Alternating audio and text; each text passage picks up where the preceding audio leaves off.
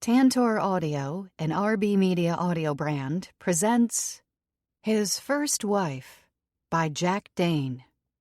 Narrated by Terry Schnaubelt and Corey M. Snow.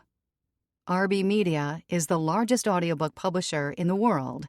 Find your next great listen and get exclusive offers at rbaudio.com. Prologue. Shannon. 7 years ago. There isn't much time. He'll be home soon. I take a final glance around the bedroom. Our bedroom. How happy I once was here.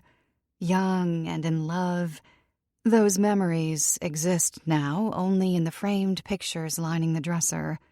Shaking myself, I zip up my duffel bag. There isn't much at all in it, but I don't care. It'll have to be enough. I just need to get away while I still can. The car is packed for our trip, ready and waiting for my husband to come home. When he does, he'll find me already gone. I don't know what will happen after that, but I don't care anymore. All that matters is getting away. I take a final glance around the room before heaving the duffel bag strap up onto my shoulder and stepping through the doorway. The living room is quiet, with only a couple of lamps illuminating the space. More pictures, more memories. Good riddance. The journey down to the parking garage takes longer than I want. It seems like the elevator stops on every floor, people stepping on and off. Seemingly, every resident in the building has somewhere to go today. Never before have I been jealous of those living in first-floor apartments. Each time the door opens, I imagine him standing there on the other side, his chin lifting, those bright blue eyes coming up to pin me against the wall. I make it to the parking garage and look for our car. I wouldn't have even come down here, save for the fact that he packed both our passports. Something tells me that was on purpose. The car's parked around the corner. I hurry across the cement floor, my footsteps sounding extra loud to my ears as they echo through the cavernous space. As I go, I pull out the braid in my hair, just to give my anxious hands something to focus on. I'm alone down here, as far as I can tell. Even still, my pulse has reached jackhammer levels. I have to be quick about this. Get the passport, get out. When I round the corner, however, I stop walking. There's our car, and right beside it, the suitcase. Only the last time I saw it, it was in the trunk. My heart pounds against my ribs. How did a scrape from behind me? I jerk around. It turns out I'm not alone in the parking garage, after all. Chapter 1. Abby. I know everyone says it, but I truly am the luckiest girl in the world. I live in a beautiful apartment in New York City, just a few blocks from Central Park. I married the man of my dreams, just as I knew I would. Turning over in bed, I let out a yawn as my eyes fall across Spencer's peaceful sleeping form beside me. He's always so calm in his sleep, reminding me of a Disney prince or something. I know it sounds a little creepy, but sometimes I just like to watch him and marvel at how I got so lucky. Seems like these days, every man is doing something wrong. Many of the friends I grew up with back home are divorced now, after having thought they'd found their forever person. Me, on the other hand, I can only offer my condolences and be grateful for how lucky I am. I really have found the perfect man. Spencer is kind and loving. He's charming and handsome and has a high-paying job he works hard at. Truly the perfect man. Sometimes that job means he's gone for days at a time on work trips, but I know he would never do anything to break my trust. A shrill beeping sounds from the other side of the bed, Spencer's phone snapping him awake with his daily alarm. He works in private equity, a lucrative career that has provided us quite the life in New York City. At 30 years old, it's pretty rare to be able to afford such a nice apartment in Tribeca. Of course, I never could have moved in here on my own, but with our combined incomes, we were able to pull it off. Spencer sits up in the bed with a slight grunt, looking around wildly for a moment before his eyes settle on me. He breaks into a smile. His voice is pleasantly rough with sleep. "Good morning." "Good morning," I reply. I love the way he looks at me every morning, as if seeing me for the first time. It's one of the reasons I fell in love with him. No man has ever looked at me the way he does. Even better, Spencer tells me that he's never loved a woman the way he loves me. That's refreshing to hear from a guy, especially considering my track record. Somehow, in past relationships, I always seemed to be the one who loved the hardest, which meant I hurt the most when those breakups came. Not with Spencer. I'm not his first wife, though. If there was anything wrong with Spencer, and really it's only a little thing, it's that he's been married once before. He doesn't talk about it often, and I can understand why. Apparently, people still pester him about it, which makes me feel so sorry for him. Sometimes I wish I could scream from the rooftops that he was cleared by the police of any wrongdoing. He's innocent, and after nearly 5 years of marriage, he's proven to me that I'm the only woman that truly matters to him. We begin our morning routine as usual, Spencer slipping off to the bathroom to take a shower, as I step into the kitchen and start getting the coffee ready to go. We work well as a team. I throw some eggs into the skillet, turning them so they don't burn as I hear the shower switch on from behind the closed bathroom door. Spencer is humming some song he's had stuck in his head for the past couple of days, but it doesn't bother me.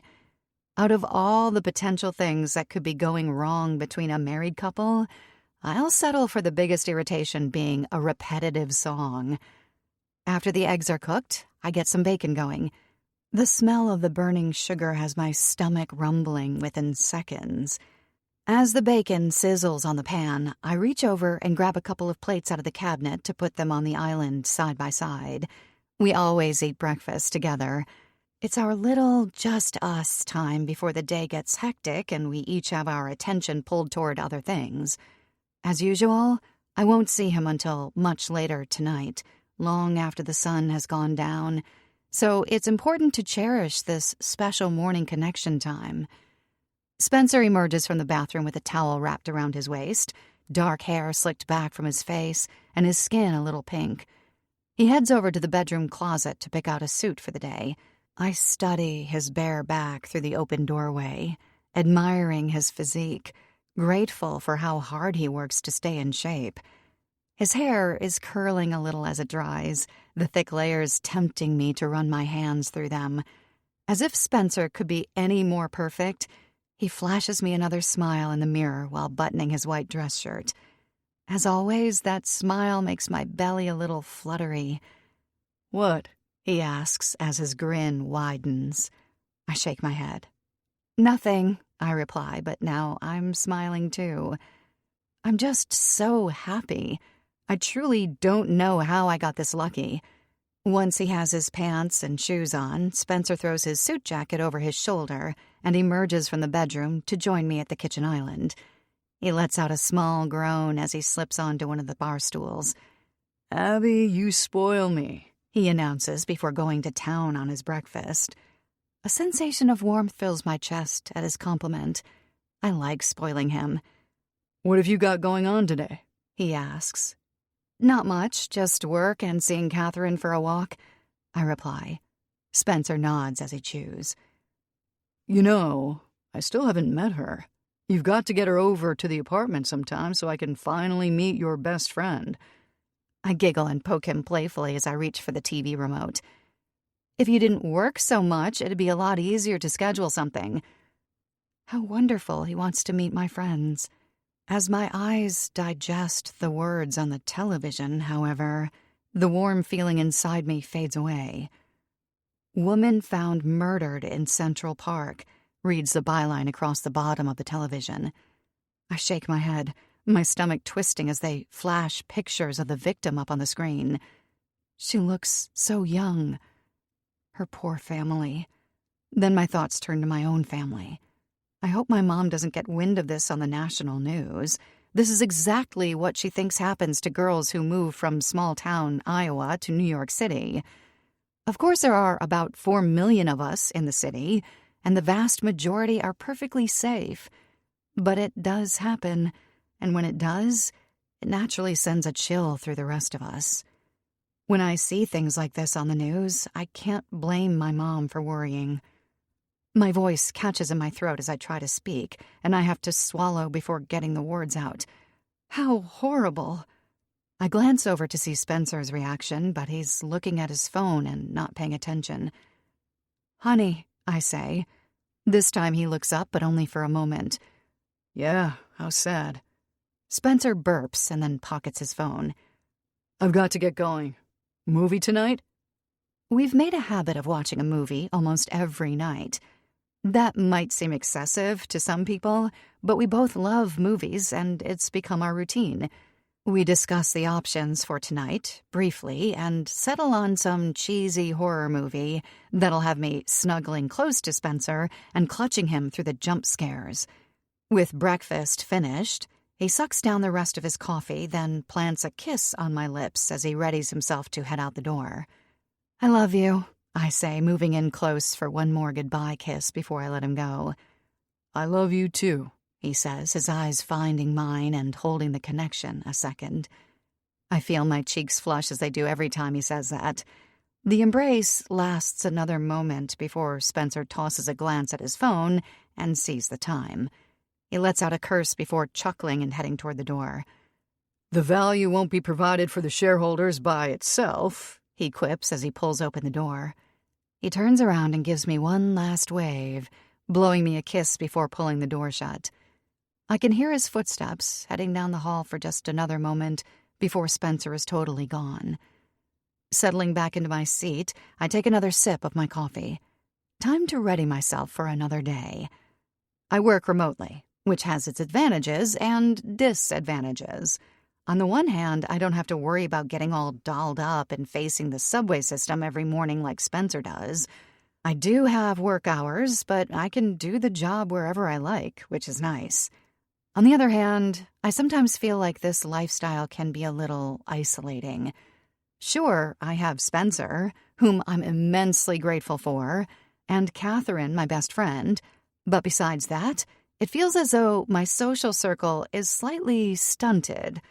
When I moved to New York for this job, I was looking forward to getting to know my coworkers, chatting over coffee in the break room, maybe grabbing lunch with the girl from the next cubicle or something.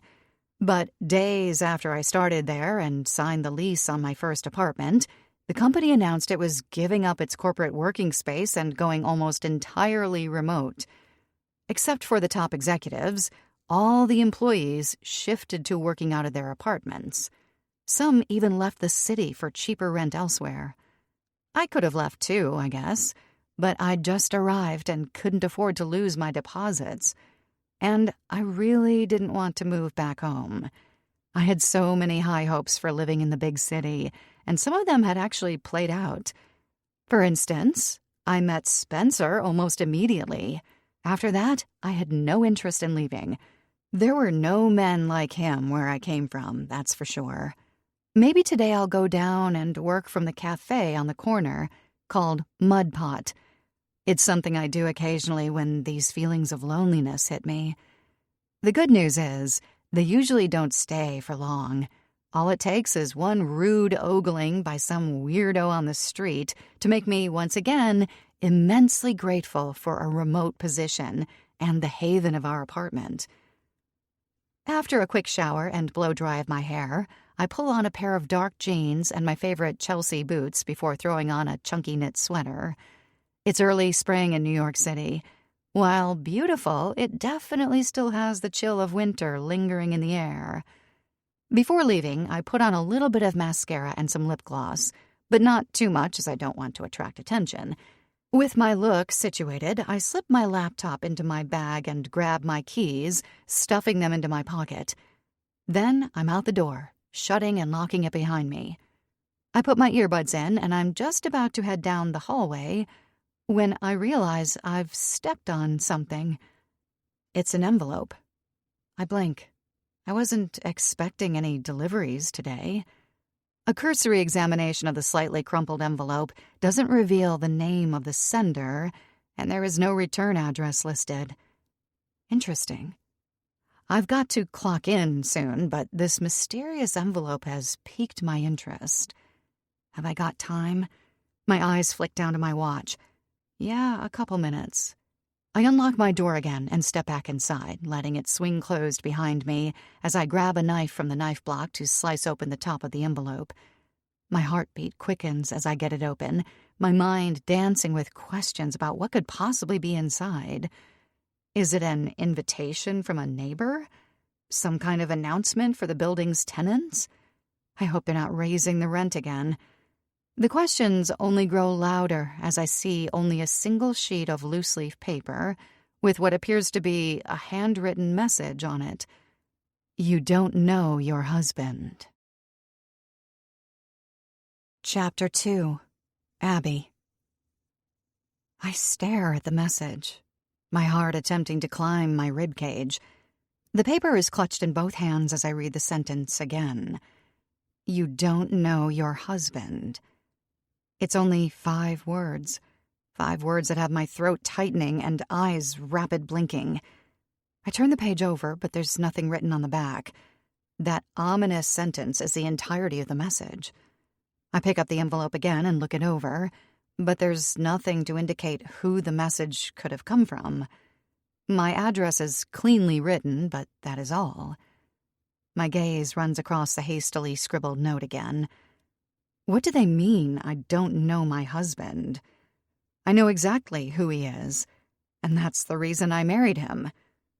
Right? This has to be some sort of weird prank or something.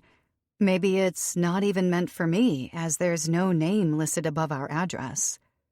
Despite my sensible arguments, I can't help but feel strange about this. An uncomfortable prickling sensation grows within my chest as I stand clutching the note. It's the ambiguity of it. That's the problem. So little information creates so many questions. My eyes are drawn to the windows at the other side of the apartment, which let in a crisp morning breeze. I cross the room, the hardwood boards creaking beneath me. Drawing the windows closed, I linger a moment to peer down at the street outside.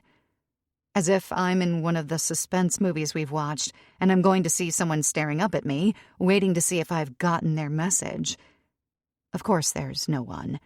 All of the passers-by, so tiny from this height, have their heads buried in their phones as they walk along the streets beneath me. My own phone buzzes, making me jump.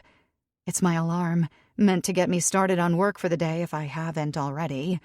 I'm still holding the note in my hand, not exactly sure what I should do with it.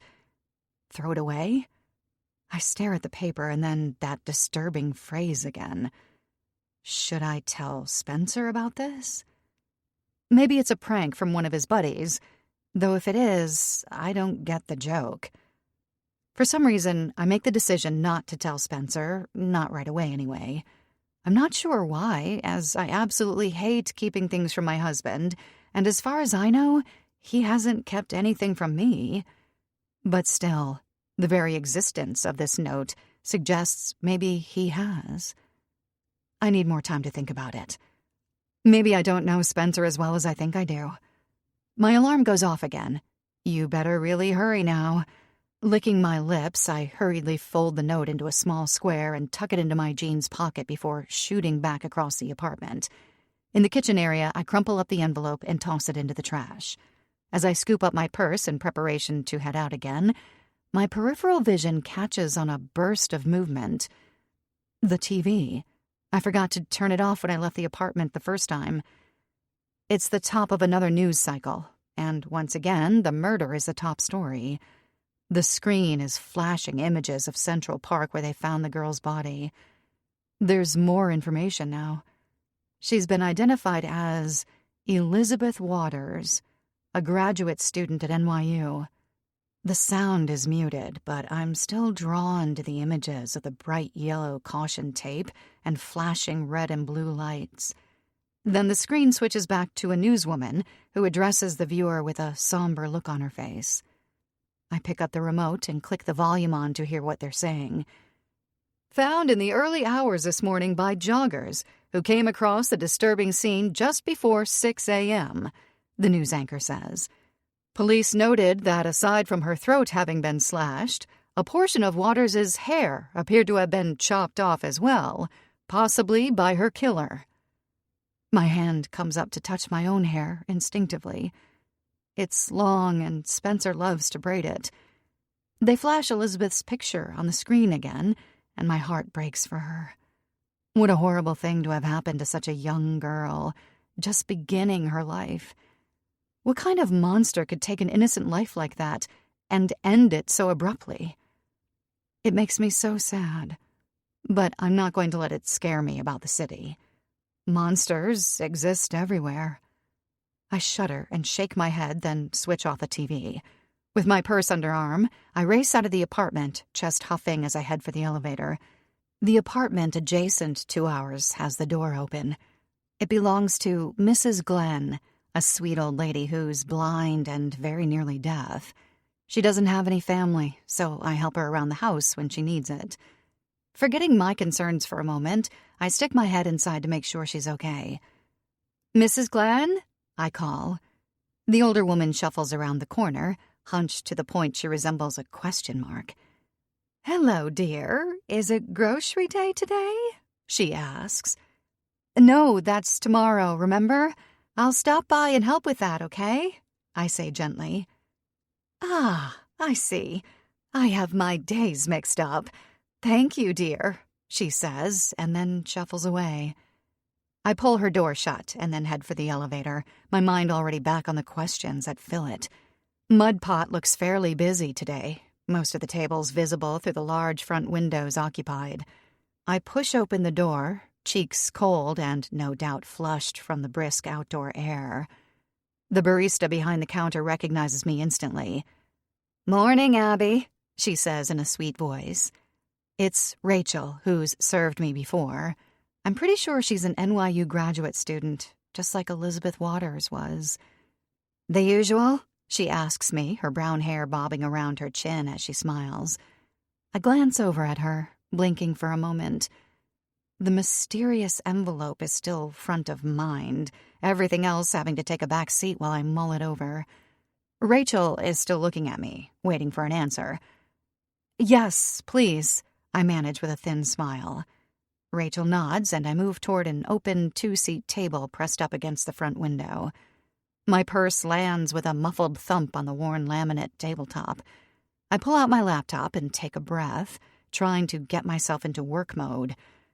A quick glance out the window shows a chilly-looking couple chattering their way down the street, their shoulders hunched against the wind as they walk away from me.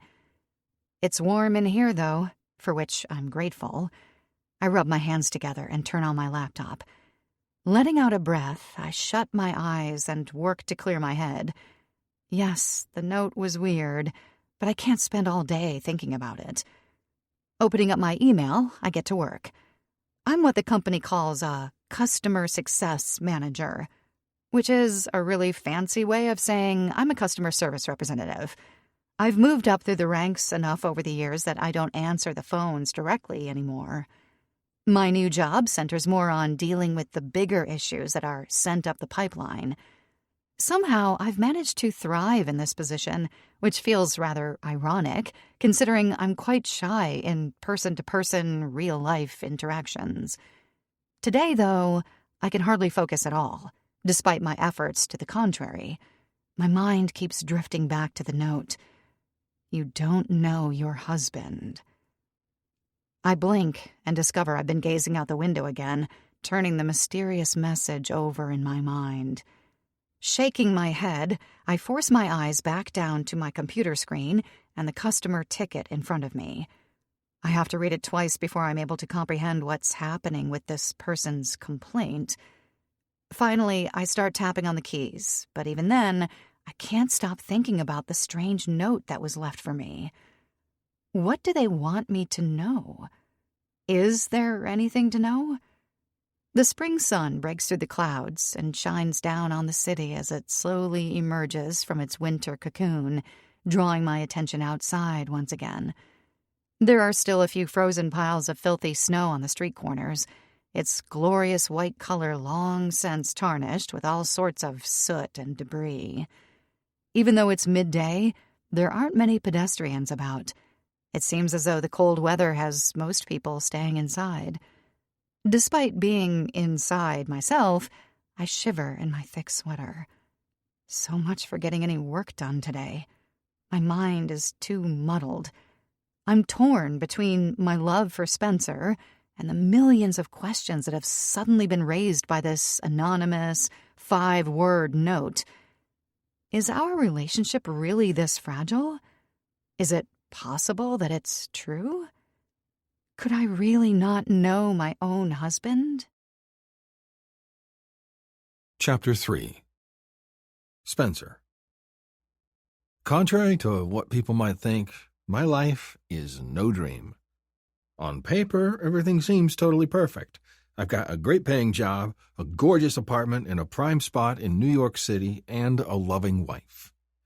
All of that isn't enough to satisfy me, as here I am on my lunch break in another woman's bed, absent-mindedly braiding her hair as we giggle together.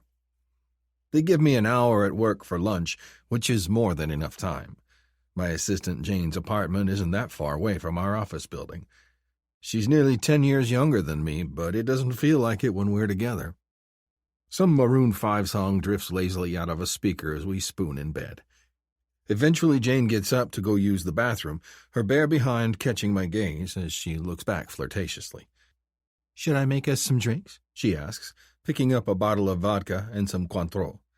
"I thought what we just did was supposed to come after drinks, not before," I reply with a smirk. Jane rolls her eyes before closing the bathroom door. As she does, my phone buzzes on the nightstand.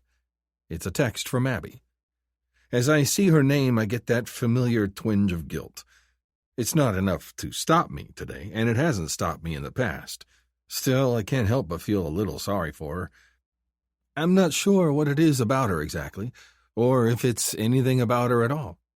I know Abby is a great woman.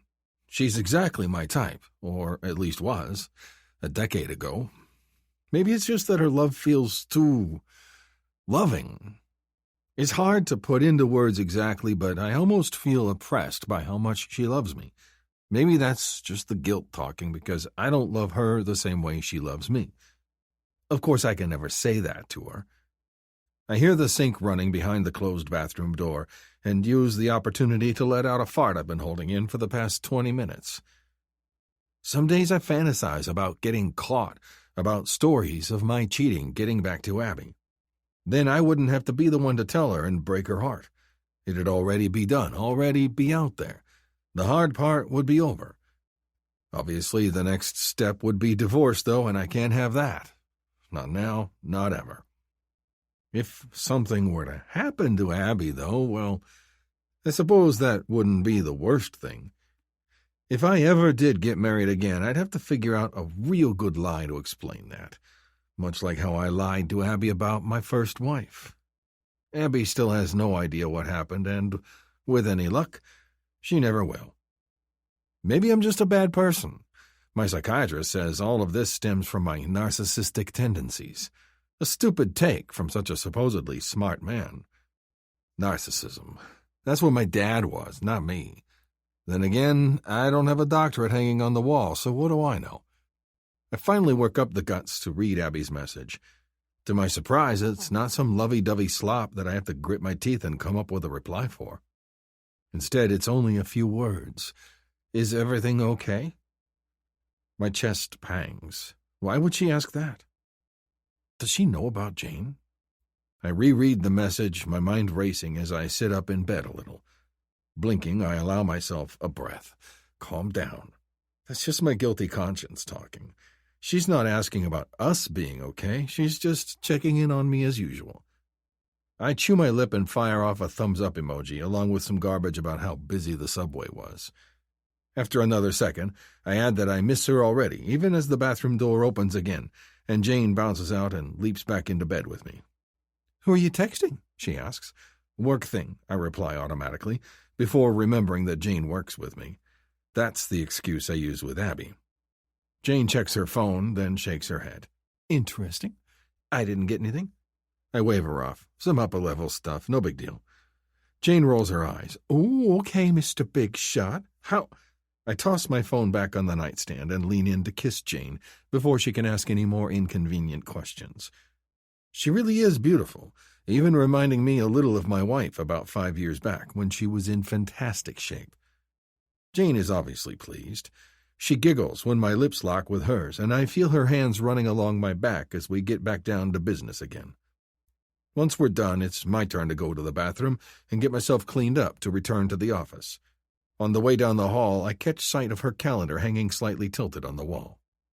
Leaning down, I let out a chuckle as I tap a particular square where an appointment is written. Jane scowls at me. What? A girl can't have therapy? It's good for you, you know.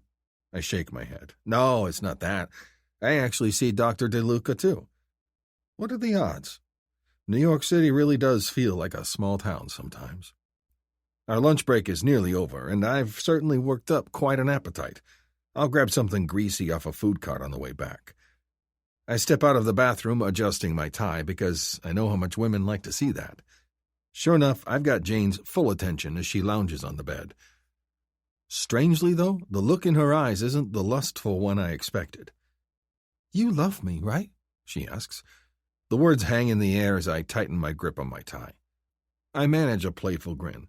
Of course I do, I say in my silkiest voice, knowing that girls love it when my voice gets a little deep and husky. Abby sure does. My first wife loved it, too. I take a few steps towards Jane and lean down, our lips locking again. I can feel her body surge toward me and get that familiar sense of power that comes from knowing I practically own her.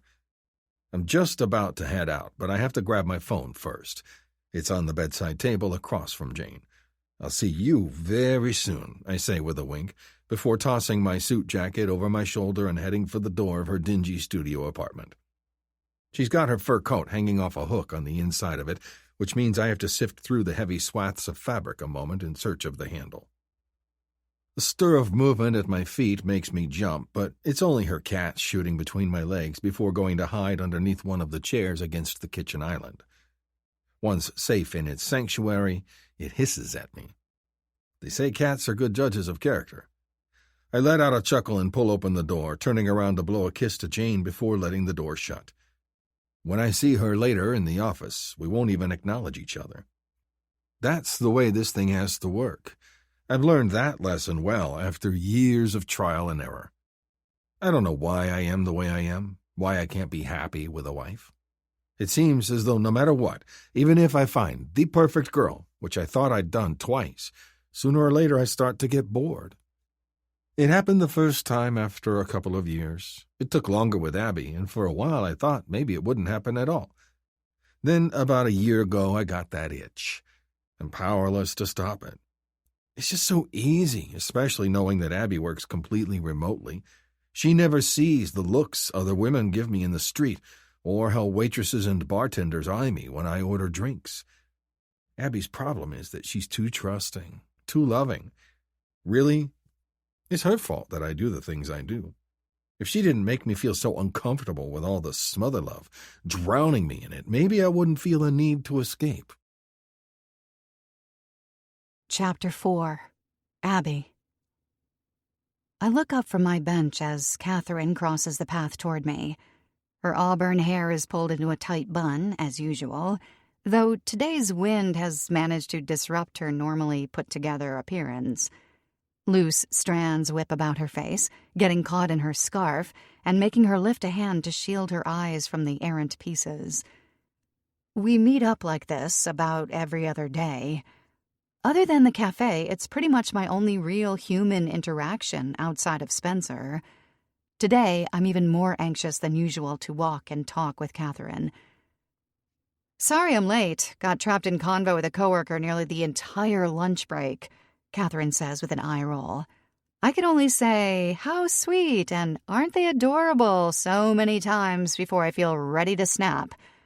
No worries, I say with a small smile as we lean in and hug. She smells nice, like fresh flowers. A fitting scent for spring, if the weather ever decides to acknowledge this season and warm up. Catherine pulls back and glances around the park with a grimace. We might need to pick a new walking spot. Did you see the news? I nod. Just awful, poor girl, Catherine says as she rubs her arms with a shiver. I almost expected to see Central Park closed off for the day when I walked over, but thankfully it wasn't. The park is so massive, the opposite sides of it might as well be different worlds. Catherine and I begin our walk along the main path, shoes scuffling on the asphalt as a dry wind blows a discarded paper bag across it. So, what's new? She asks. Sounded like there was something you wanted to share with me. She sounds a little excited and definitely curious, alluding to the semi-mysterious text I sent her when confirming our meetup. I nod, biting my lip. I did want to tell her, could hardly wait. Now that I'm here, though, I don't know what exactly to say. Obviously, I should tell Catherine, right? She's become my best friend, really my only friend. I've got acquaintances, but no one other than her I feel comfortable truly sharing details of my life with. And about this detail, I could definitely use some outside perspective. Otherwise, it'll eat me up entirely.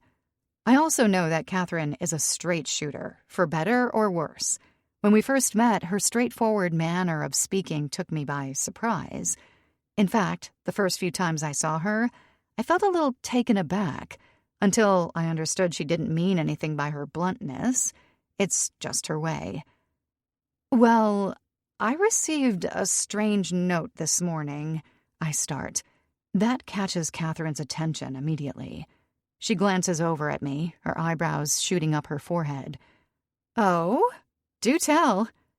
It was this anonymous, handwritten note. No return address or anything. I continue, stalling a little on spilling the whole story for some reason.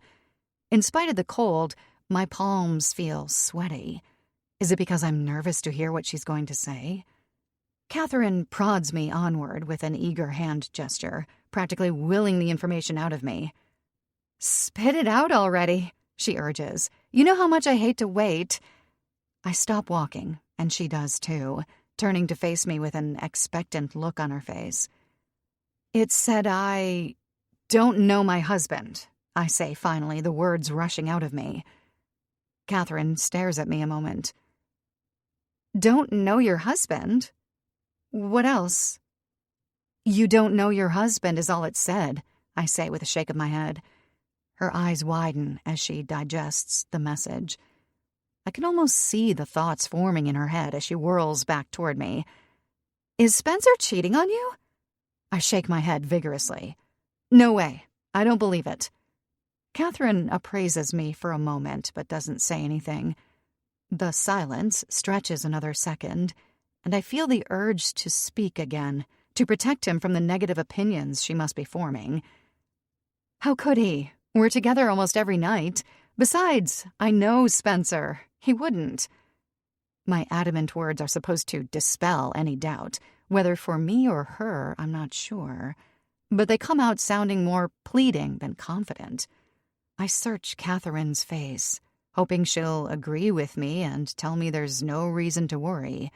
But she doesn't seem nearly as convinced as I'd hoped. Her lips are pursed before she speaks again. You do say he spends a lot of time at work. He's very important, I reply hurriedly, my arms crossing defensively across my chest. I don't know, Abby. These days, it seems like you can never be too sure, Catherine says. I know, Spencer. I trust him. Still, the questioning voice in my head remains. I can feel my self-assurance weakening a little, especially in the face of someone like Catherine, who doesn't ever sugarcoat things. Our eyes meet again, and I swallow hard. Her sympathetic expression is making my throat tighten and my eyes sting. It's obvious she thinks there's a possibility the note actually means something. And now I can't stop all the questions from rushing in. Maybe I don't want to. What if Spencer really is cheating on me? Do you really think, I begin, but I can't stand to finish the question out loud. The implication is just too much to bear. Catherine's cheek pulls back in a sad-looking half-smile.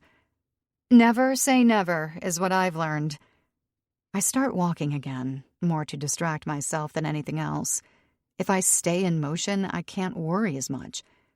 Catherine keeps in step with me as I shake my head again and again. I refuse to believe it, I say, finding a little strength. If I don't have trust in Spencer, we don't have anything. I can't let some random note destroy what we've built together. Beside me, Catherine seems to be sifting through her own thoughts, putting them together in new patterns. Finally, she says something. From all you've told me, I've always thought he did seem a little too perfect. Her hand comes out in a staying gesture. I'm not saying he's definitely been unfaithful. I mean, good guys do exist. Somewhere. I'm just saying you never truly know anyone. You never truly know anyone. It's a phrase I've heard tossed around many times, and one I'm sure I've even said a few times myself. When it comes to my husband, however, I haven't ever believed it. I still don't. Right? What should I do? I ask Catherine. With the chaotic mess of thoughts rushing through my head, I could really use some of her no-nonsense clarity right now. Should I say something to him? She immediately shakes her head. Considering the robustness of her response, I decide not to share my insecure little "is everything okay" text to Spencer earlier this morning. No way, Catherine says. If Spencer is up to something, that'll just spook him, and he'll shut down and get all careful before you can figure out the truth. If there is anything to figure out, I add quickly. Right, she says after a moment. She takes a deep breath, her eyes flicking around the park conspiratorially as she gathers her thoughts. I say business as usual, maybe even extra lovey-dovey. If he doesn't reciprocate, that could be a sign he's pulled away from you. Then you start looking deeper. I nod, taking her idea in and considering it. It won't be hard for me to dote on Spencer, considering that's what I always do. Up until this morning, he was my whole world. I shake myself. He still is. Whatever the message meant, it can't be what Catherine suspects. Okay, I say, my teeth chattering as a blast of crisp air moves over us and seeps beneath my clothing. Stay strong, Abby, and tell me everything that happens. I prop up my eyebrow. This is my marriage, you know, not one of your gossip forums. Catherine shakes her head. Sorry. Of course, you know how I get. Just know that whatever happens, I'm here for you. She pulls me into a hug, the two of us embracing again as I shut my eyes tight. For a moment, everything is okay. And then we separate, and my eyes open to the world again. A world that seems a little bit harsher than it did yesterday. I'm so grateful to have Catherine in my life, but I don't even want to imagine her needing to be here for me, because that implies Spencer's done something, and I'll need tending to as a result. It makes my stomach twist just thinking about the possibility. Catherine has to be wrong. This note has to be talking about something else. If not, who did I marry? Chapter 5. Abby. I'm at the stove when Spencer finally comes home. Sizzling before me is his favorite food, New York strip steak with all the right seasoning. I've got the asparagus boiling in a pot on the eye beside the skillet, and it's nearly finished. Right on time, too, as Spencer steps through the door with his leather briefcase in hand. He sniffs the air appreciatively. "Hey, gorgeous," he says with a big smile. Immediately, I feel the knot of stress that's been growing in my stomach over the course of the day begin to unravel. He wouldn't smile like that if he was cheating on me. He'd have to be a sociopath. He shuts the door behind him. Then his eyes widen as he realizes what's on the stove. Is that? I nod, grinning widely as I turn off the eye and slide his precisely medium-rare steak from the skillet onto a plate. It continues to sizzle even once it hits the ceramic. Spencer loosens his tie with a big goofy grin on his face, making his way into the kitchen. "And to what do I owe this pleasure?" he purrs. Reassuring warmth rushes through me. "No reason, just that I love you." I can tell Spencer is very pleased by my choice for dinner, and that makes me happy. He comes toward me, and I get a delicious whiff of his cologne. I rise up onto my toes, anticipating his kiss and preparing to be wrapped up in his arms again. Things are okay. Of course they are. Only he doesn't hug me. Or kiss me. Instead, he scoops up the plate and brushes past me, heading for the fridge. "Thanks, son. Starved," he says over his shoulder as he cracks the refrigerator door and grabs a beer. Blinking, I try not to let the crushing weight of his casual dismissal topple my belief in him. I can see Catherine's face in my mind and hear her words, but I try to block them out. Beer bottle in hand, Spencer makes his way over to the dining table and plops down with a heavy sigh. He's tired, that's all. It's been a very long workday. I can't assume he doesn't love me just because he didn't hug me. It means nothing other than what he said. He's hungry and eager to enjoy the meal I prepared for him. Biting my lip, I grab my own plate from the counter and join him. "How was work?" I ask. Spencer looks up from his phone, which he's pulled out and is scrolling through. When I talk, though, he instantly shuts it off and sets it down. That soothes my ruffled feathers a bit. He's always given me his full attention, and I love that about him. This whole thing with the note is crazy, and I'm starting to feel guilty for even considering something is wrong. "Busy," he says. "Very busy. We lost a couple people over the weekend, so now I've got to shoulder the load, which means there might be a couple late nights this week." I nod and hurriedly stuff a bite of asparagus into my mouth. Spencer is digging into his steak, his eyes rolling back a little as he lets out a satisfied moan. "Wow, this is really wonderful. Thanks." I beam at the compliment. Wait until he hears my next surprise. "I was thinking for a movie night tonight, instead of that horror movie, which we both know is probably terrible, we could watch your favorite, Fatal Attraction." Spencer glances up at me. He looks at me for a long moment, still chewing. "Okay, what's going on? I thought you didn't like that movie," he says. "I've only seen it once, but I know how much you like it, so I'm willing to give it another shot," I say. Spencer smiles again and swallows. "Fine by me. A little classic Michael Douglas sounds mighty good. Thanks, babe." With dinner finished, we head into the living room, and I get the movie pulled up on the streaming service. The two of us assume our usual positions, sitting close together on the couch with a cozy blanket over our legs. But a few minutes into it, I'm a little worried. Though I'm pressed against Spencer's side, he doesn't put his arm around me in the usual way. Then he shifts position, and I allow myself to exhale and relax a little as the comforting weight of his arm settles around my shoulders. See, everything's normal. I was ridiculous for worrying he didn't love me. That note has apparently turned me into a basket case. I know that Spencer cares deeply for me. Otherwise, he wouldn't have married me, right? Taking another deep breath, I let it out slowly. I'm glad that I've settled down and moved past this. Some silly prankster doesn't get to derail my happy marriage. We've always been happy. In fact, I'm so sure of him that it makes me want to initiate something tonight. I feel a little rush of goosebumps race across my skin in excitement as I think about the new lingerie I bought. He hasn't seen it yet. It was an impulse purchase, and I've been waiting for the right moment to show him. Tonight will be the night. When the end credits roll, I lean over and press my lips against Spencer's as I crawl over him and straddle his lap. He kisses me back, making my heart beat faster. I'll never get over this feeling, him kissing me, the passion I can feel behind it. But he breaks the kiss abruptly and pulls his head back. My eyes open to see his are open as well, and they're not exactly filled with passion. "What's wrong?" "I'm sorry, babe. I just can't tonight. I'm so stressed out from work and everything. So tired, too." All the excitement inside me deflates like a bouncy house in a hailstorm.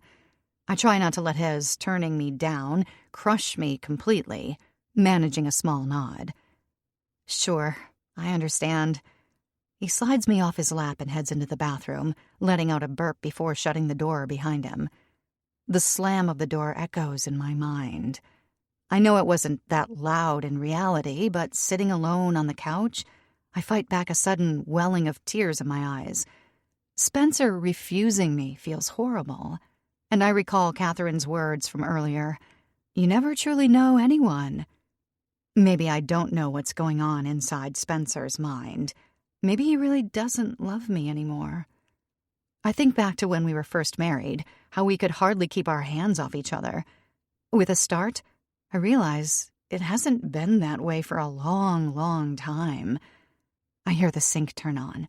Spencer begins to hum a couple notes to some older Maroon 5 song while he brushes his teeth, getting ready for bed. It feels like blinders are lifting from my eyes as I sit on the couch and stare at nothing, rubbing the thick blanket between my fingers and racking my brain for exactly how long it's been. When was the last time Spencer initiated and not me? As far back as I can remember in recent memory, it's always been me. A chill races through me as the truth of my situation begins to dawn. When we settle into bed, Spencer mumbles good night, then applies his mouth tape and rolls over without kissing me. To me, it's the final nail in the coffin. I can excuse the other stuff, but forgetting to kiss me good night is the last straw. I remain motionless beside him, a cold sensation running down the length of my body as I glance over at his head on the pillow beside me.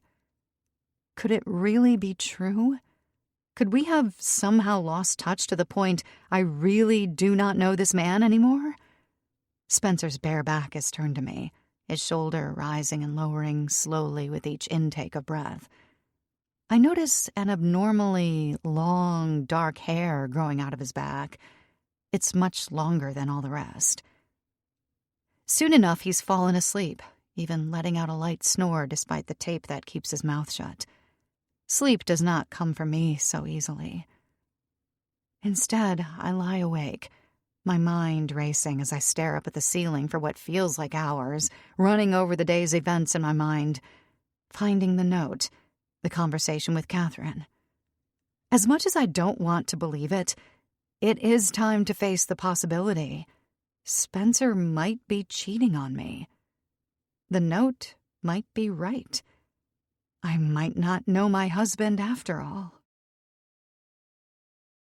Chapter 6. Spencer. The next morning is unusually quiet, but I'm not complaining. Usually, I have to summon a few I love yous, which is always draining and makes me feel bad, as I'm essentially lying to Abby's face. I don't want to lie and feel like a fraud, but what else am I going to do? When she tells me she loves me, I have to respond with the same, or she'll get upset. Today, though, it's a different story. Abby hasn't said, "I love you" once, which means I don't have to say it either. She's quietly getting breakfast ready, her hair frizzy as she stands by the stove in her shapeless pajamas, working the eggs around the skillet sizzling in front of her. I'm adjusting my tie, taking a peek in the hallway mirror as I study my jawline. Though I'm approaching my mid-30s, and a lot of guys my age are starting to get soft, I still manage to keep my health intact.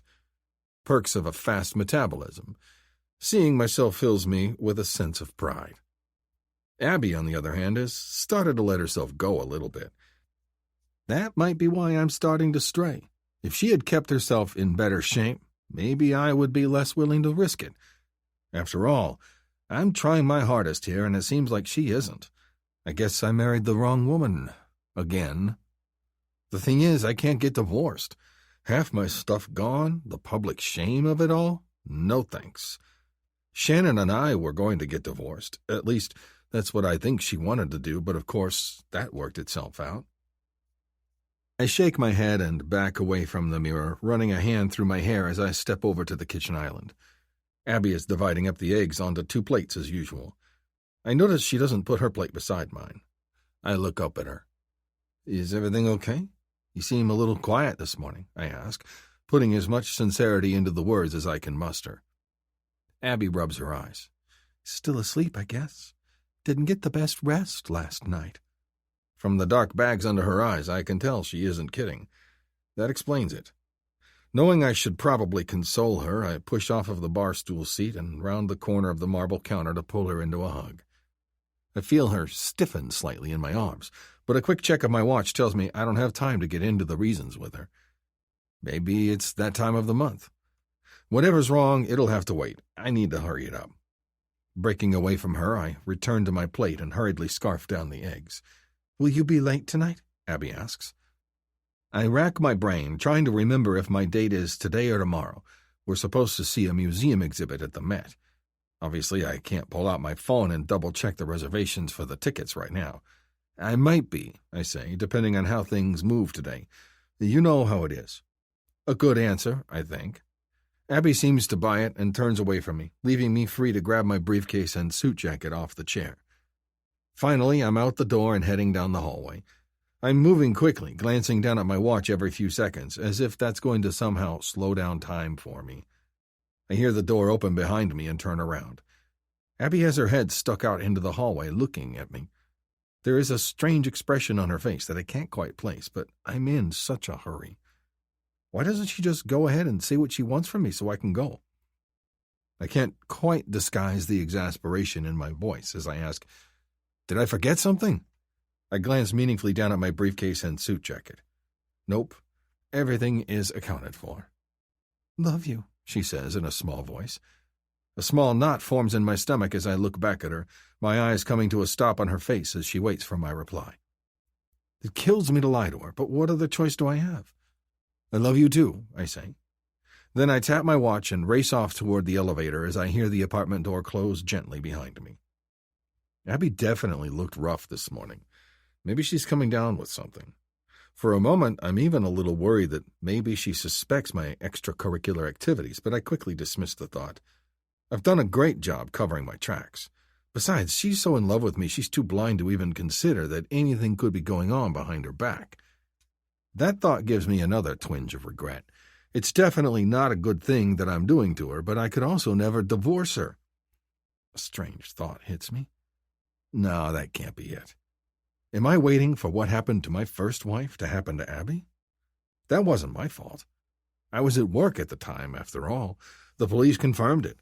Besides, having something happen to 2 wives would be a little too suspicious, no matter how strong an alibi I might have. I set my brow in determination as I board the elevator. No, it doesn't have to get that far. Somehow I'll manage to make everything okay. I pull out my phone and scroll through my emails, confirming that today is indeed the day for the museum trip. I check and make sure I've got both of the tickets, then fire off a message to Caroline telling her how excited I am about the exhibit. My phone buzzes again as a text comes in, though this one isn't from her or Abby. It's from the cute girl I met while grabbing coffee earlier this week. She's free later this week. Perfect. Sometimes it gets hard to keep track of all of my lies. Abby has no idea about Caroline or Jane, who in turn has no idea about my newest fling. As far as Jane knows, I'm going through a divorce. The new girl knows nothing at all. She has no idea I'm married, as when I met her, I didn't have my ring on. The moment I got into line, I noticed her in front of me. I had no plans to meet anyone new, considering how many girls I'm already juggling, but she was just my type. I put my hand in my jacket pocket, casually slid my ring off my finger, and prepared to approach her. She smiled so brightly as I came up and introduced myself. The smile got even bigger when she glanced down and saw there was no ring on my finger, telling me I had done the right thing. 5 minutes later, I walked out with her number on a napkin. Only issue was, I got so caught up in flirting I forgot to ask her to put her name down as well, which means I have absolutely no idea what it is. I'm not sure what it is about me, why I can't stick to just one woman. Maybe I've just got too much love to give, and one person isn't enough to hold it all. I almost chuckle at that notion. More likely it's the thrill of meeting someone new, someone who doesn't know my past. A past that will inevitably come to light once I've known a person long enough. It happened with Abby, and maybe that's why I started to drift away from her. I can tell I'm getting to that place with Jane now, too. Sure, she's hot, and I love gingers, but soon enough she'll discover the more unsavory parts of me. Try as I might, it always comes out. And once it does, once they know, I just can't look at them the same anymore. With New Girl, however, it's a fresh start. I love those. I respond to her message, telling her I'm looking forward to seeing her, then tuck my phone back into my pocket. I'm a smart guy, and I'm sure I'll find a way to get her name without asking for it somehow. No message from Abby so far today, which is also a little out of character. Usually I don't escape the building without my phone buzzing with a message from her telling me how much she loves me. Honestly, it's a relief. It feels good not to be suffocated with love for a change. Maybe she's finally settling down now, too. I exit our building and stride forward, shoulders back, as I confidently take on the world ahead of me. I really do have it all. A wife who cooks at home, a fun girlfriend who adores me, and a girl who could be my next new fling. After all I've had to go through in the past, life is now looking up for me. That much is for sure. I have to hold myself back from feeling too good, though, as a sense of déjà vu envelops me. I've had this feeling before when I was with Shannon, just before everything changed. I had a girlfriend on the side then, too, and was feeling on top of the world. Then Shannon started to nag me, started to grow suspicious. Soon enough, what happened, and then the police were everywhere. The scrutiny I was put under was a stressor in and of itself. No man could continue to perform at the top of his game under those conditions. I even had to put my relationship with my girlfriend on hold during the whole investigation. So yes, I must be careful. Abby can't find out, and I need to remain level-headed. I can't have a repeat of what happened with my first wife.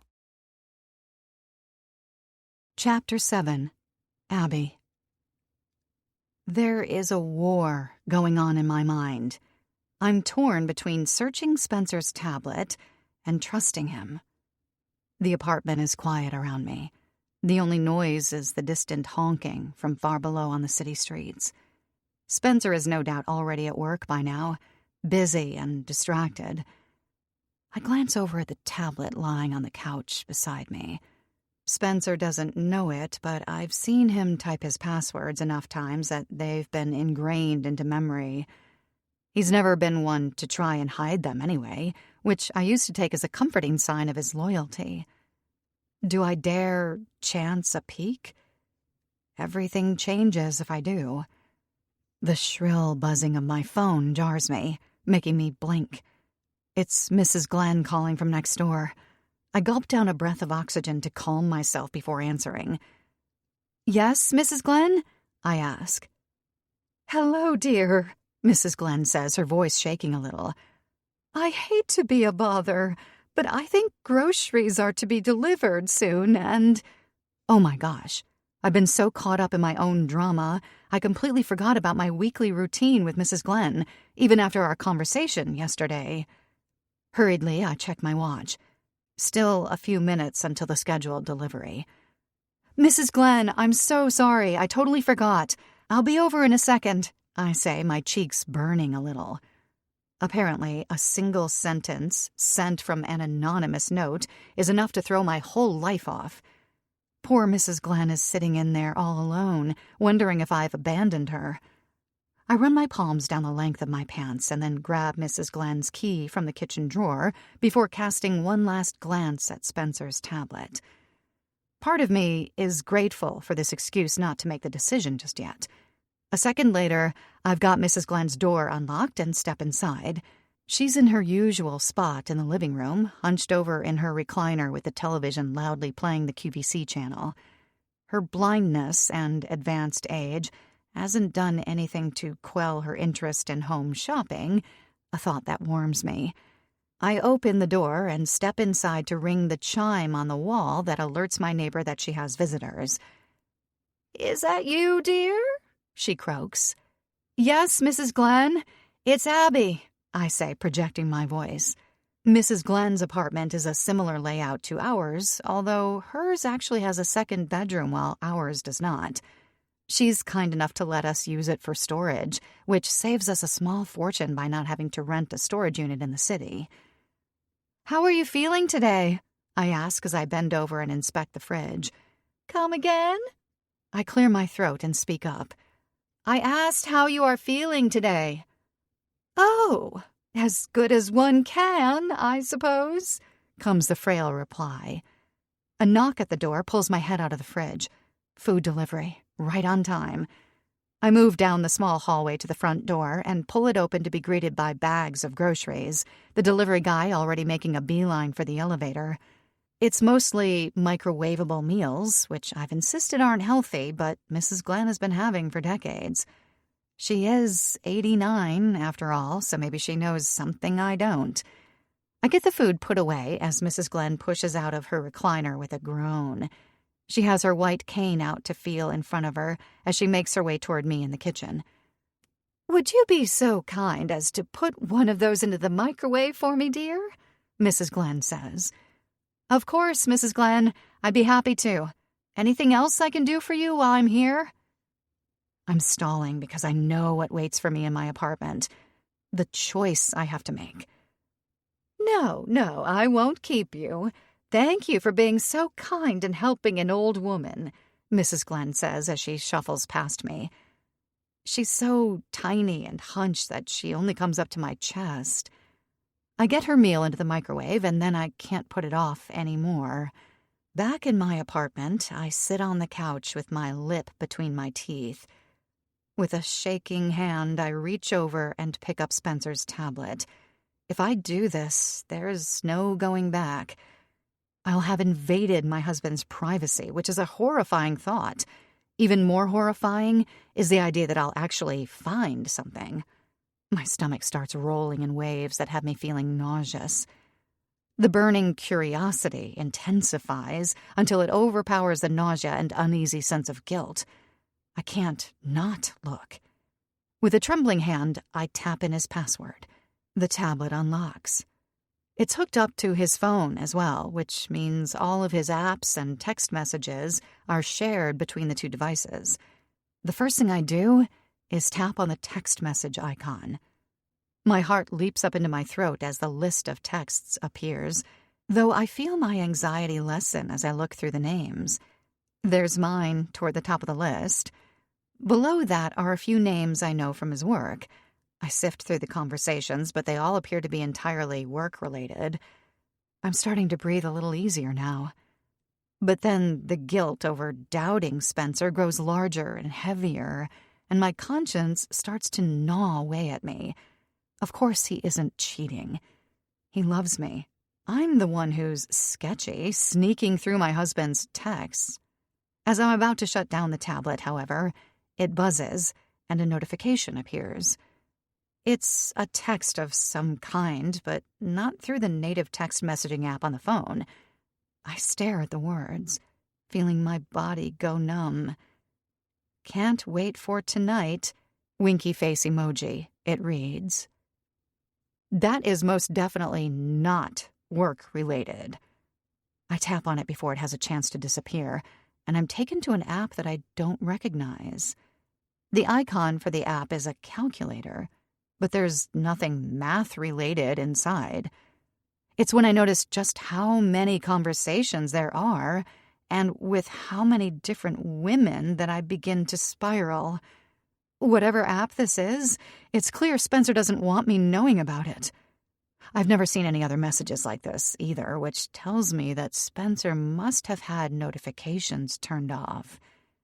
Tears prick at the corner of my eyes as I scroll through the ongoing conversations. There are so many, but with my head spinning like this, I'm having trouble even understanding what I'm looking at. It's just so awful. This is not the Spencer I know. No married man should be on a dating app like this. I tap to open the first message. It's a conversation with some woman named Caroline, who had been the one to message him while I happened to have the tablet unlocked. Her flirty message sits at the bottom, waiting for a response from my husband. Scrolling back up through their previous messages makes my chest ache.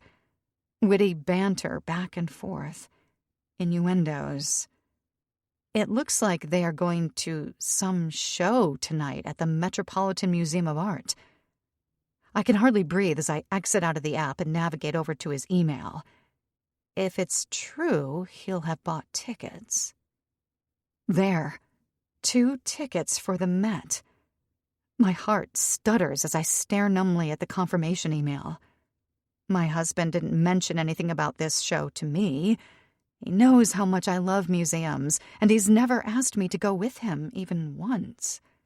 He chose this random woman over me. I fall back to the couch, my body sinking through it as I begin to spin out. I feel dizzy.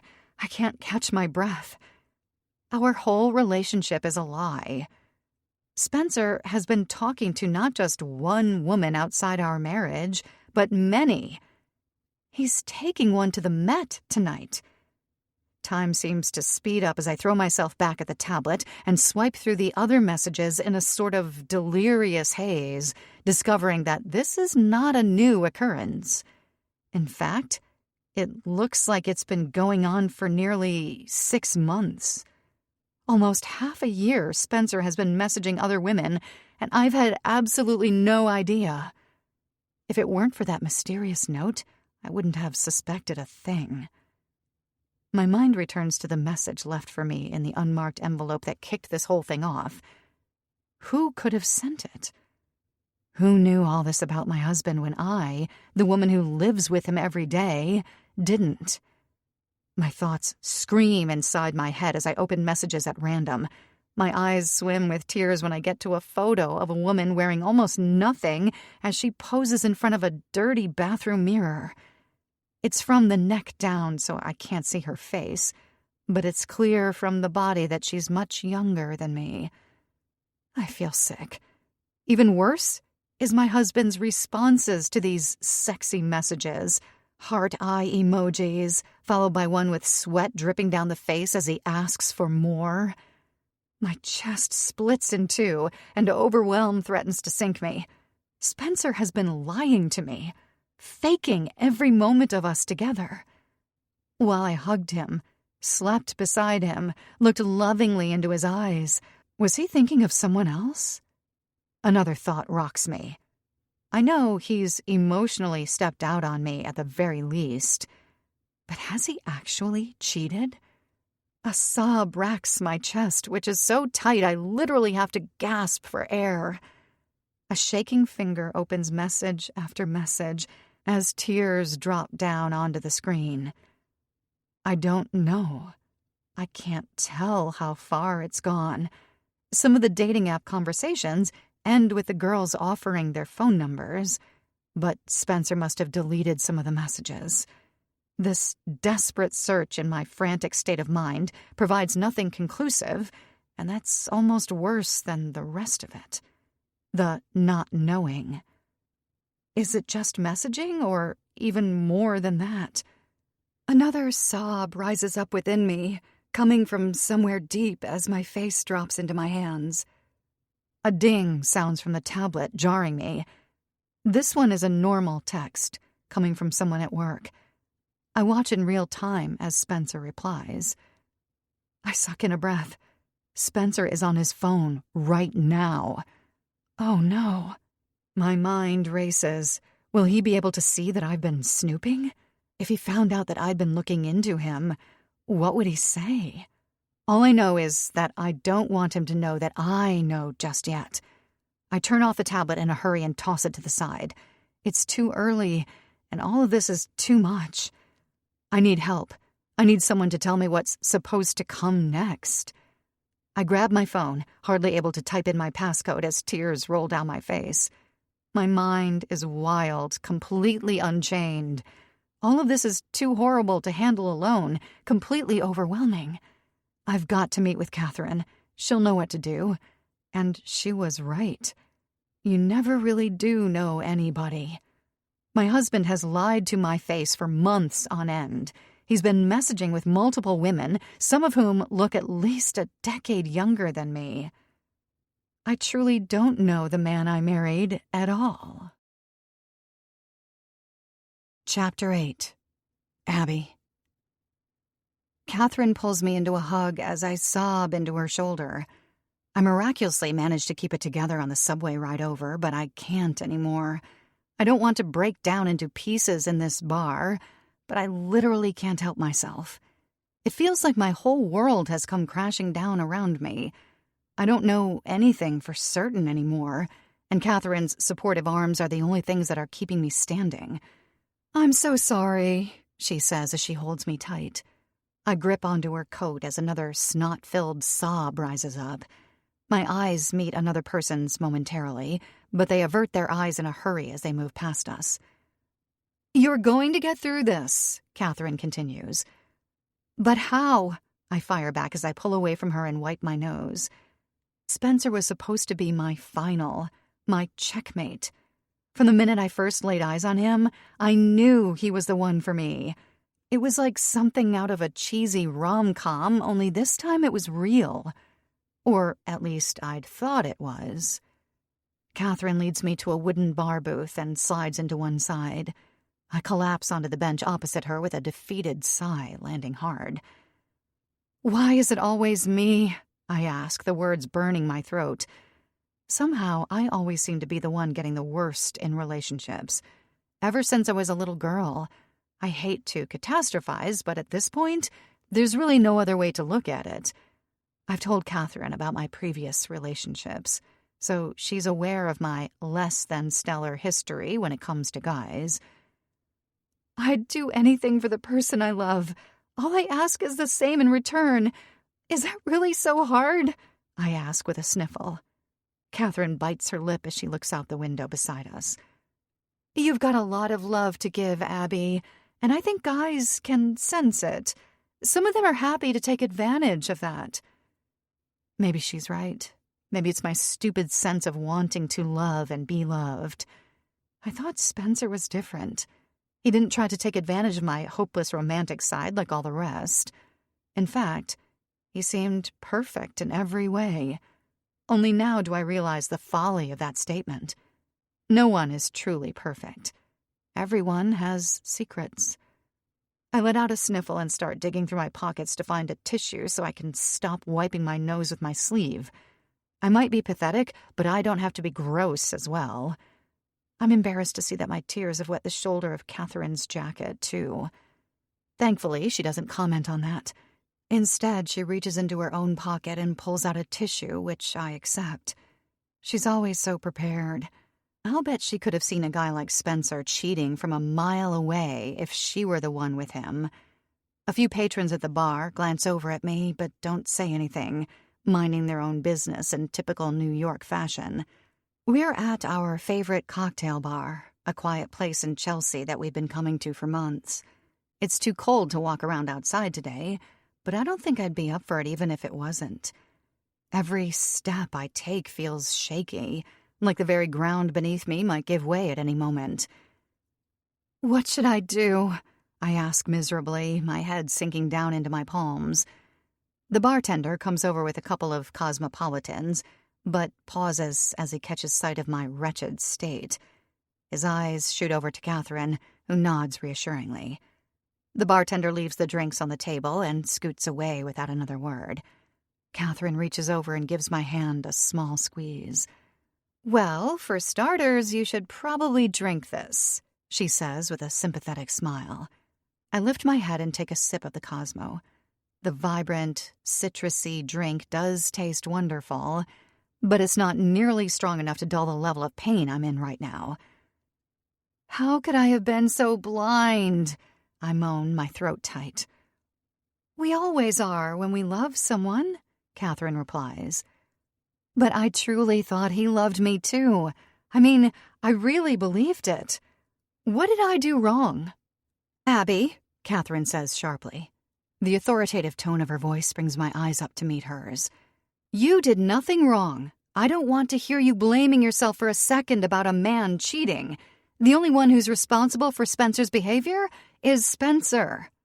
I appreciate Catherine's words, but they don't fill me with very much confidence.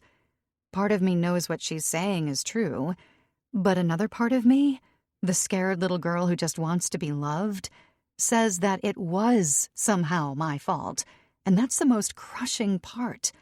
I've loved Spencer as hard as I possibly could, and it wasn't enough. You know what they say, once a cheater, always a cheater, Catherine is saying, bringing me back to reality. Well, I don't know for sure if he was actually cheating, I toss out weakly. My friend gives me a hard look. Emotional cheating is cheating in my book. You really think he was sexting all those women and didn't end up sleeping with one of them? Plus, why are you even trying to defend him? Because I love him, I insist, the words bubbling up and out of me with more force than I meant to give them. People look over momentarily at the raising of voices before shifting back to their own conversations. When I glance back over apologetically at Catherine, she's already apologizing first. Sorry. You know how I am. Blunt to a fault. I didn't mean... It's okay, I say with a wave of my hand. I know you're right. I'm having trouble accepting it, I think. Catherine nods as she glances toward the window again, then her eyes come back to meet mine. She looks like she's bracing for a slap, wincing as she asks the next question. You know, all this makes me wonder if this isn't the first time he's stepped out on a marriage. You mentioned he was married previously, right? I tense a little, as I always do when Spencer's first marriage is brought up. Now, though, maybe it really is time to talk about it. Yeah, he was, I say slowly. Well, maybe reach out to her? Might really help your confidence to confirm Spencer was cheating on her, too. Then you'll know it wasn't anything to do with you, just his own dirtbag self, Catherine says. I squirm a little in my seat, taking long enough to reply that Catherine's attention is pulled from the window and centers back on me. What? She asks. Here's the thing. When I first met Catherine, Spencer and I had already been married for a couple years. The past was in the past, so I suppose I breezed over a couple of the details in regard to his first marriage. Abby, what is it? Catherine repeats. I chew my lip, knowing what her response will be to what I say next. It's the usual response when I tell people the truth about my husband's first wife. Well, I can't reach out to his first wife, Shannon, because she's disappeared. Catherine's eyes widen in alarm as she stares at me blankly from across the booth. What? She asks, the grip on her cocktail glass tightening. When she recovers, she leans forward and speaks in a harsh whisper. Disappeared? Abby, what are you talking about? It's like I said. She disappeared a few years into their marriage, filled a suitcase, and hasn't been heard from since, I say. And that's from, what, the police? Catherine asks. I can tell from her tone she's not going to let this go. Then again, maybe I shouldn't either. I sit up a little straighter and nod in reply. Catherine scoffs. I don't know why you didn't tell me this before. All this talk about how perfect he is, and now I'm hearing that his first wife disappeared? I shift back and forth, unable to get comfortable. My eyes are drawn to the bar's front door as it opens, admitting several new patrons and a chorus of joyful laughter that feels out of place in light of our serious conversation. Did they look at Spencer as a suspect? Catherine continues. She's reminiscent of a detective herself as she asks these questions. Yeah, but he was released. There was no evidence of a crime, and he was at work during the window she went missing. The police confirmed it, Catherine, I say. She eyes me from across the table. And you believe that? I throw up my hands. That's what Spencer told me. He swore it. Plus, the police checked his alibi, and it cleared. He was telling the truth. Catherine shakes her head after swallowing another sip of her drink. Well, we know he has no issue with lying to you. Not so far-fetched to think he'd figure out a way to lie to the police, too. As much as it hurts to admit, she might be right. Spencer has been lying to me, and I had no idea. The worst part is, he did it so easily. He did it without me even having an inkling that he was being deceptive. Catherine seems to see the gears turning in my head as she sits back. She catches my gaze and holds it before she speaks. Makes you wonder what else he could have lied about. The question I'm asking now is, what really happened to Shannon? Chapter 9. Shannon, 7 years ago. Our marriage started off so well. I think that's what lured me into such a sense of complacency. The first year was one of the most blissful of my life.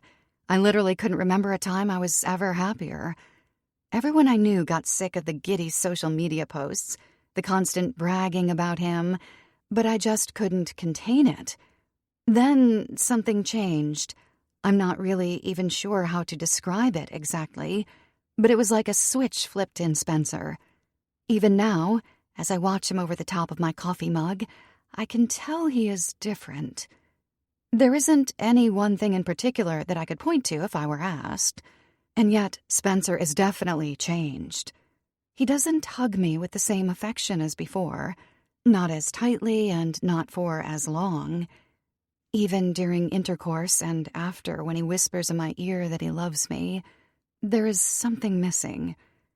He flashes me that smile he knows I love each and every day, like before, but a wife knows. Something is different, I'm sure of it. Spencer clears his throat as he steps out of the bedroom, tightening his tie with his chin tilted slightly up. Looks like tonight might run late, okay, babe? So just order out if you want. I take another sip of my burning coffee as I nod. The mug warms my hands and gives me something to grip onto. It also gives me the strength to say what I say next. Do you still love me? My question hangs in the air as I sit on the couch, watching Spencer's back for a moment before he turns around to face me. When he does turn around, he's no longer messing with his tie. He lets out a short laugh as he goes to the fridge. What are you talking about? My eyes fall to his left thumb, which picks at his nails while he opens the fridge door with his right hand. It's a tic he only has when he's nervous, which isn't often. He gives another chuckle and reaches in for something, but I don't answer him.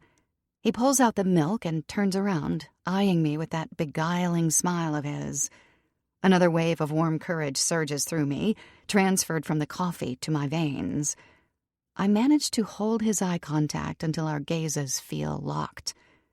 As I do, I can see that confidence in Spencer's smile waver just for a millisecond. But it's enough, I know. Before he even says a word, I know.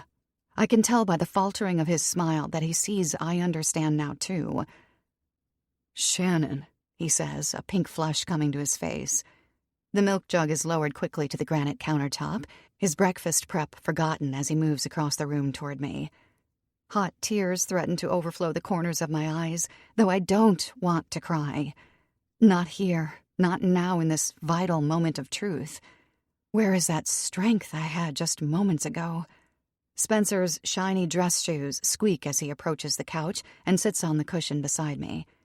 Gone is the smile, replaced with tight lines of worry across the face I thought I knew so well. There's another question I know I need to ask now, but I seriously don't know if I want to hear the answer. Have you... I begin, my voice quivering. The coffee mug scalds my palms as I clutch onto it, but the pain is good. It grounds me, keeps me from falling apart right in front of Spencer. He doesn't say anything but lowers his head, and my chest tightens. My husband takes a couple of short breaths as I struggle to find my own. His non-answer is an answer. He's cheated on me. A million questions thunder through my skull. When? With whom? Where? Here in our apartment? Once? Twice? A regular thing? The horror of all the potential answers comes crashing down at once. my mouth opening, then closing, then opening again in silence, wordless with shock and pain. How could he do this to me? To us? I don't know what I'm expecting Spencer to do next, but he's still sitting there with his chin buried in his chest, taking these strange, shallow breaths. When he finally does raise his head, his face is flushed a deep red. A loud sob barrels out of him, making me jump a little at the sudden rush of anguish. Tears glisten in his red-rimmed eyes as he pulls himself closer to me on the couch. The expensive fabric crinkles beneath his weight. As he moves toward me, his shoe knocks over his briefcase. It lands with a loud thwack, but he doesn't even look. Instead, his eyes are locked on mine as he begins to speak, the words breathless and rushed. They pour out of him like water from a faucet turned on full stream. "Shannon, please. I don't know what came over me. I've been a fool, an absolute idiot. The temptation was too strong, and I—" He goes on and on.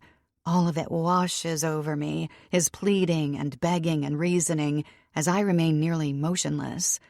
My back is so straight and stiff, it's like I'm wearing a brace as he continues babbling, the tears streaming down his face now. "Shannon, I love you. I made a mistake. Please forgive me?"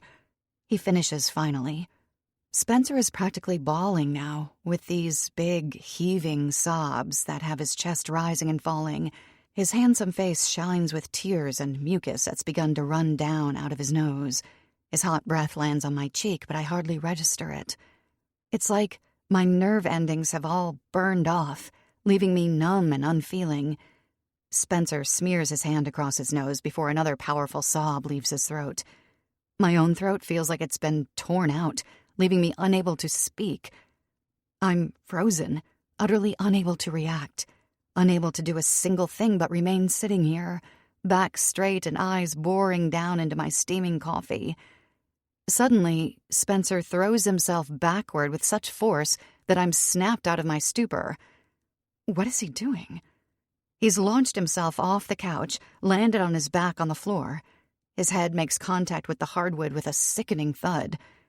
"I messed it all up! I messed it all up! I messed it all up!" He shrieks over and over, his words babbling and incoherent. He's thrashing around wildly, pounding at the floor with his fists closed tight. The scene reminds me of a toddler's temper tantrum, only it's far more disturbing to witness from a full-grown adult. As he's flailing, one of his hands strikes the sharp metal corner of the coffee table, slicing open the skin on his left palm. Blood pours out of the wound, but Spencer doesn't stop, just keeps flailing and repeating the words which have risen to a near shout now as he slams the back of his head repeatedly against the floor. Blood spews from the wound on his hand, splattering the white leather of the couch and shaking me entirely out of my stupor.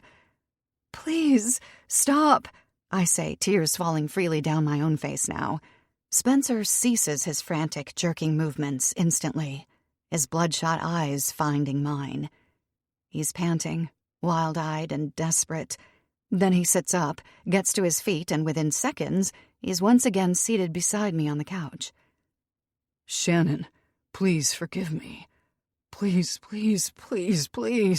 he says, his voice barely above a choked whisper.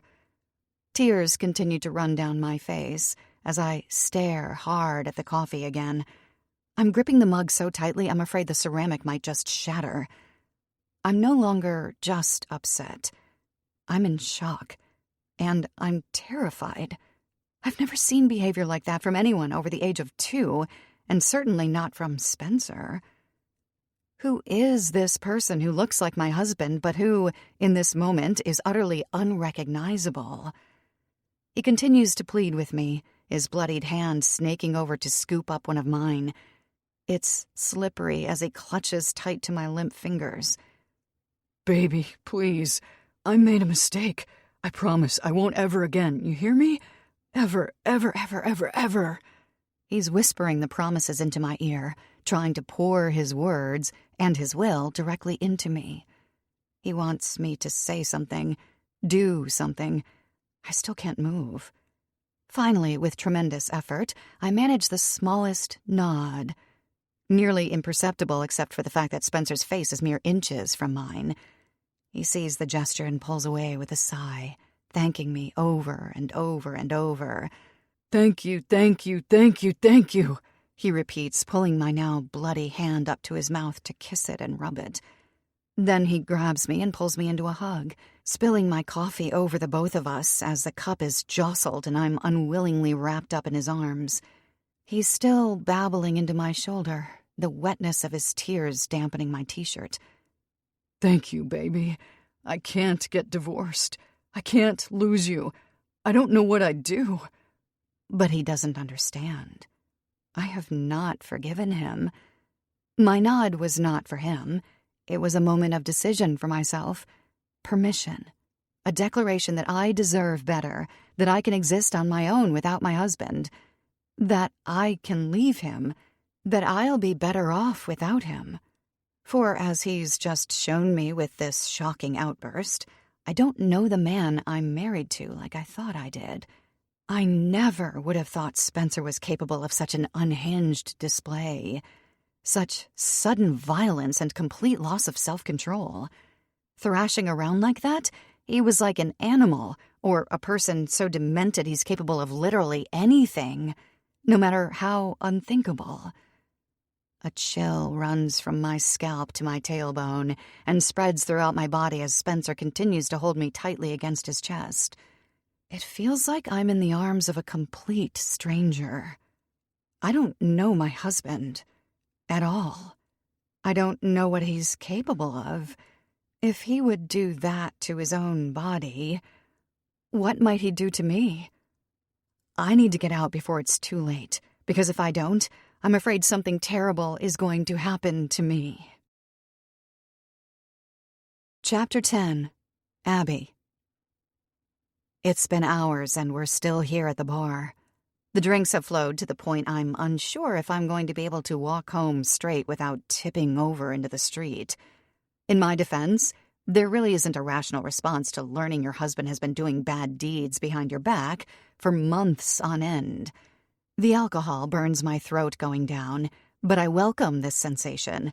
It's a distraction from the thoughts that ravage my brain, all of them grappling for precedence as I struggle to piece together the shrapnel that is my life. At this very moment, Spencer is probably out there walking the halls of the Met, arm in arm with some girl named Caroline. The thought makes me sick, the drink I've just slurped down threatening to make a return appearance. I push the empty cocktail glass away from me and chew my lip. My cheeks feel hot. Catherine, who has been saying something, stops. You okay, Ab? Like, obviously you aren't okay, but I mean, like, physically? I glance up at her, my vision slightly blurred. Tears or alcohol, I'm not sure. No, and it isn't the drinks. How could I have been so naive? I let my dirty, cheating husband make a total fool out of me, I say, feeling yet another round of hot tears gather at the corners of my eyes. I shouldn't have had so much to drink. Catherine points a finger at me. She's drunk, too. Like I said, it's not your fault. The question now is, what are you going to do about it? There's a fire in her eyes at what he's done. That should stir something in me, too, but despite everything, somehow I don't feel the same way. At the thought of getting revenge, which Catherine clearly is alluding to, all the strength seems to wash out of my system. Some part of me still loves Spencer more than I can imagine, and I hate that. How is it possible that he's able to run around and cheat on me without a second thought, and I'm sitting here, still hopelessly, madly in love with him, even after learning the truth? Love is a horrible thing, I say. This is why you're going to get your revenge. Total and complete revenge, Catherine says over a burp. I drop my head into my folded arms on the tabletop. How? I ask through my fingers. I thought we were the only ones for each other. My friend chews her lip as she sits back in the booth. The bar traffic has picked up around us as the evening has deepened, which in turn has raised the noise level enough that I no longer feel like I'm giving a presentation to the place about my ruined marriage.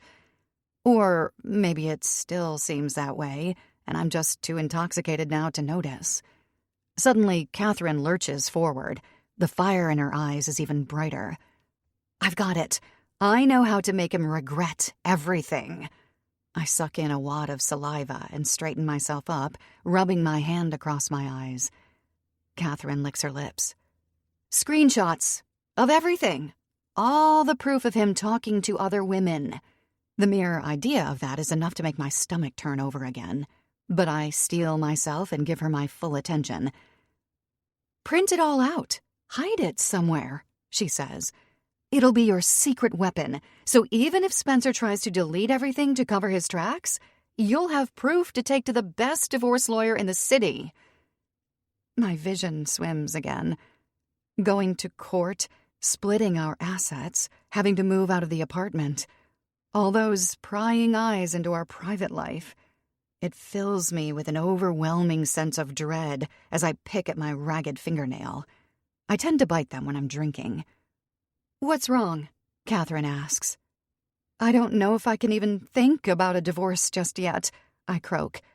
Besides, just because he's texting other women doesn't mean he's sleeping with them. No proof of that, I add weakly. Catherine's lips come together in a hard line.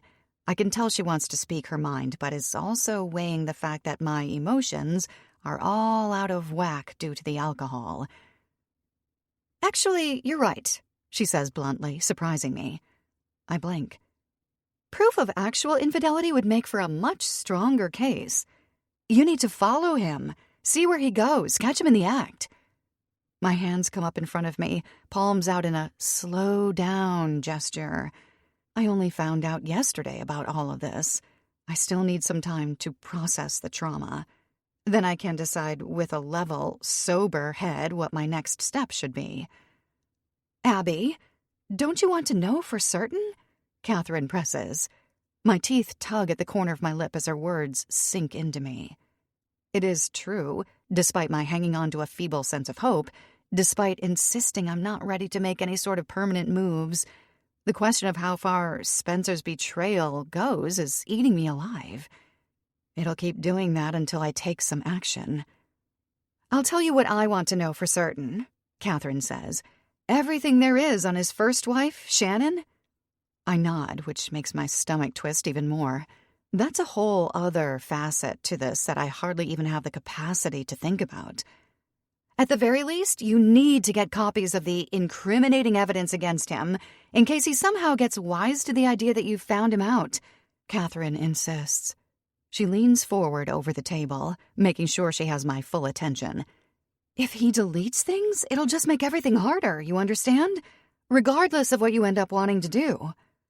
My eyes squeeze shut for a moment. In my mind, I see Spencer holding hands with the Met girl, the two of them laughing like they don't have a care in the world. I open my eyes and let out a breath. Okay, enough of this. I do need the truth, all of it, I say. The statement sends a spark of energy tingling down my spine as Catherine slaps the tabletop. There she is, she yells with a grin.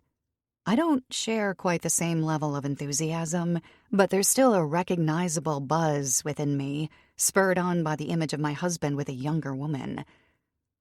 Okay then, you go home, print everything out. Photos, texts, all of it. He'll never be able to deny those conversations happened, because you know how men like to deny everything until faced with cold, hard evidence, Catherine says. I manage a weak smile. It's a plan, and in my current state of free fall, it's a life vest too. While you do that, I'm going to dig into Shannon, my friend says. I know you love him and believe what he told you about her, but I watch enough true crime to suspect there's more to that story than Shannon simply up and leaving. That sobers me a little. What are you going to do? Catherine flashes me a smile as she rubs her hands together. Oh, Abby, you know me. I'm obsessed with this stuff. Forums, videos, podcasts, all of it. I have my ways. If something shady is up, I'll find it. I try to put a smile on my face. I truly don't know if I could handle her finding out something, but the care she is showing for me is endearing. Horribly embarrassing to admit, but if it weren't for Catherine, I'd be a puddle of snot and tears right about now. Catherine seems to sense my thoughts and reaches across the table to give my hand a squeeze. "You're stronger than you think, Abby. You'll get through this. I know you will." "Thanks," I say with a sniffle. It's about time to be heading home, especially since I need to get those screenshots before Spencer comes back from his date. Ugh, my husband is out on a date. "Remember the plan," Catherine says as we embrace. We stumble a half step to the left due to our drunken state, but manage to remain upright. "I'll call you or something if I end up finding anything out, okay?" she says as we separate. I nod and sniffle again. Catherine pulls me in for one more hug. "Love you, Ab. Text me if you need anything." We part ways and I head up the street. The brisk wind slapping me across the face helps to keep me alert enough to walk back to the apartment without too much trouble. It's empty as I go inside. Spencer is still out there with that girl, but I don't know for how much longer. I picture him smiling and laughing and kissing her, and it nearly makes my legs buckle. After such a long, cold walk, I no longer feel the alcoholic stupor I'd been in while at the bar with Catherine. But as it dissipated, it seems to have taken my willpower to enact this plan with it. I'm no longer sure I'm strong enough to do what I vowed to do, or sober enough. I cast a longing glance at my bed. It would be so nice to just fall into it and pull the blankets over my head, hide from the world, and let all this disappear into the oblivion of sleep. Then I visualize Catherine's disappointed face as I tell her I didn't get the evidence, and it spurs me on past the bedroom toward the bathroom sink. A cold splash of water across my face snaps me into reality. Time to take control, like she said. Retrieving the tablet, I hastily open up the app once again. Inside, I see the offensive pictures and am crushed all over again. There are so many of them, so much revolting proof of my husband's lack of love for me. I take screenshots of everything, cognizant of the fact that if Spencer were to check his images on his phone right now, he would see all the screenshots, too. I'll delete them as soon as I'm done. I just need to remember to do it. Once I collect all the screenshot evidence, I email it to myself and begin printing the screenshots before deleting the images off of the tablet. Finally, I delete my emails from Spencer's sent folder.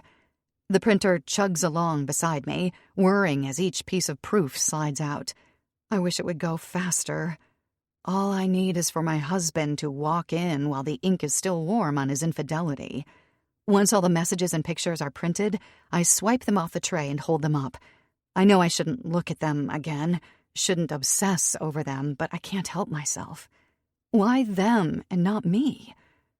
The question burns my heart like the vodka in those drinks did my throat. These women are beautiful, fit and toned in ways I struggle to achieve these days. A sudden noise snaps me out of my stupor. It's a key being inserted into the front door handle.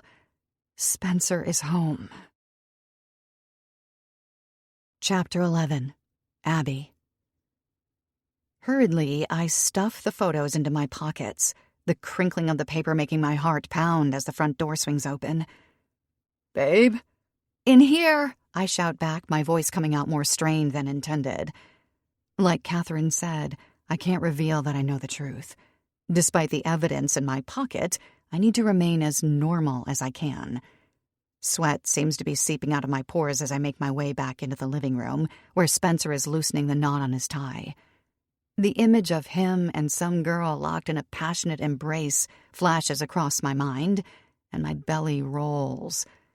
He's smiling at me, but it doesn't warm my chest like it used to. All I can see now are those heart eye emojis he sent in response to photos of other women's bodies. "Is everything okay? You look a little pale," Spencer says. I blink, my mind scrambling. Should I confront him now or continue to build my case? I think I might be coming down with something, I answer finally. A severe case of cheating husband disease. Spencer nods and gives me an empathetic look. "Sorry to hear that. Might be allergies. It is spring, after all. I manage a thin smile. Could be. How was work? I ask. The question comes out on a bit of a croak because my mouth is so dry. I know he wasn't really at work this late, but I want to see what he says. Spencer opens the cabinet where we keep our drinking glasses, but pauses to look back at me. For a moment, I actually think he's going to confess everything to me and fall on his knees, begging for my forgiveness. Please don't. As crushed as I am over what I've seen, I'm afraid part of me still loves him enough to forgive him if he asks. But he doesn't. Instead, he rolls his eyes and blows out a huff of air. Just brutal. Looks like this whole week is going to be late nights. His words hit me like a gut punch. He lies so easily to me it makes me nauseous. I swallow hard and smile again. Sorry to hear that. Spencer shrugs and heads over to the fridge to pull out a bottle of beer. It splashes and foams in his glass as he pours it. He looks up to find me watching him, though I quickly divert my eyes. I need to act normal, or he'll begin to think something is up. I don't know what would happen then, and I can't even consider it just yet. Taking a small breath, I make my way to the couch and plop down. All of the strength in my body seems to leak out onto the cushions beneath me. Spencer lifts his glass and guzzles it, his Adam's apple moving up and down as he gulps down the booze. A trickle of it drizzles down his chin and neck, the bead catching the light. I'm staring again. Hastily, I pull my attention away before he notices. I think I'm just trying to spot any outward signs of his infidelity. How could there be none? How could I have completely missed this? The pictures in my pocket feel like boulders pinning me down, my husband's emotional affairs. Spencer comes around the kitchen island to make his way into the living room, a hand running across his mouth to mop up the errant droplets. My heart slams against my ribs as he comes closer to me. His gaze is locked on my face. A single thought flashes across my brain. He knows. All I can think about are the folded sheets of paper stuffed in my pocket. Somehow he knows what I've been up to. Maybe he got a notification I'd logged in on his tablet. The floorboards creak as he takes a couple steps closer to me, reducing the space between us to mere feet. In the low lamplight, the shadows cast across his handsome face give it an almost sinister appearance. He's still staring at me, a blank expression in his eyes. "What?" I ask weakly. He was the one who screwed up, so why do I feel so guilty? Spencer doesn't respond, just comes to a stop beside the couch. He's still looking down at me. I swallow hard, my throat tight. Then his hand comes up to feel my forehead, stilling me. He cups my head for a moment, adjusting his hand once before nodding. You do feel pretty warm. Maybe you are getting sick. I nod, gulping. Yeah, I think I'm gonna go lie down. Good idea. I'll be in soon. I'm pretty beat myself. I push off the couch arm and stand again, my heart rate spiking as the paper sheets in my pocket crinkle loudly. Spencer looks down at me, a smile tugging at the corner of his lips as he notices my bulging pockets. What have you got stuffed in there? I blink hard, the breath suddenly having evaporated from my lungs. Photos of me and Catherine from today. I want to get into scrapbooking. My words spill out, a little rambly but otherwise coherent enough that Spencer simply nods. Nice. Can I see? I still don't even know what Catherine looks like, despite her being your best friend. You two are like the only women I know who never take pictures. Pictures. Girls in front of the mirror. Heart eyes. All of that rushes through my mind before I manage to digest Spencer's question, and then even more panic sets in. I can't let him look at the images I printed, but what reason can I give for refusing him? My head snaps back and forth in a blur. Spencer's eyebrows shoot up in surprise, so I quickly fire off another lie. I can show you later when I've put it all together in the scrapbook. It's not ready yet. Spencer shrugs again as he falls back on the couch. Okay. I let out another puff of air, working to get my heartbeat back under control. I need to calm down, or Spencer will definitely begin to suspect something is amiss. But how can I be calm now that I know what I know? It's impossible to go back to normal. I make my way into the bedroom and shut the door behind me, only allowing myself to breathe evenly once the door clicks shut. I can just make out the hum of the TV in the other room as Spencer watches whatever sports talk show he's got on. Leaning forward, I rest my forehead against the back of the door and shut my eyes. I can't be around Spencer for long, or he'll know something is wrong. I'm just not that good at pretending. I can't fake my marriage like he apparently can. I haven't heard anything from Catherine since we parted ways at the bar, but that's to be expected. Part of me doesn't want to hear anything from her at all, other than maybe that she looked into it and everything my husband told me about his first wife checked out. I'm honestly not sure I could handle anything more at this point. For now, I need to hide these pictures somewhere safe, somewhere Spencer won't think to look. My eyes flash over the entirety of the bedroom. We keep a pretty minimalist aesthetic, which now means there aren't many good hiding places. If I'd had more time before he came home, I could have put them somewhere there was no chance he'd ever find them. Unfortunately, I only have a few minutes and only this bedroom and the adjoining bathroom to work with. Then it hits me. A place no man would ever dream of checking. I go into the bathroom as quietly as I can, my bare feet silent as I scurry to the door.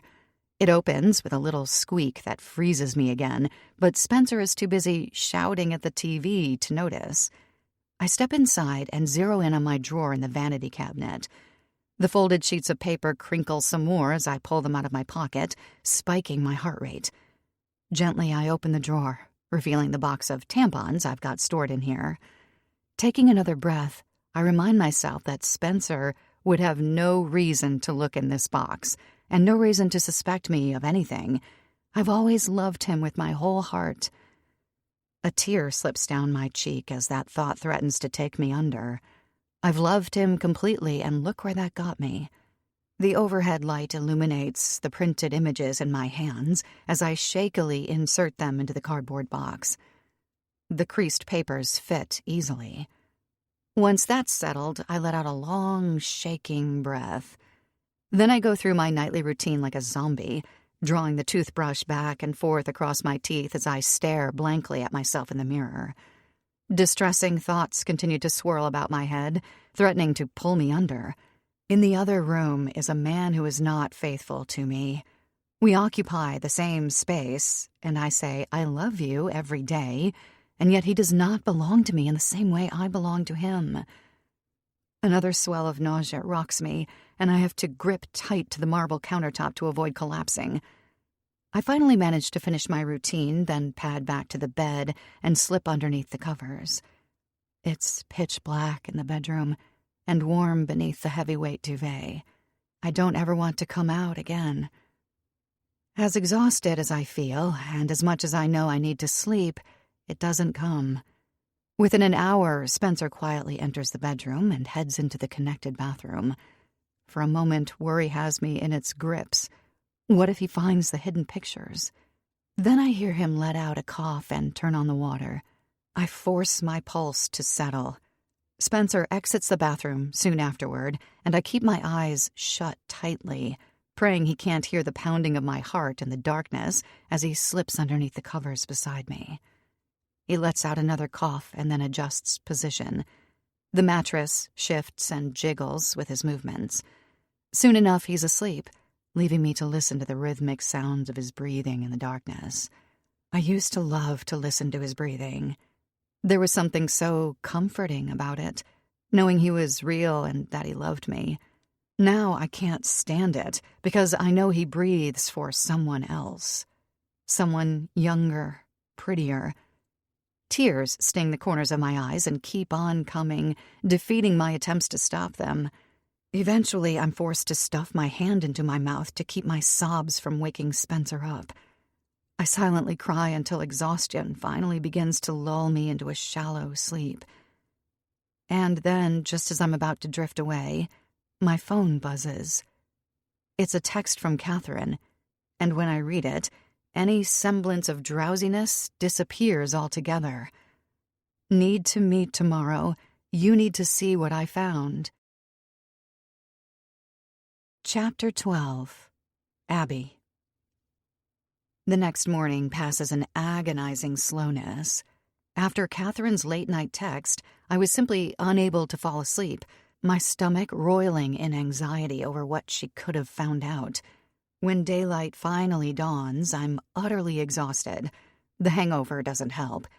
At least it all supports the lie that I'm sick, so Spencer doesn't question my inability to get up and join him for breakfast in the kitchen.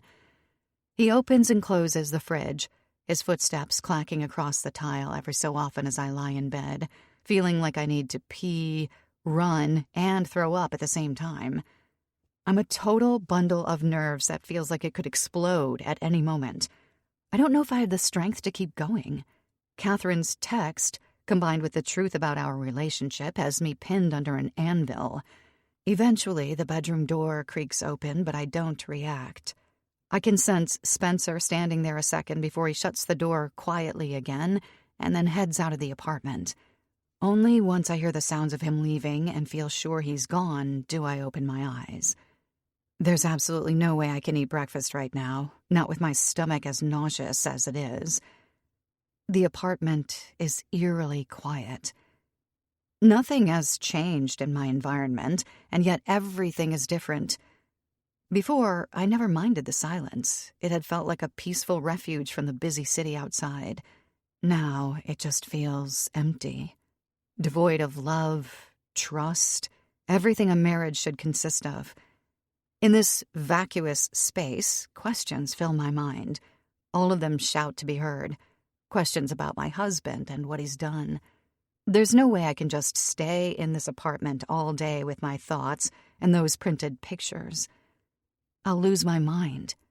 Catherine is at work right now, which means there are multiple hours I need to fill before she can tell me what she found. I know I need to work as well. I've hardly glanced at it since this nightmare began.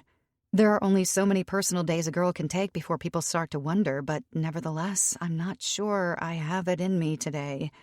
Still, I need to try, just so that the rest of my life doesn't crumble. I'll definitely need a job if I'm on my own. The bell on the cafe door dings overhead as I step inside, my nose running from the brisk bite in the air. My eyes scan the counter. Looks like Rachel is working today. Good, I could definitely use a friendly face. The whole walk here, I was utterly consumed by Catherine's text. Depending on what she found out, everything could change. Can I handle that? Just the fact my husband was texting other women nearly destroyed me, and now there's this. I take a shuddering breath and try to set my face in a way that looks like I'm not completely falling apart as I step into line. Rachel smiles when I reach her. "Morning, how are you?" she asks. I manage to keep a smile on my face as I talk. "It's been a week, that's for sure." "Good or bad?" I know she's just asking to be polite, and I certainly don't want to dump all of my trauma on her in the line for a bagel. Instead, I shrug. Bit of both, I guess. "Well, Rachel's having a great week. She finally met a guy," another girl behind the counter pipes up. Rachel's cheeks color as she gives her coworker a death stare before flicking her eyes back to me and shaking her head. "I'm with a customer, Hannah. Go back on break." I was too hungover to tell earlier, but the girl does seem to have a glow about her. How nice. I should be congratulating her because I can tell she's excited, but all I can think about is the man in my own life and what he's done to me. Part of me wants to grab Rachel by the shoulders and shake her to make sure she understands that men will break your heart without a second thought, but I don't. "I'll do the usual plus a large iced coffee," I say. "Got it. I'll bring it over," Rachel says as she taps the screen in front of her. She flashes Hannah another glare as I turn away from the counter, hearing Hannah break down into a fit of laughter behind me. Oh, to be young and in love. That was me once. With my order placed, I plop myself down into my regular seat with a huff and begin unloading my laptop from my bag. Opening my email reveals a stomach-churning number of urgent messages that need my attention. At the very least, The sheer panic that my absence has caused might be enough to force me to focus on something other than my personal life, at least for the time being. 2 hours later, I decide it isn't. Apparently, all areas of my life are destined to suffer because I can hardly concentrate for more than a couple seconds before Catherine's text rises up in my mind. I check my phone again for what has to be the 1,000th time, but as before, there is nothing. Catherine is still at work, just like she was 2 minutes ago. Finally, after what seems like an eternity, the phone buzzes. It's Catherine, and she's calling me. The phone is up by my ear in a flash, my heart in my throat. "Hello? Hey, can you hear me?" Catherine asks. It sounds like she's at a concert. Must mean she's walking through the subway at lunchtime. "Yeah, I can," I answer quickly. My mouth has gone completely dry.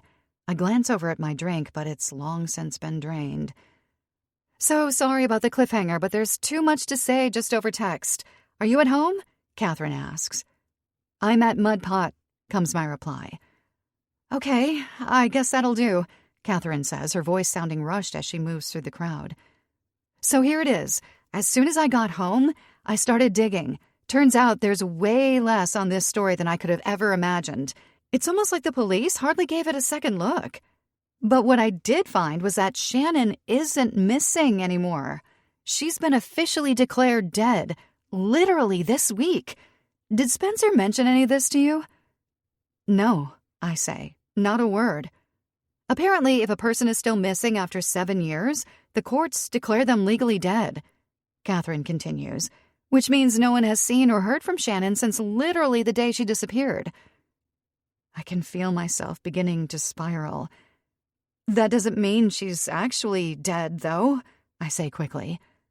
"No hits on her credit card. Not a single sighting, Abby. Not one. I looked through the police report on her case. The last time she was seen, she was heading toward the parking garage of her building on the day she disappeared. Spencer told me the building didn't have cameras in the parking garage, so police assumed she went out that way because she didn't want to be seen leaving the building," I throw out uselessly. Everything feels like it's on fire. This can't be happening. "I kept digging," Catherine says, undeterred. "Just because there wasn't much in the mainstream media about it doesn't mean nobody cares. There are these groups online wholly dedicated to this sort of thing. Never mind, it doesn't matter. But get this. Someone actually dug up a security camera recording from the day she went missing. It's not from the streets around their apartment building, but it's not too far off."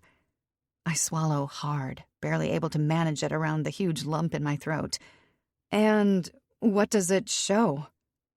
I have no more flimsy excuses or rebuttals to throw out. My eyes are shut tight as I prepare myself for what I know is about to come next. It's grainy but legible. It shows a hooded figure dragging a blue suitcase. Rumor is Spencer had bought her a suitcase just like it. And Abby, the suitcase looks heavy. Chapter 13. Abby. My eyelids fly back open. Do they know who it is in the video? My heart is pounding, but this isn't the conclusive evidence I was expecting to hear. Like I said, the video is pretty poor quality. It was pulled off a food truck security camera positioned 2 blocks over, and the angle is kind of funky. So, no, we don't know for sure, Catherine says over the phone. So, it could be Shannon herself, I say. I admire your optimism, Catherine replies sarcastically. I swallow hard. I must sound utterly ridiculous to her, defending Spencer as I am. I let out a sigh and rub my face. Abby, I know you love Spencer and you think he told you the truth, but please, you can't possibly be this dumb. Her words sting, jerking me upright in my seat as I blink. I know Catherine is a straight shooter, but that sounded straight up insulting. Excuse me for defending a man I have loved and lived with for 5 years, I say, surprised at how strong my voice sounds under the circumstances. I'm sorry, Catherine replies instantly. That was wrong of me. I'm sorry. I let out a breath. Spencer is a slimy, unfaithful dirtbag, yes, but I don't think he's capable of something like that. I think back to the first time Spencer told me about his first wife. We were on a date at a restaurant, and some man came up to Spencer wondering if he could ask him some questions. I knew Spencer was no celebrity, and so I gave him a quizzical look. It took Spencer a moment, but eventually he told me about what had happened. When he laid out the whole story, Shannon's disappearance, the police, the journalists, it all felt genuine. I could tell he was exhausted from it all, and he offered the fatigue as the reason why he hadn't told me about it sooner. "People seem to look at me differently once they know," he said. I asked him why he thought she left, and he responded that they had been having some marital issues up to that point. They weren't exactly on stellar ground, as he put it. So when he learned that she'd taken off, he wasn't entirely surprised. Luckily, he had an alibi for the day she disappeared. He was working, completing a project.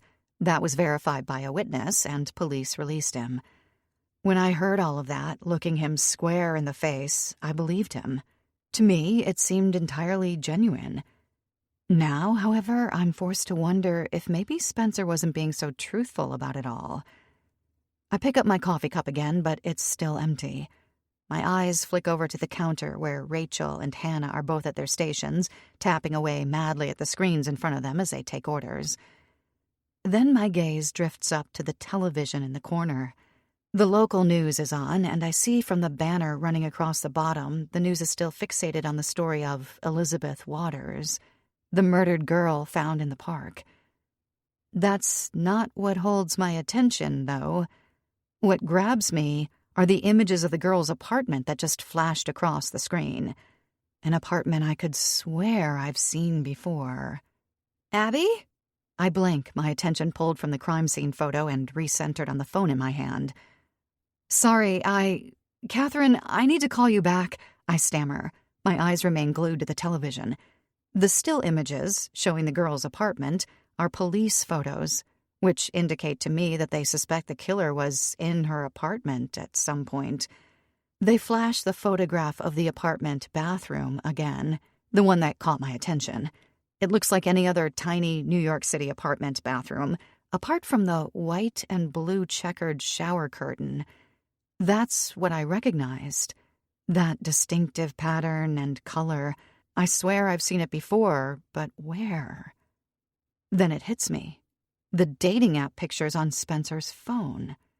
At least, I think that's where I saw it. I need to get back home right now and make sure. All I can think about is that distinctive white and blue checker pattern as I hustle down the sidewalk, my breath coming in short gulps. Was it the same pattern? I rack my brain to try and conjure up the image, but I can't see it clearly. It's maddening, like an itch I can't seem to scratch, but I know I've seen that curtain before. I need to get home. Moving as quickly as I can, I pass the other pedestrians who walk with their coats buttoned and shoulders hunched. The tightness in my stomach keeps the chill at bay. My legs begin to burn as I go, but my eyes remain glued on our apartment building in the distance. The truth is in there, up in our bathroom. Part of me clings to hope that I'm misremembering what I saw, that maybe the pattern is a different one, or a lighter shade of blue. The other part of me, the part that makes my body feel like it weighs 1,000 pounds, reminds me how much I truly don't know about my husband, especially after this week. Could he actually have slept with a girl who was murdered shortly afterward? And if he did, that begs another question. Did my husband have something to do with her death? I arrive at our building in record time, and then I'm racing toward the elevator, barely giving a nod to a neighbor before I slip inside. As the doors open on our floor, the padded carpet beneath my feet obscures the sounds of my footsteps as I race back toward our apartment. My hands shake as I fish out our key from my pocket, and the small piece of metal glances off the keyhole a couple of times before it finally sinks into place. The apartment is just as I left it, but I hardly pay attention as I shoot to the bedroom and then the bathroom. At the vanity, I yank open the drawer and rip open the box of tampons. Here they are, the images. I flip through the pages as fast as I can. Where is it? I know I've seen that pattern, and I really think I recognized it from one of... My entire body freezes solid, as I come across a flash of checkered blue. The bathroom shown in this picture is an exact match for the one on the television in the cafe. Chapter 14. Abby. I can hardly breathe. My eyes dart back and forth, taking in every detail of the picture in my hands, looking for any inconsistency. I race back out into the living room and turn on the TV, locating the same channel that was playing in the cafe. It's a morning talk and news show, and they're still discussing Elizabeth Waters and the latest developments in her case. My eyes scan the headline at the bottom of the screen, reading that police suspect she was killed by a secret lover. The words send a pang of fear through my heart. My husband was one of this girl's secret lovers. But there's no way he could have had something to do with her murder. Could he? A week ago, I would have dismissed any idea like that as absolute lunacy, but the revelations I've had over the past few days have me questioning everything. I truly don't know my husband as I thought I did. Is he capable of such a horrific act against a young woman? Cheating on me is one thing. Cheating on me and then killing the girl he cheated with is another thing entirely. I remain fixated on the screen, hoping they'll show the image of Elizabeth's bathroom again so I can compare it to the picture in my hand. I can still see the patterned shower curtain in my head, and it exactly matches the one in my photo. When I first saw this image, I didn't even think about the background. Not when there was a young woman's naked body taking up most of the frame. But somewhere in my subconscious, it must have stuck. I run my eyes over the photo again. Scattered along the countertop in front of the young woman are various creams and lotions stacked in a rather hectic way. The photograph carousel begins on the news again, flashing images of the park, caution tape, and a shot of Elizabeth's living room. Then, the bathroom. I pause the television on the bathroom image. It's frozen on my screen, blown up much larger than it was on the cafe TV. With the larger size, there's no mistaking it. It's an identical layout, even down to the various lotions and creams, many of which are in the same positions as they are in the photo she sent my husband. I sift rapidly through the rest of the paper file to find their conversation. My hands go numb as I spot the name at the top of their message thread. Liz. Oh no, this is definitely the same girl. When was the photo sent to Spencer? Another thunderclap. The timestamp shows it was sent just over a week ago. That means that mere days after sending this picture to my husband, Elizabeth Waters would be found dead in Central Park. My hands are shaking so hard now that it makes the paper flap around. I slowly lower myself to the couch before I pass out. I feel lightheaded. I'm blinking hard, trying to make my fractured mind understand what this could possibly mean. Is it just the world's worst coincidence? Or something more sinister? Even with my eternal optimism where he's concerned, I'm having trouble coming up with an explanation that doesn't point to my husband as a murderer. But how could I have lived with the man for 5 years without having a clue? I don't know what to believe anymore. I pull out my phone and tap on Catherine's name so I can explain why I hung up on her so abruptly. She answers immediately. Abby, are you okay? You sounded really weird when Spencer was texting her. I interrupt. The girl they found in the park? Spencer was texting her. The words hang in the air. 1 second. 2. What? Catherine gasps. I nod and raise my hand, clutching the proof, though, of course, Catherine can't see it. I've got it right here. One of the photos I screenshotted. It was taken in the same bathroom they just showed on the news. He knew her, Catherine. I finish, breathless. She says something in response, but I can't make it out. My heartbeat is whirring loudly in my ears as I think back to when Spencer and I first turned on the news and saw the story on Elizabeth. What a shame, that's all he said.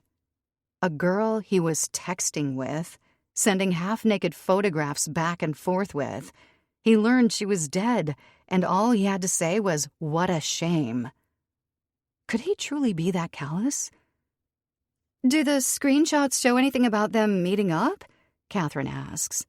Her questions pull me back to reality, and I scramble to sift through the papers once again, searching to find the conclusion of their messaging. After a moment, I shake my head. No, it ends with Spencer writing, "Daddy needs to see that sexy body in person," but there's nothing after that. How quickly things have changed. That revolting statement from my husband to a woman who isn't me hardly makes a dent in my psyche now, considering these new revelations. Still, I think we need to go to the police. They need to hear about this, Catherine says.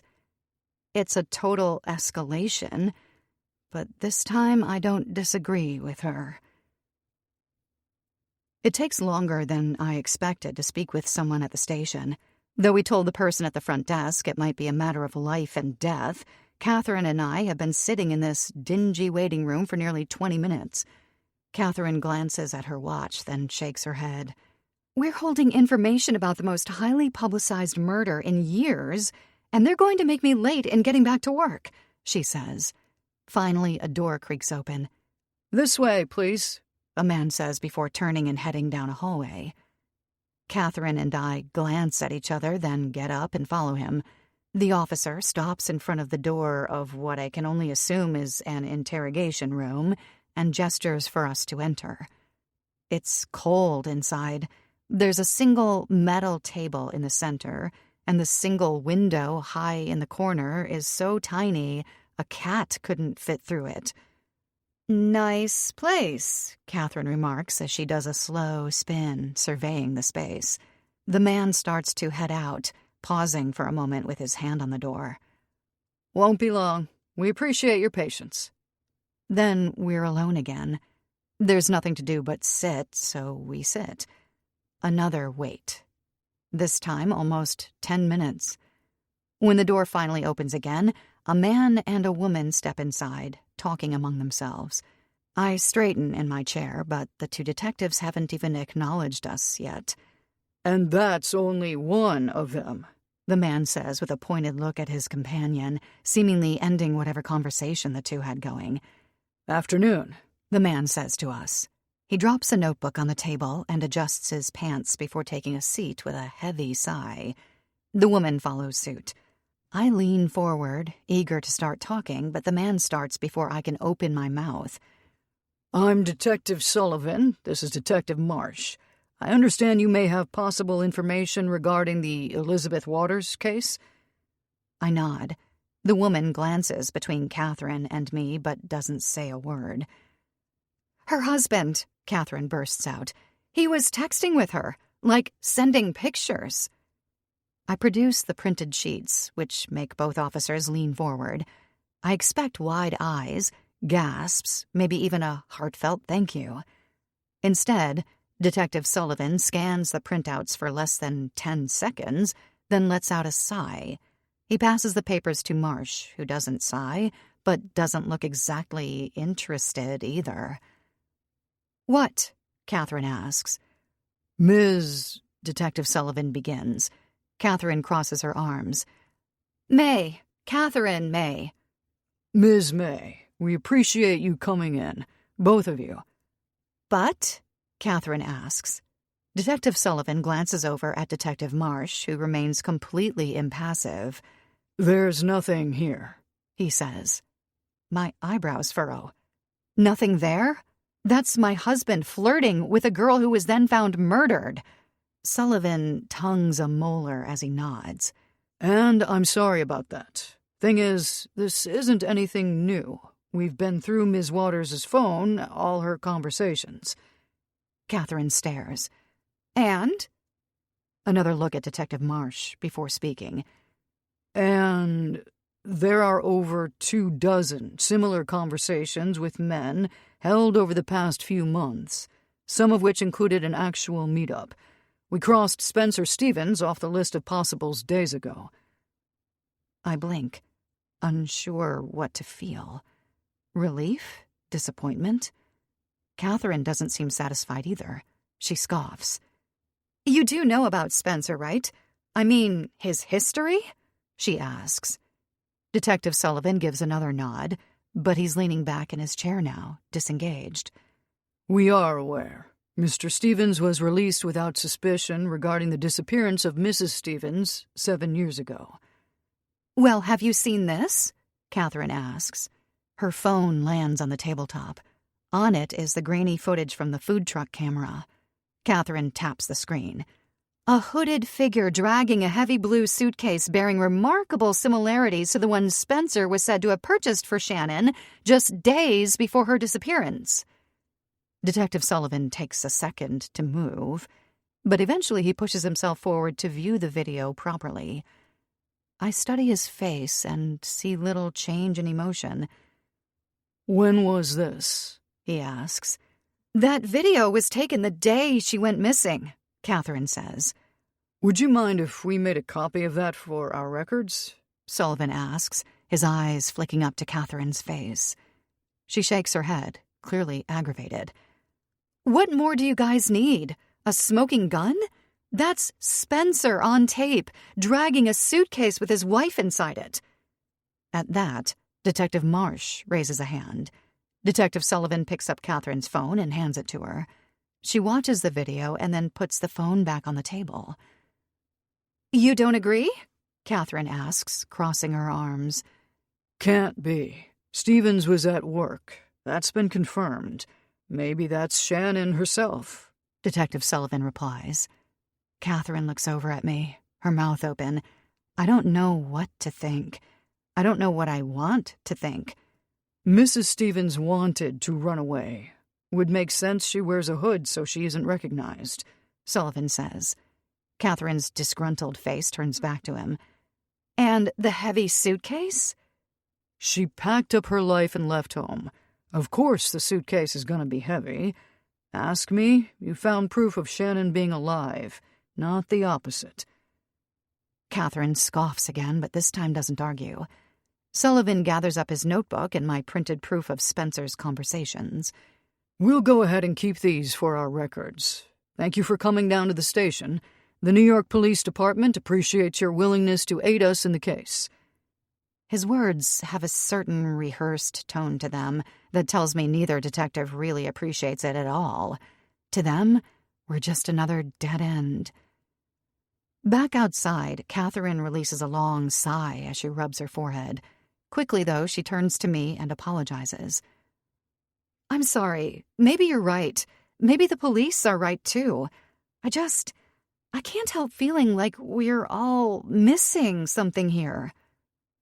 People pass us on the sidewalk, moving quickly to get wherever they need to go. Catherine rubs her hands together and eyes me. I know he's your husband, but I don't trust him, Abby. I chew my lip. I guess I can't trust him anymore either. Catherine starts to nod, only to reach out and grab my arm at a speed that makes me jump. Follow him, she says. My eyes bulge. I did say I wanted the truth, as hard as it might be to handle, but I'm no detective. Apparently, sensing my apprehension, she adds, They just declared Shannon dead, Abby. Okay, I say. I'll do it. The idea has injected me with a sense of adrenaline I didn't possess just a few minutes ago. Taking such a bold step would have been unheard of for me prior to this week. I don't know who this new Abby is, but I don't mind it. I nod to Catherine, my mind beginning to spin. Spencer did say this whole week he was going to have to work late. Perfect! You can catch him in a lie, she says.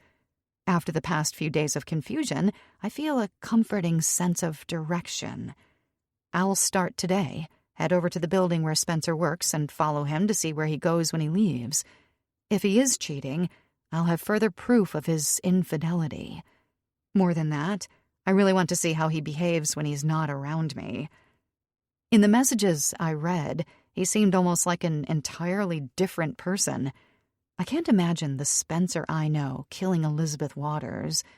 But this stranger on the apps? Who knows? It's decided.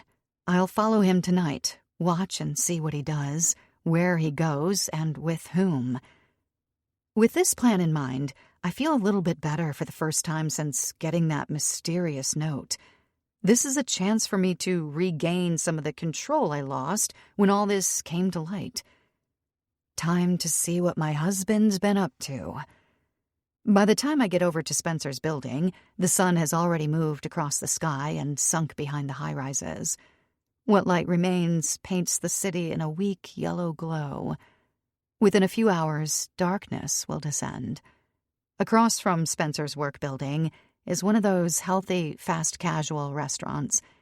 I go inside and order a tasteless salad even though I'm not hungry. I need to kill some time, and the place offers a good vantage point.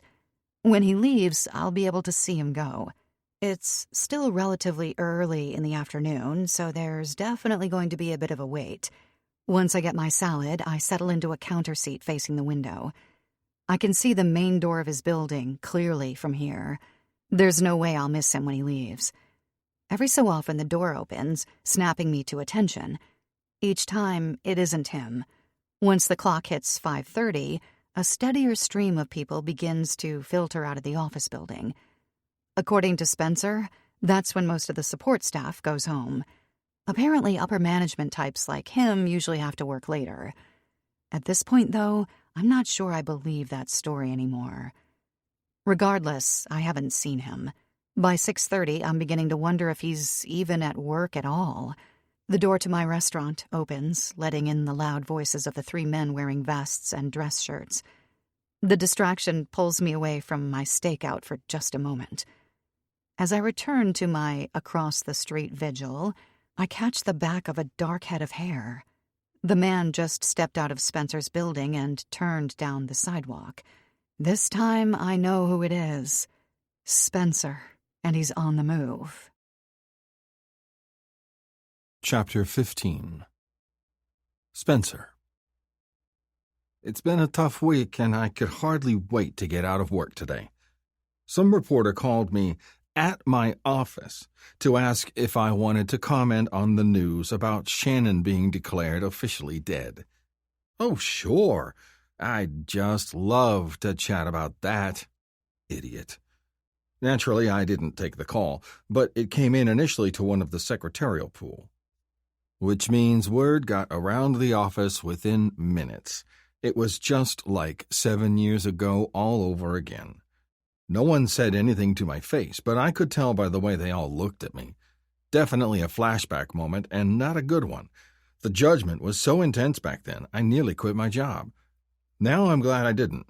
I've got a good thing going here, making a lot of money, working with Jane, taking long lunches with Jane. Maybe this'll all blow over. It's been 7 years after all, and I know how the media works. It won't be long until something new comes along and pulls their attention away. At least I'll get a chance to blow off some steam tonight. I'm finally going to meet up with New Girl. A perfect antidote to a stressful week. Our schedules have finally aligned, and it couldn't have come at a better time. As I strut down the sidewalk to meet her, I can only hope that she won't ask me about the case, too. It's always so awkward when I try to explain my side to someone new. They never seem to believe me, except Abby, bless her heart. Maybe part of that is my own doing, if I'm being completely honest. I mean, I wasn't entirely truthful about the whole situation. I wasn't actually at work, like I told the police. I knew how bad it looked, so I came up with the idea to have Jane corroborate the story. The cops were definitely suspicious, but with Jane backing me up, what could they say? They bought it and eventually cleared me. Thinking back on it, that was probably the first evidence that Jane was into me. She had to have been, considering I asked her to lie to the police, no questions asked. I still can't believe she did it and never asked what I'd been up to instead of working on the project with her, like she said I was. It's a good thing she didn't ask because I could never tell her the truth. A brisk wind billows between the buildings, riding up underneath my coat and sending a chill up my back. I can't wait for it to be warm again. Having to bundle up so much prevents everyone from seeing the incredible shape I've worked so hard to get myself in. At least tonight, there's a good chance one girl will get to see. That puts a smile on my face and some pep in my step. I pick up my pace, deftly passing slower walkers on the sidewalk before crossing the street after a taxi flashes by. I told her I'd be there soon, but I'm going to be a few minutes late. It's a special move of mine, something of a trademark. Shows the girl I'm meeting she's not all that important to me, which in turn makes her want me even more. Simple human psychology, courtesy of Dr. DeLuca. Not sure why he'd offer that tidbit up, given he was basically condoning marital infidelity, but I certainly didn't mind. It's worked like a charm so far. A horn honks to my right, drawing my attention. Some fool on a bike nearly got clipped weaving between cars at a green light. I shake my head and keep moving, sucking in a short, cold breath. I've got to put all that Shannon stuff out of mind. It definitely won't enhance my charisma to be thinking of my dead first wife while on a date, that's for sure. It takes longer than I'd like to sort myself out, but by the next block, all of those thoughts are gone. I've always prided myself on being able to compartmentalize. That's probably how I'm able to get away with cheating so easily. An odd feeling comes over me as I stand at the next corner waiting for the crosswalk light to turn. It disrupts my mojo a little.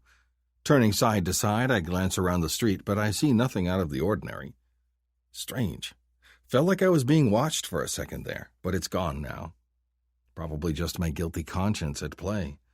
I've always thought the best remedy for a guilty conscience is a distraction, and I'm always on the lookout for a new one, because I've certainly got plenty to be guilty about. Chapter 16. Shannon. 7 years ago. I don't know how to act around him anymore. Right now, Spencer is sitting there on the couch in the other room, scrolling on his phone while a football game plays loudly on the TV. Other than the bandage over his cut, there's no evidence of the madman he turned into that night. Nothing about his demeanor that resembles that terrifying creature he became. Still, I don't feel right. About him. About us. I don't think I ever will again. Spencer seems to be under the impression that all is forgiven, that I took his infidelity in stride and have moved on. Only the days have, not my feelings. At first, I was angry. Now I'm afraid. Afraid of what he might do to me, what he's capable of. Spencer shouts at the television as something happens in the game, jarring me enough that I jump a little on the mattress. The past week has been a blur. Days and nights spent going through the motions during the daytime and lying there at night, trapped in my own mind, screaming silently as Spencer hugs me, kisses me, lies beside me. After the shock of his sudden outburst receded, a sinking feeling set in. It grows deeper whenever I recall what he said. I can't handle a divorce. Promise you won't divorce me. I don't know what I'd do. It was the tone with which he said it that chilled me to the bone. That voice told me that for whatever reason, my husband would do anything to avoid being left. Anything. Pushing myself off the bed, I take in a weary breath and rub my face. I haven't been sleeping well since it happened, and it shows. Spencer probably would have made a comment about my eye bags, except that he's not an idiot and doesn't want to push his perceived luck. For now, it's good that he thinks all is forgiven. If he doesn't suspect I'm planning to leave him, it'll be a little easier to pull off. I have to be careful. He's made it clear he doesn't want to lose me, and now he's demonstrated what he'll do if he doesn't get his way. I step into the bathroom and turn on the sink. The water pouring from the faucet draws me in, cascading down and pooling in the... Everything okay? Spencer. I blink and look to the left, finding my husband leaning against the doorframe watching me. He's much taller than I am and fills out most of the doorway. Standing there as he is, he's got me completely boxed in our small bathroom. I swallow the sudden claustrophobia and manage a smile. Sorry, still groggy from that nap. Spencer continues to watch me, his eyes moving slowly over my face. The intensity of his gaze makes my skin grow hotter, like I'm under a magnifying glass in the sun. He doesn't stop staring either, even when excited shouts from the television sound through the apartment. You're not still mad at me, are you? He asks in a soft voice. His eyes begin to well up with tears, making my heart beat faster. This man has weaponized emotions. Hurriedly, I shake my head, not wanting to witness another tantrum. Maybe he'd cry. Maybe he'd do something worse this time. Something about Spencer seems to settle, his shoulders lowering a couple inches. "Good," he says. "You have nothing to worry about, okay? I messed up, and I take full responsibility for that." As you should. You're the one who cheated, not me. I don't want to lose you," he continues. "The hurt would be too much, not to mention all the other problems it would cause for both of us." As the words waft toward me, I finally understand. It's not me in particular that he cares about.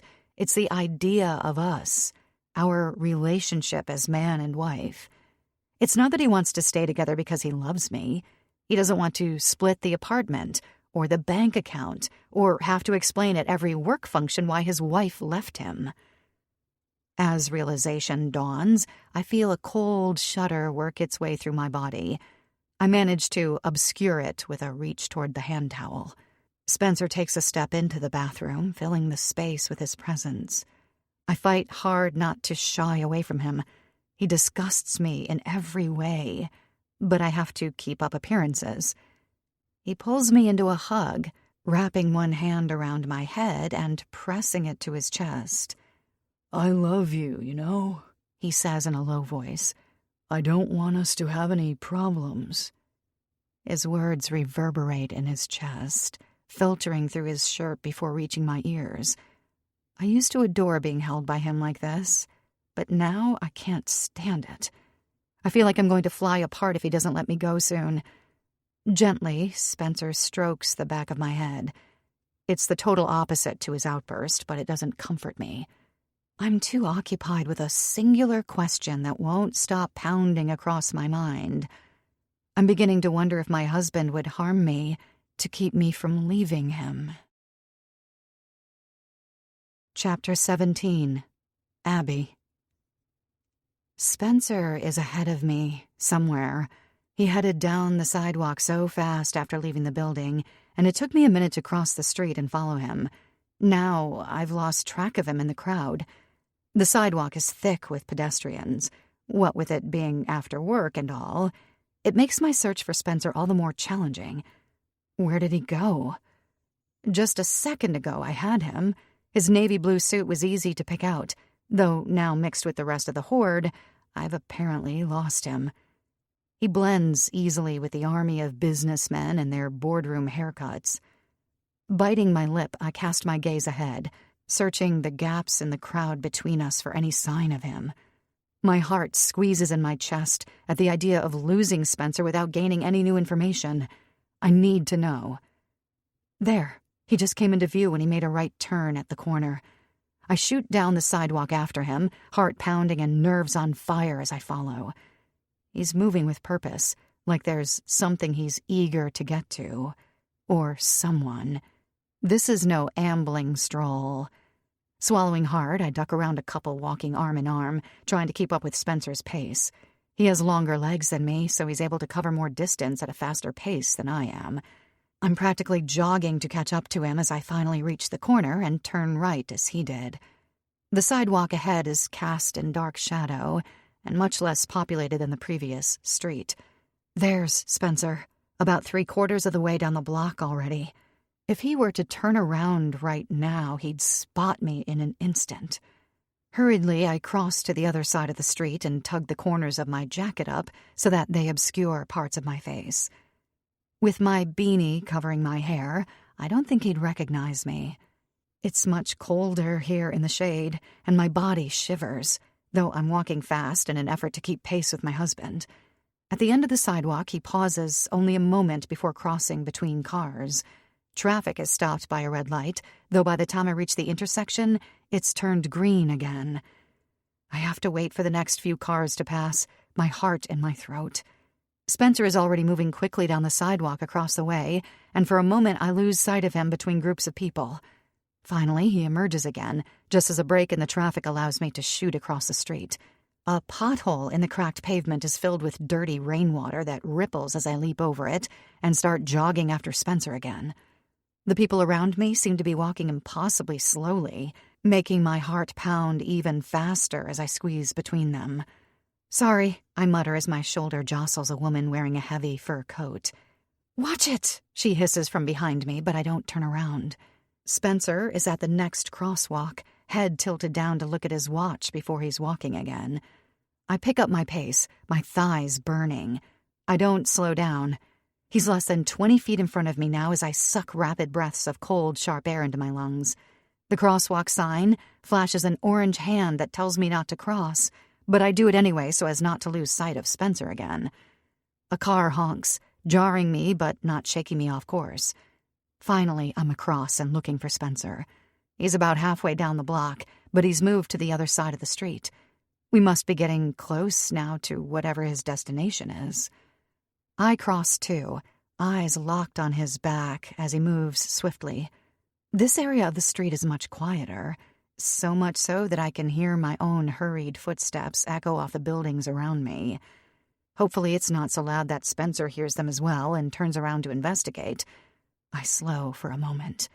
He's paused at the next corner, waiting for the light to turn. Then he turns to glance back over his shoulder, turning toward me. I see the side of his face as he twists, my stomach going watery at the realization I have nowhere to hide. He's going to see me. I'm going to get caught following him, and then who knows what will happen. Chapter 18. Abby. Desperately, I jerk my head down, staring hard at the concrete beneath my feet as the seconds pass with a pulsing count in my head. 1. Did he recognize me? 2. If he did, this game is over. 3. Why hasn't he said anything?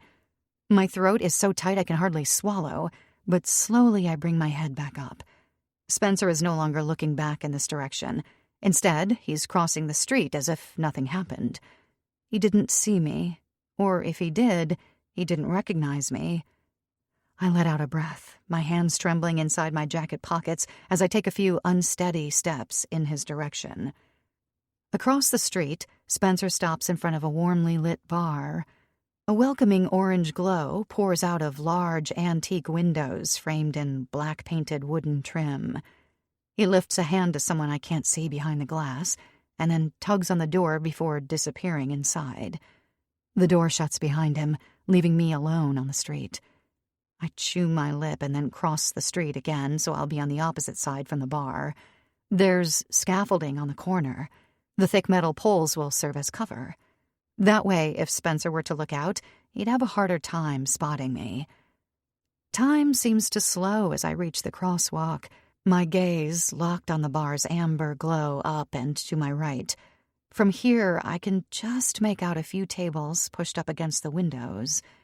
Behind them are a few people seated at the bar top itself. Each step across the asphalt echoes louder in my mind as I draw closer. Suddenly, my feet feel like they weigh 100 pounds each. What will I see when I get close enough for a good look inside? Who is Spencer there to meet? I reach the sidewalk on the other side of the street and step under the scaffolding. My chest is so tight I can hardly breathe. This is it. After the photos, after the news reports, after everything, I've become a woman who stalks her husband. Taking a deep breath, I ease a little farther down so that I've got a view between the poles into the bar windows across the street. Even though the place is pretty empty, it takes me a moment to spot Spencer. Once I do, I wish I hadn't. He's seated at a table against the bar's back wall. Beside him, or I should say intertwined with him, is a woman. A younger woman. Though I can't see her face, I can tell her age by the clothing she's wearing. Her jeans are wide-legged in a way that's fashionable with women under 30. A dark, puffy coat with a white faux fur hood adorns the top half of her. So chic. With her back angled toward the window, I can't get a clear view of her face. She must have said something hilarious, though, because Spencer erupts into a fit of laughter, his hand slapping the tabletop as his head angles back. Seeing that, hurts the most somehow. I thought he only laughed like that with me. I bite my lip, mentally forcing myself to keep watching, even as tears threaten to stream down my face. Reaching out, I grip onto a freezing scaffolding support beam. The sharp temperature of the metal grounds me enough to continue. Spencer leans forward, as does the woman. Then they kiss, and finally, there's no mistaking it. My husband is unfaithful to me, emotionally and physically. I've seen it with my own eyes. This is confirmation that it's more than just emotional cheating or sending flirty messages. Here he is, in the flesh, meeting another woman and kissing her and laughing with her like he used to do with me. I feel very much like I've been shot in the heart. Seeing the way he holds her hands, lazily intertwining his fingers with hers, it's the exact same thing he does with me. That crushes my spirit even more as I stagger backward into the wall behind me and use it for support. I'm afraid if I'm not leaning against something, my legs will simply give out from beneath me, and I'll drop in a puddle to the ground. All my worst fears come crashing down on me as it truly sets in that my husband is a cheater. Another thought hits me in between the sobs that well up and threaten to swamp me. Catherine would want me to get photos of this. As my chest heaves, I manage to pull my phone out of my pocket and hold it up in a shaky hand. Tears swim in my eyes and blur my vision, making the task near impossible. Somehow, I manage to switch my phone over to the camera app, using my fingers to zoom in roughly so I can take photos of the two of them holding hands at the back of the bar. Though the images come out slightly blurry, you can still tell it's Spencer because of the watch he wears on his left hand. It's his favorite watch, and he never goes anywhere without it. It has a distinctive yellow and blue striped band that he's worn since I've known him. The girl's arm is raised in the photo, too, her stupid fluffy fur hood bending with her movement. I stare down at the photo for another second, my stomach tightening until I'm about to vomit and have to look away. I can't stand here much longer, or I don't know what's going to happen. And I don't have to stay and watch this any longer. I have the evidence now, and the proof tells me the full truth. I turn and begin walking back toward our apartment in a daze. The world continues to operate around me as usual, though none of it seems real. It all feels like some sort of play production, a bunch of background actors going through the motions as I stumble forward, reeking of misery. I nearly miss the stop walking sign, and I'm only saved from stepping into traffic by a shrill horn that snaps me back to reality. A speeding taxi flies past, inches away. All I can see in my head is Spencer and the woman holding hands in the bar, sitting there like two lovers without a care in the world. Tears threaten to spill over again, but I manage to keep them down until I get back to my building. In the lobby, I manage a weak smile for a delivery driver who barely looks up at me before I turn away and scurry over to the elevators. Only once the elevator doors shut do I let the tears flow, feeling a potent mixture of anger and sadness crash over me all at once. It's a terrible storm that I have no hope of controlling. Spencer isn't the man I knew, nor is he the man I thought I married. When I made the decision to marry him, I took our vow seriously. We swore to each other that we would be there until the very end, just us two. He's broken that vow now, and I don't know what to do. I can't imagine being with another man or having to go out there and date again. I thought I was through with all that forever. I have to lean against the side of the elevator for support, taking hitching breaths until it dings to signal I've reached my floor. When the door slides open, I shoot out of it, but it's no better in the hallway. I feel like the walls are closing in around me. Inside our apartment, it's all I can do to make it to the bed where I collapse and cry into the pillow. It all pours out of me in a tidal wave of emotion, a mix of sobs and screams that are absorbed by the plush blankets and pillows and crisp white sheets, now damp with my tears. My picture-perfect life has officially been completely, utterly destroyed. Chapter 19. Abby. Some distant part of me becomes aware that the phone is ringing, though I don't know for how long. Slowly, I drag my head up and blink, looking around as I try to figure out what time it is. My phone is lying upside down on the floor, buzzing against the rug beside my bed. Without leaving the safety of the covers, I stick out a hand and scoop up the phone.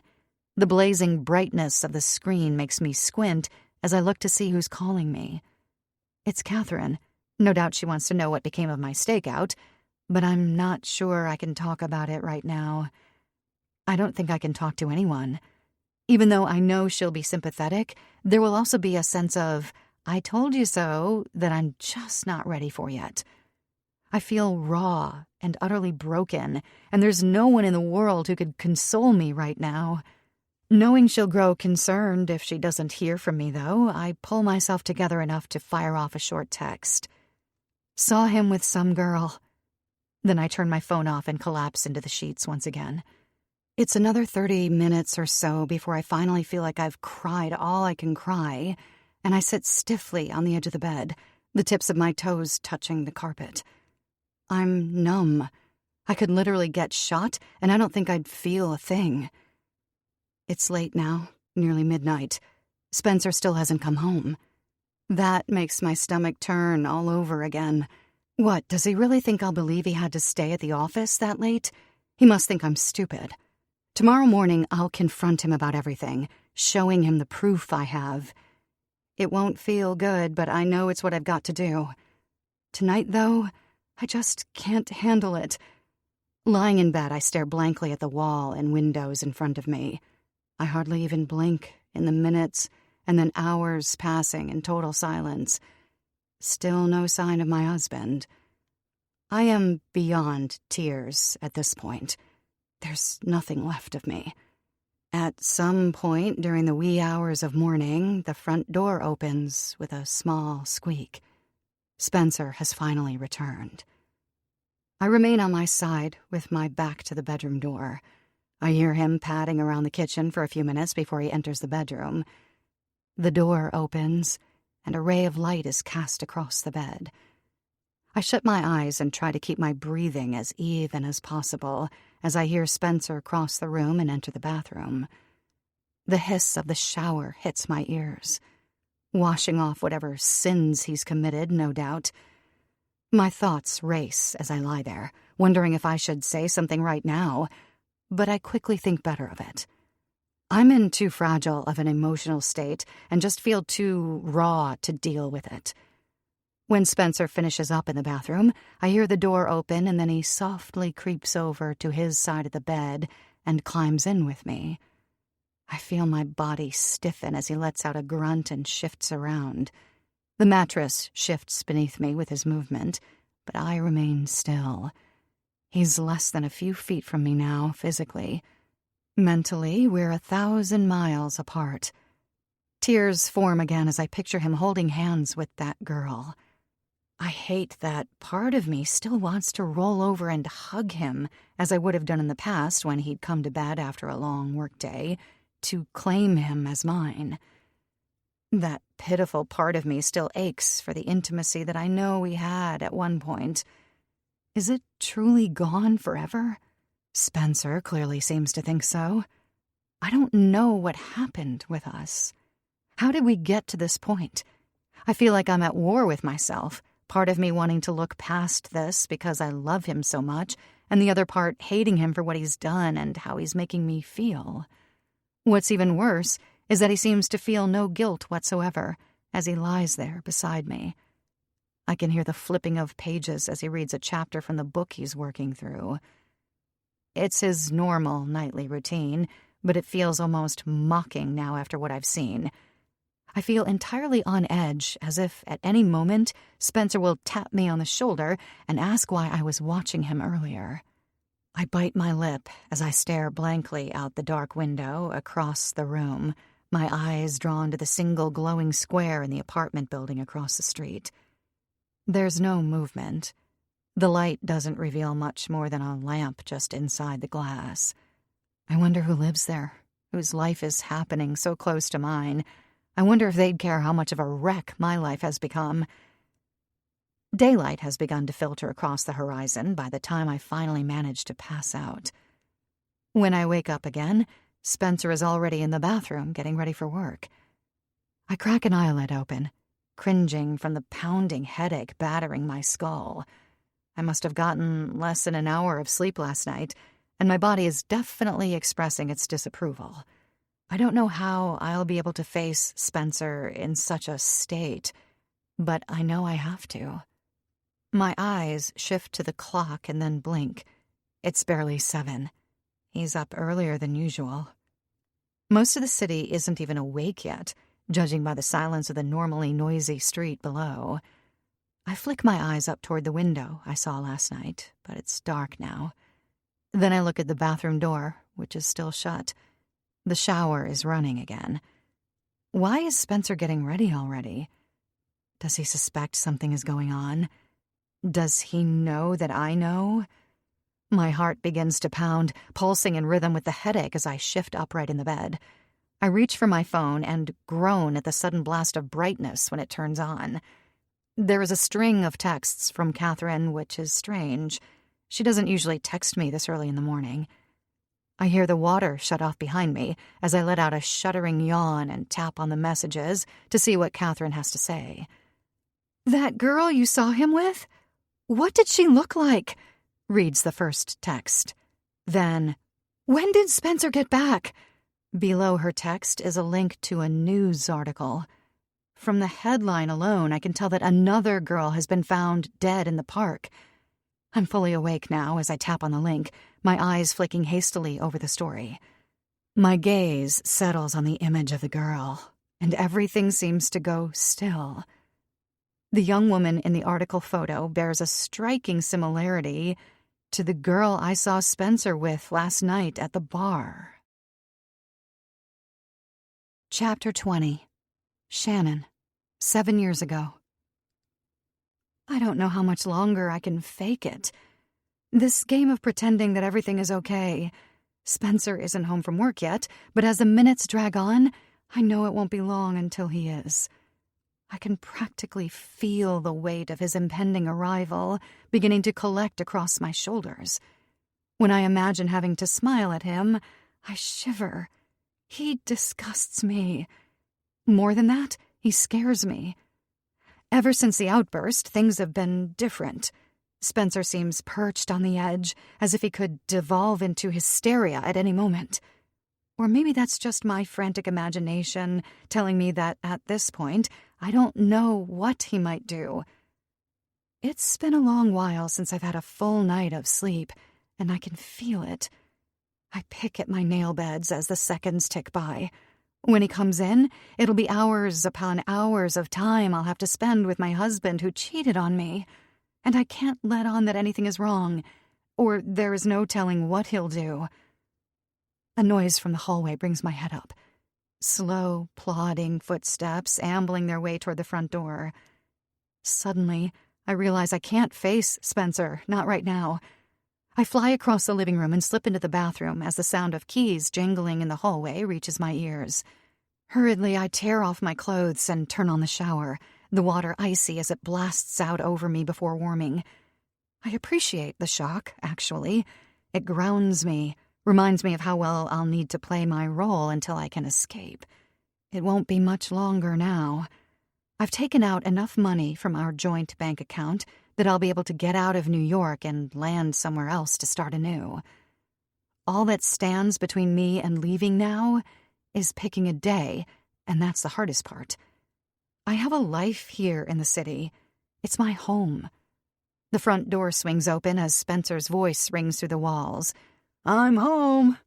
I shut my eyes and take a deep breath, the now warm water washing over my face. Its steady pressure calms me a bit. "Shannon, where are you?" Spencer shouts. "I've got a surprise for you." Any sense of calm I'd been able to regain goes right out the window at that. My heart begins to thump in my chest. I can't take any more surprises from him. "Shannon?" Spencer is right outside the bathroom, sounding as if he's pressed himself up against the wood of the door. "I'm in the shower. I'll be out in a minute. I shout. Good. Come see my surprise, Spencer replies. His voice is odd, flat almost. My throat tightens as I'm forced to shut off the water. I have to face him now. There's no getting around it. It's impossible to know what waits for me on the other side of that door. My mind fills with visions of my husband standing there, a loaded gun in his hand, a sharp knife, blood covering himself and the floor and the walls. Blinking hard, I work to get my breathing under control. There's a robe hanging on the back of the door. Normally the warm fuzziness of it puts me in an instant state of relaxation, but not today. Not now. I cinch the fabric belt of the robe with a shuddering breath. Is Spencer still waiting on the other side of the door? Leaning forward, I try to be as quiet as possible as I press my ear to the wood, damp with steamy condensation, steady breathing on the other side. He's just standing there, waiting for me. The lump in my throat grows larger, and my heart contracts in a painful squeeze. Who does that? Crazy thoughts fill my mind now. Would he really kill me? Did he find out about the money I withdrew? The worst part is, there is nothing in here I could use to defend myself. A quick scan of the misty bathroom reveals nothing more lethal than toilet paper and toothbrushes. You okay in there? Spencer asks, his voice slicing through my thoughts. He's waiting. Swallowing hard, I curl one hand into a fist and then reach forward to unlock the door. I'm almost moving in slow motion, not wanting to do it, but knowing I have to. The door swings inward, revealing my husband standing there in his suit. He looks up at me, giving me a large grin. I can't tell if he's angry or sad or legitimately happy to see me, and that's utterly terrifying. Finally. Was beginning to think you slipped and fell in there. Then you wouldn't be able to see my surprise, he says. I force a smile onto my face, though my entire body feels like doing nothing but screaming. What surprise? I ask. My voice quivers noticeably. Spencer, however, doesn't seem to notice as he steps forward and grabs hold of my forearm. I'm practically yanked out of the bathroom, his fingers gripping my arm like a vice as he talks excitedly. The idea just hit me at work today. Just landed right in my head like some sort of eureka moment, you know? And I knew instantly it was what had to happen. You wouldn't believe how energized I was, how ready to get out of work. Ended up leaving early. Wait until you hear it. Suddenly, I'm spun around and forced to face Spencer as he holds on to me. My entire body trembles as my husband finds my eyes. His are wide and moving quickly across my face. Are you ready for the surprise?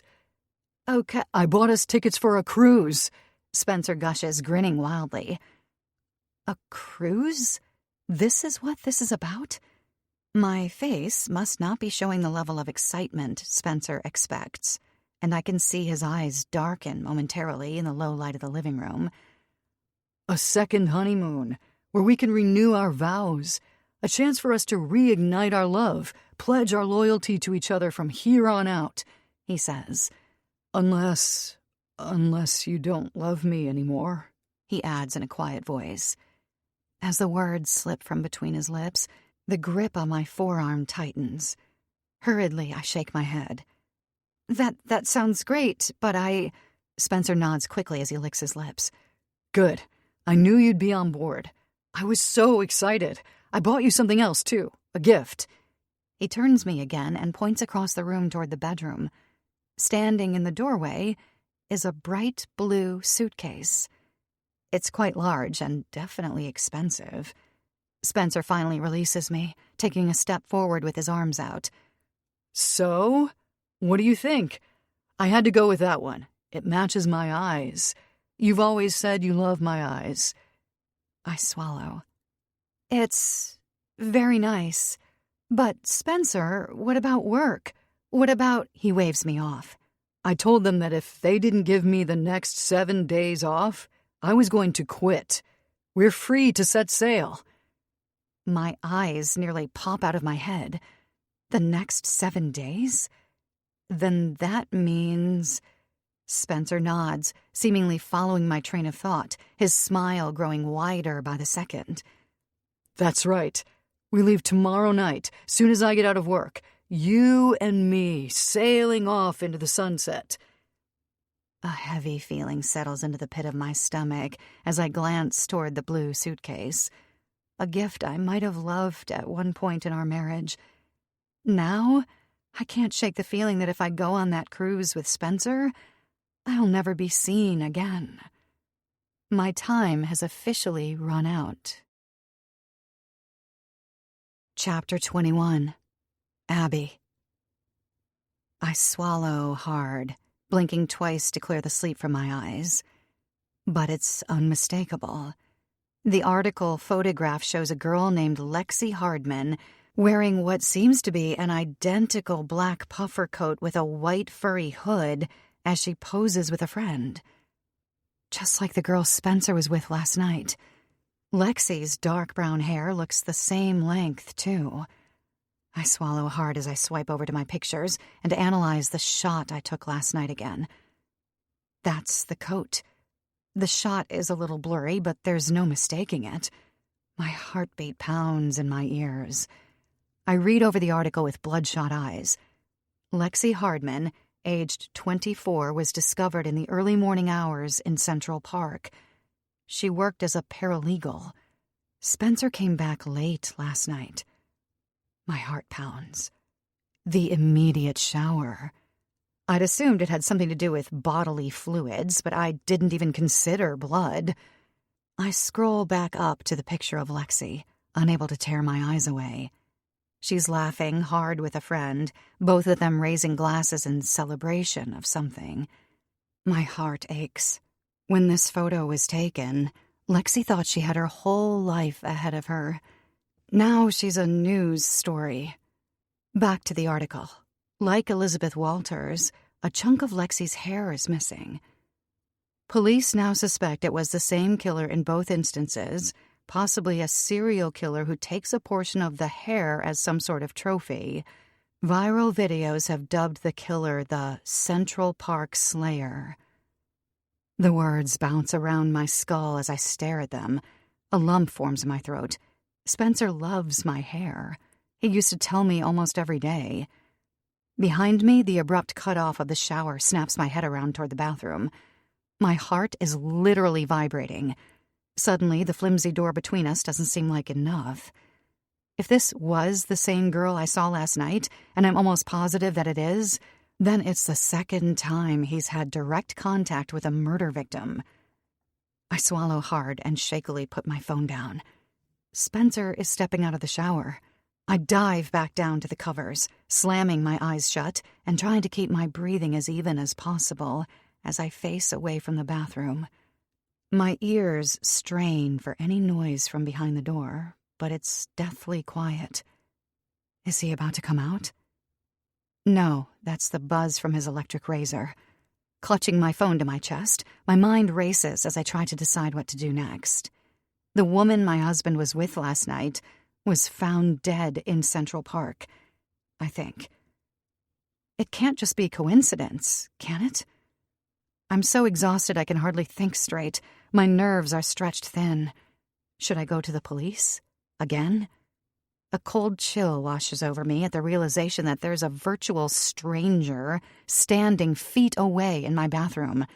Not only is my husband a cheater, he very well might be a killer. Any desire I had to confront him about his adultery this morning has been sucked out of me like air on a spaceship. The electric razor shuts off, plunging the apartment into silence once again. What am I going to do? I can hardly keep the phone in my hands. They're shaking so much. In the last few seconds I have before Spencer exits the bathroom, I open up my messages to fire off one to Catherine. Looks like same. The squeak of the door whips my head around. It's early, so the sunlight coming in through the windows is weak. Spencer has turned off the bathroom light, leaving only the night light on behind him. It casts his naked, damp body in a strange glow. He's standing there, shoulders rising and falling as he watches me. I swallow around the lump in my throat. The phone remains clutched between my fingers, the text unsent. "Morning, sweetheart. How are you feeling? I didn't wake you up, did I?"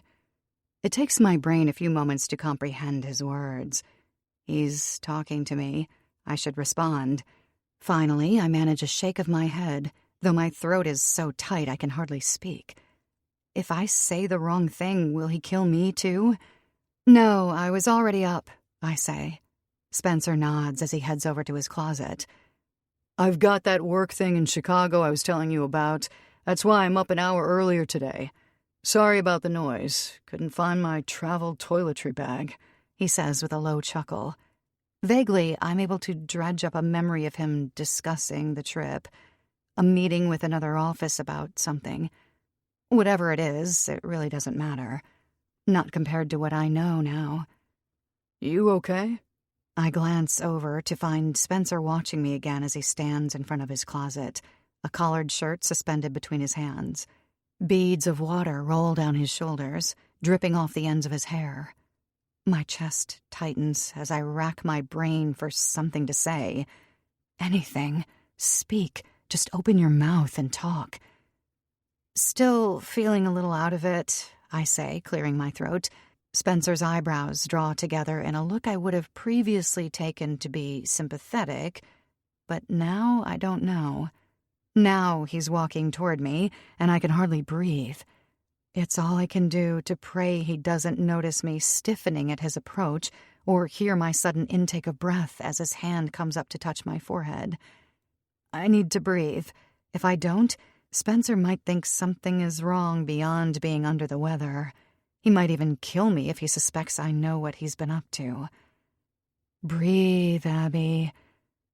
You don't feel too warm to me," he says. Slowly, my eyes come up to meet his. It feels like an eternity, the time spent with our eyes locked on each other. Does he know? "Maybe you're getting over it then," he adds finally, snapping the tension and allowing me to exhale. He straightens again and slides his arms into his shirt, talking to me as he buttons it. "Take it easy for me today, okay? I'll check in once I get into Chicago." I nod slowly, my skin still prickling from the sensation of his touch. Days ago, I couldn't get enough of it. Now I want nothing more than to never be touched by him again, to be out of his presence as soon as possible. Did he kill with those hands? Use them to slit the throat of some young girl in the dead of night? I'm trembling, but Spencer is too busy inserting his cufflinks to notice. "I'll be back early Sunday, okay?" Swallowing, I nod again as he turns around to face me. Spencer regards me again, sending another panicky pulse through my body that has me sweating beneath my thin sleep shirt. "Okay," I whisper, because I know he's expecting me to say something in response. "Okay. Bye. I love you," he says slowly. He stands there another second, his eyes holding mine. I know what he wants to hear me say, so I swallow down the painful lump in my throat. "Love you too." He knows something is up. I can just tell. Spencer watches me another moment before stepping out of the bedroom and shutting the door behind him. I remain upright in bed, listening to the sounds of him making eggs and coffee, unable to tear my eyes from the closed door. It's all that separates me from a potential murderer, who happens to be my husband. Is it possible? I don't have the bandwidth to even consider the possibilities, not while Spencer is still in the apartment with me. I hear the television click on, and an anchorman's voice fills the apartment. "Another woman found in Central Park this morning, and what appears to be the second victim of..." The TV switches off, plunging the apartment back into horrifying silence. I shut my eyes, feeling like Spencer is out there, listening, waiting to hear me breathing. After another couple minutes, I hear the front door open and shut. The apartment goes still around me. Even my own breathing stops for a moment. What if it's all a trick, and he's waiting just outside the bedroom door for me to come out? He'll reveal he knows I emailed myself his conversations, tell me he knows I followed him, that I'm next. But none of that happens. As the seconds tick on, I muster the courage to slip from the bed and make my way to the door. Pressing my cheek against the wood, I shut my eyes and listen again. There's nothing. Gingerly, I turn the doorknob. The door comes open to reveal an empty apartment. Spencer's dirty dishes are out on the countertop for me to clean up. He's gone for the next 2 days. Turning, I find that the TV actually hasn't been switched off entirely. Just the volume has been muted. On the screen is more footage of Central Park, yellow caution tape flapping in the spring breeze, before the picture switches back to the news studio. Spencer saw the news coverage of the murder and decided to mute it. What does that mean? My head pounds as I stare numbly at the screen. Another tragic killing of another young girl, the girl my husband was out with last night. I think I have to contact the police again. What if it's all still just some crazy coincidence? Is that even possible? I switch the volume back on just in time to catch a sentence that sends a chill down my spine. Missing, perhaps taken as a trophy. The hair. In both cases, the victims had a chunk of their hair chopped off. A chill settles over my skin. If Spencer is indeed the killer, then there's a good chance that hair might be in this apartment. I take a shaking breath while rubbing my temples. I'm not crazy, am I? Somehow I feel a little crazy for even thinking about it. A week ago, I would have called myself crazy for even considering my husband might be a killer. Now, here we are. My hand shakes a little as I pick up my phone to call the police. I need to let them know my husband might be the Central Park slayer. Chapter 22. Spencer. I don't like the way she looked at me. Just now, in our bedroom, I sort of got the feeling that Abby knows more than she's letting on. She couldn't know about me, could she? About what I've done? I pause in the hallway, the seconds ticking away loudly in my mind. Abby has just turned the television volume back on, listening to the story about that thing in the park. My pulse quickens. She waited until I was gone before leaving bed, acting as if she were so sick she could hardly move. Then the second I leave, she pops right up. Something isn't right. As gently as I can, I turn and go to stand right outside our apartment door. The muffled noise of the television is even louder now, but still I hear her voice. Sounds like she's talking to someone in there. On the phone, maybe? I readjust my grip on my briefcase so I can lean forward and press my ear to the door. I don't know what I'm expecting to hear, but I definitely don't hear Abby talking anymore. My breathing gets slow, steady. My calmness impresses me, given the circumstances. It only takes me another second to realize not all of the breaths I hear are mine. Abby is on the other side of the door listening too. She must have heard me walking back to the apartment. I straighten up instantly, pulse quickening as my mind races to determine what to do. If she starts to question me, I'm dead. There's no way I'll be able to keep up the act any longer.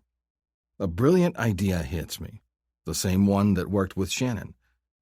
My fingers wrap around the door handle and yank the door open in a flash, revealing Abby frozen in a half lean, her face jerking up to mine with wide eyes. She really was listening. She must know something. No, she doesn't. She's so smart. Smarter than her. Smarter than Shannon. Think. What are you doing? I ask in a loud voice. If I ask first, the onus is on her to answer. Abby is backing away, her cheeks coloring. Pulling away from me. Just like Shannon. Hot whips of panic begin to yank at the corners of my mind, tugging at it like balls of yarn threatening to unwind the whole thing. She's got her phone in her hand, and she's definitely on the line with someone. Who are you calling? I ask, heart pounding. If it's who I think it is, there's going to be trouble. Abby stutters. She's flustered, which gives me a shot of strength, allows me to temper down the terror building inside me. "Catherine," she stammers, I was calling her to see if she could pick up something for me at the pharmacy for my cold." My pulse slows a little. Swallowing, I throw out a question. "Is something wrong? Why were you standing at the door?" The words sit in the air, heavy. I search her eyes, trying to dig the truth out of her. These women in my life always seem to betray me, always seem to have secrets. I learned I couldn't trust Shannon. Can I trust Abby? I thought I heard footsteps, but you didn't come in. I was wondering if you forgot something," she says. There's a visible sheen of sweat across her forehead. Is she really sick, or is that suspicion manifest? I swallow again. It's a logical explanation. Now I have to come up with one to explain why I came back. My eyes flick around the kitchen for only a moment. That's all the time I need, given how smart I am, and then the solution comes. My shoulders relax as I tip my chin toward one of the cabinets. I forgot Advil. You know how airports always give me a headache. The reason I didn't open the door right away is that I worried you were still sleeping. Didn't want to wake you. It's a perfect lie, and Abby knows it, too. She nods rapidly. Right. That was considerate. I step forward again, my expensive leather dress shoes letting out a small squeak. I notice Abby has hung up her phone call. Opening my arms, I beckon for her to come to me. After a moment's hesitation, she does. It sends a wave of relief through me. I still have control. Not like with Shannon. I can fix this. This time things will be different. Abby leans into my chest as my arms wrap around her back. I shift my hand up to her head and begin gently stroking her hair as I gaze out the windows on the other side of the apartment. Everything is going to be fine, I say. I know she loves to feel the reverberation of my voice in my chest, but really the words are more for me than for her. It's a reassurance to myself that things won't end up the way they did with Shannon. Abby doesn't respond. She doesn't even murmur a word. That isn't normal.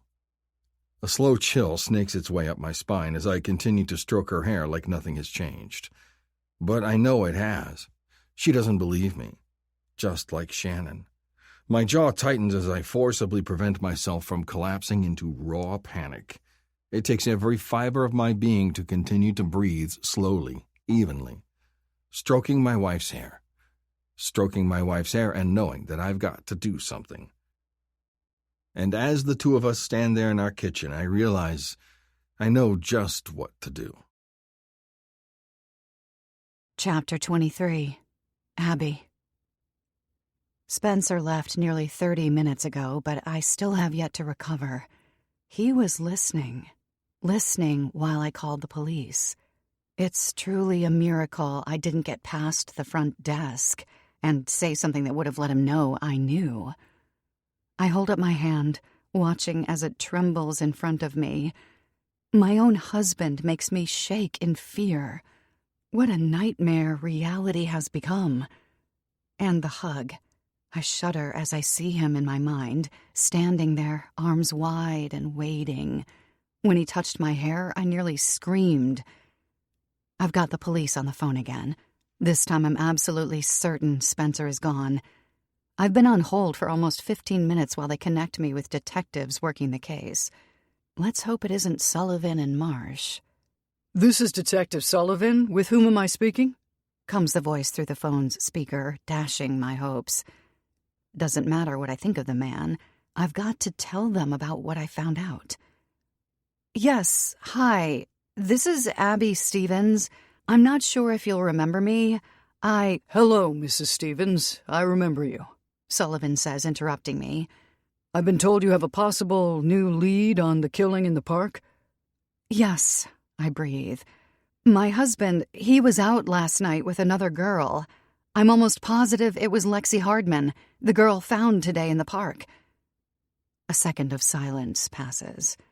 "Why would you think that?" I saw them together last night, and he didn't come home until very late. "You're absolutely sure it was her you saw with him?" I bite my lip.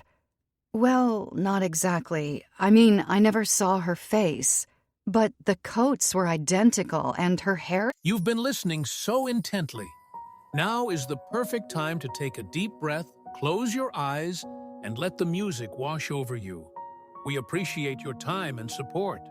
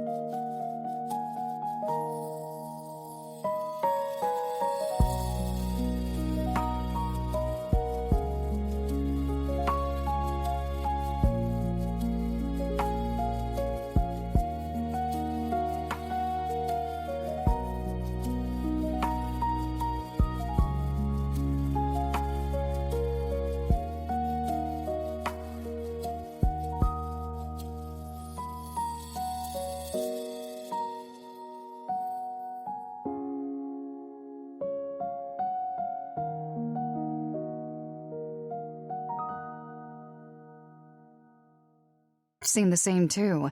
And like I said, Spencer came home super late. Saying it out loud, it doesn't sound nearly as cut and dried as it did inside my head. I can practically see the look pass between Sullivan and Marsh before the man responds. I see, Mrs. Stevens. We appreciate the information. That's it? I ask, my heart pounding. Don't you want to look into him? He took a shower last night, too. He took a shower? Sullivan asks. He clears his throat. Listen, Mrs. Stevens, I'm sorry about your husband. Really, I am. It's a terrible thing what he's doing to you. Just ain't right. But without revealing too much, our investigation is leading us in another direction. And that's that. I'm off the phone, sitting there staring at the wall with the detective's words bouncing around my mind.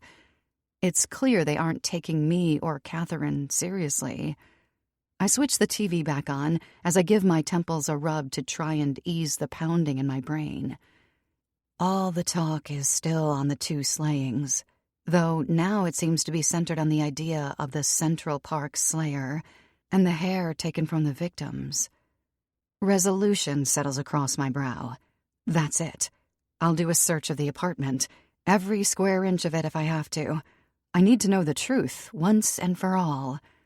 I need to know if my husband is a killer.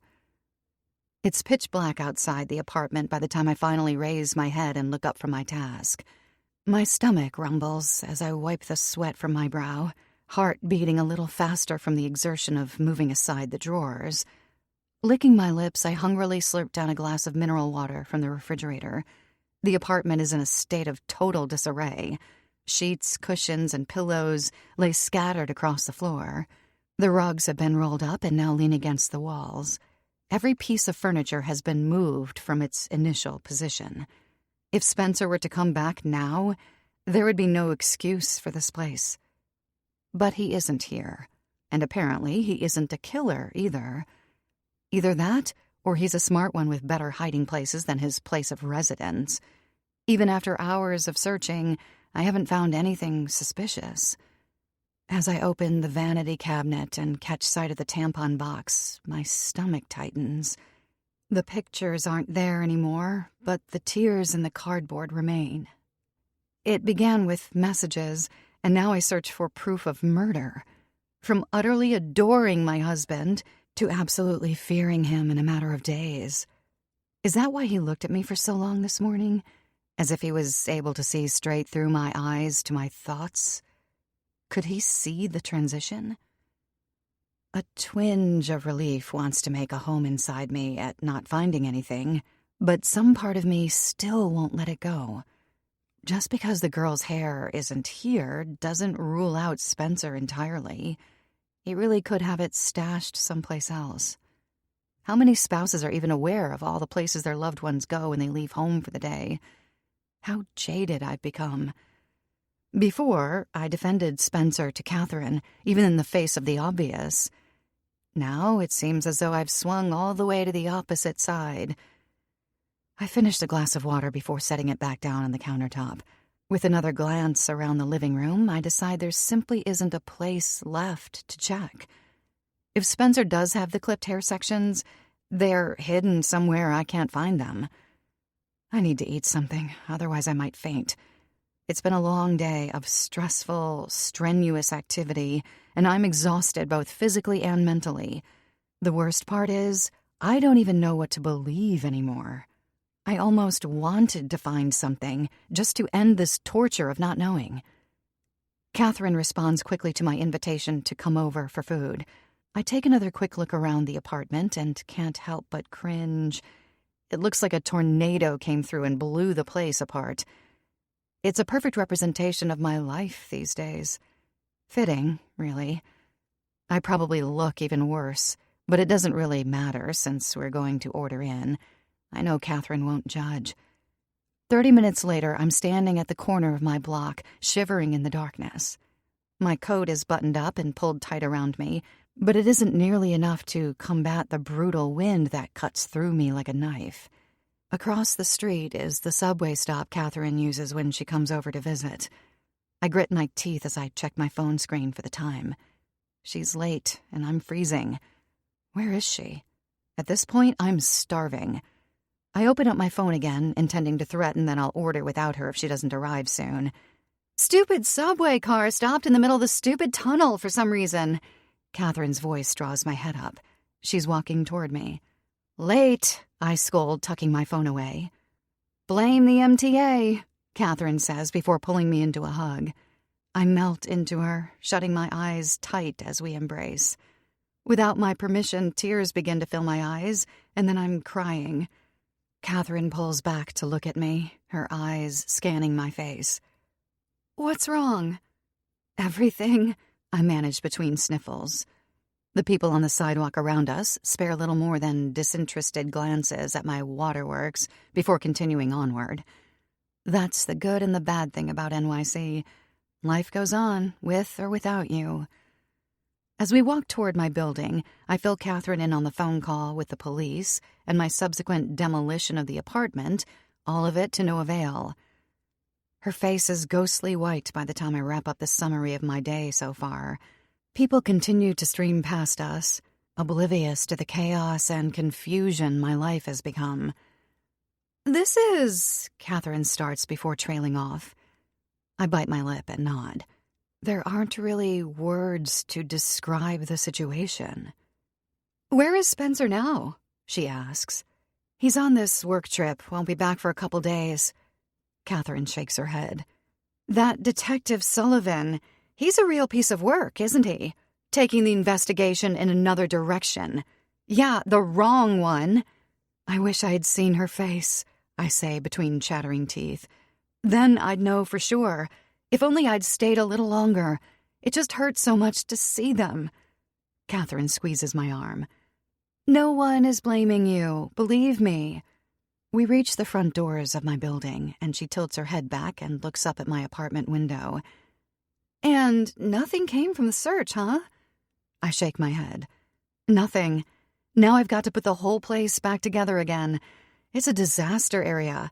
I can't let Spencer come home and find it that way. I'll help you, Catherine says. Really? I can't keep the obvious delight out of my voice. I could really use the help, and I was kind of hoping she'd offer, if I'm being honest. Of course. I don't mind. We head inside the building, relieved at the sudden blast of heat in the lobby area. In the elevator, we make a quick decision on what to eat and place an order for delivery. When I open the door to the apartment, Catherine steps inside and lets out a whistle. She lowers her purse to the countertop before taking a few steps into the living room. Now this is a strip search, she says in a tone that sounds almost like admiration. Too bad it was pointless, I mutter. Reconsidering your offer to help?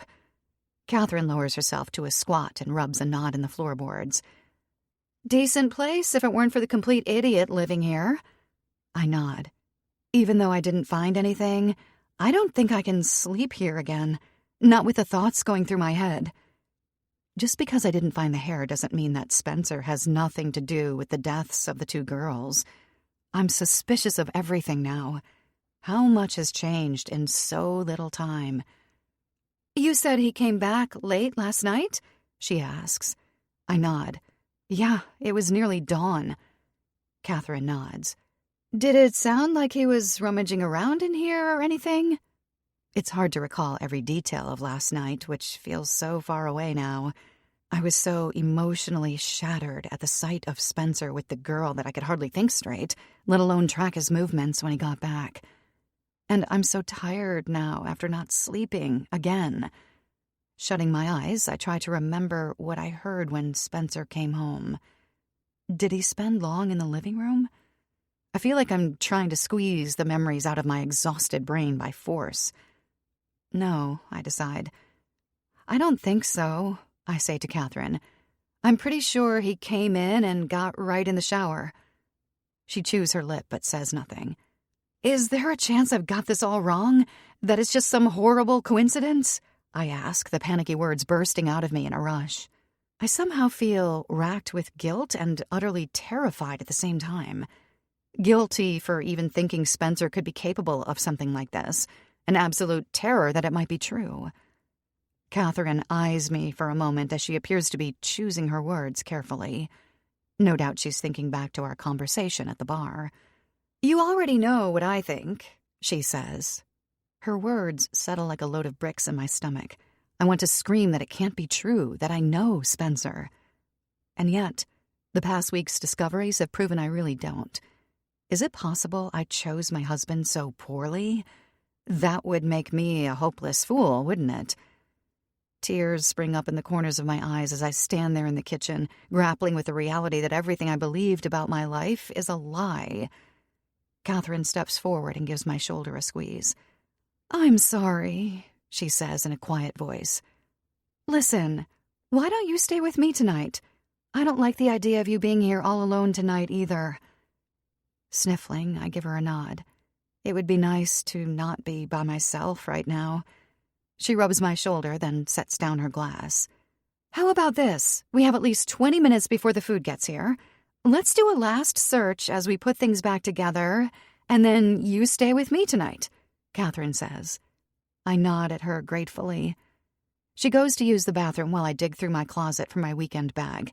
I almost don't want to let her out of my sight, as if being alone will mean I get lost in the mess of this apartment and my mess of a life. Lost is the perfect word for how I feel about everything right now. Darkness seems to creep inside the apartment, despite all the lamps I've got on, working its way out of the corners to plunge everything into confusion.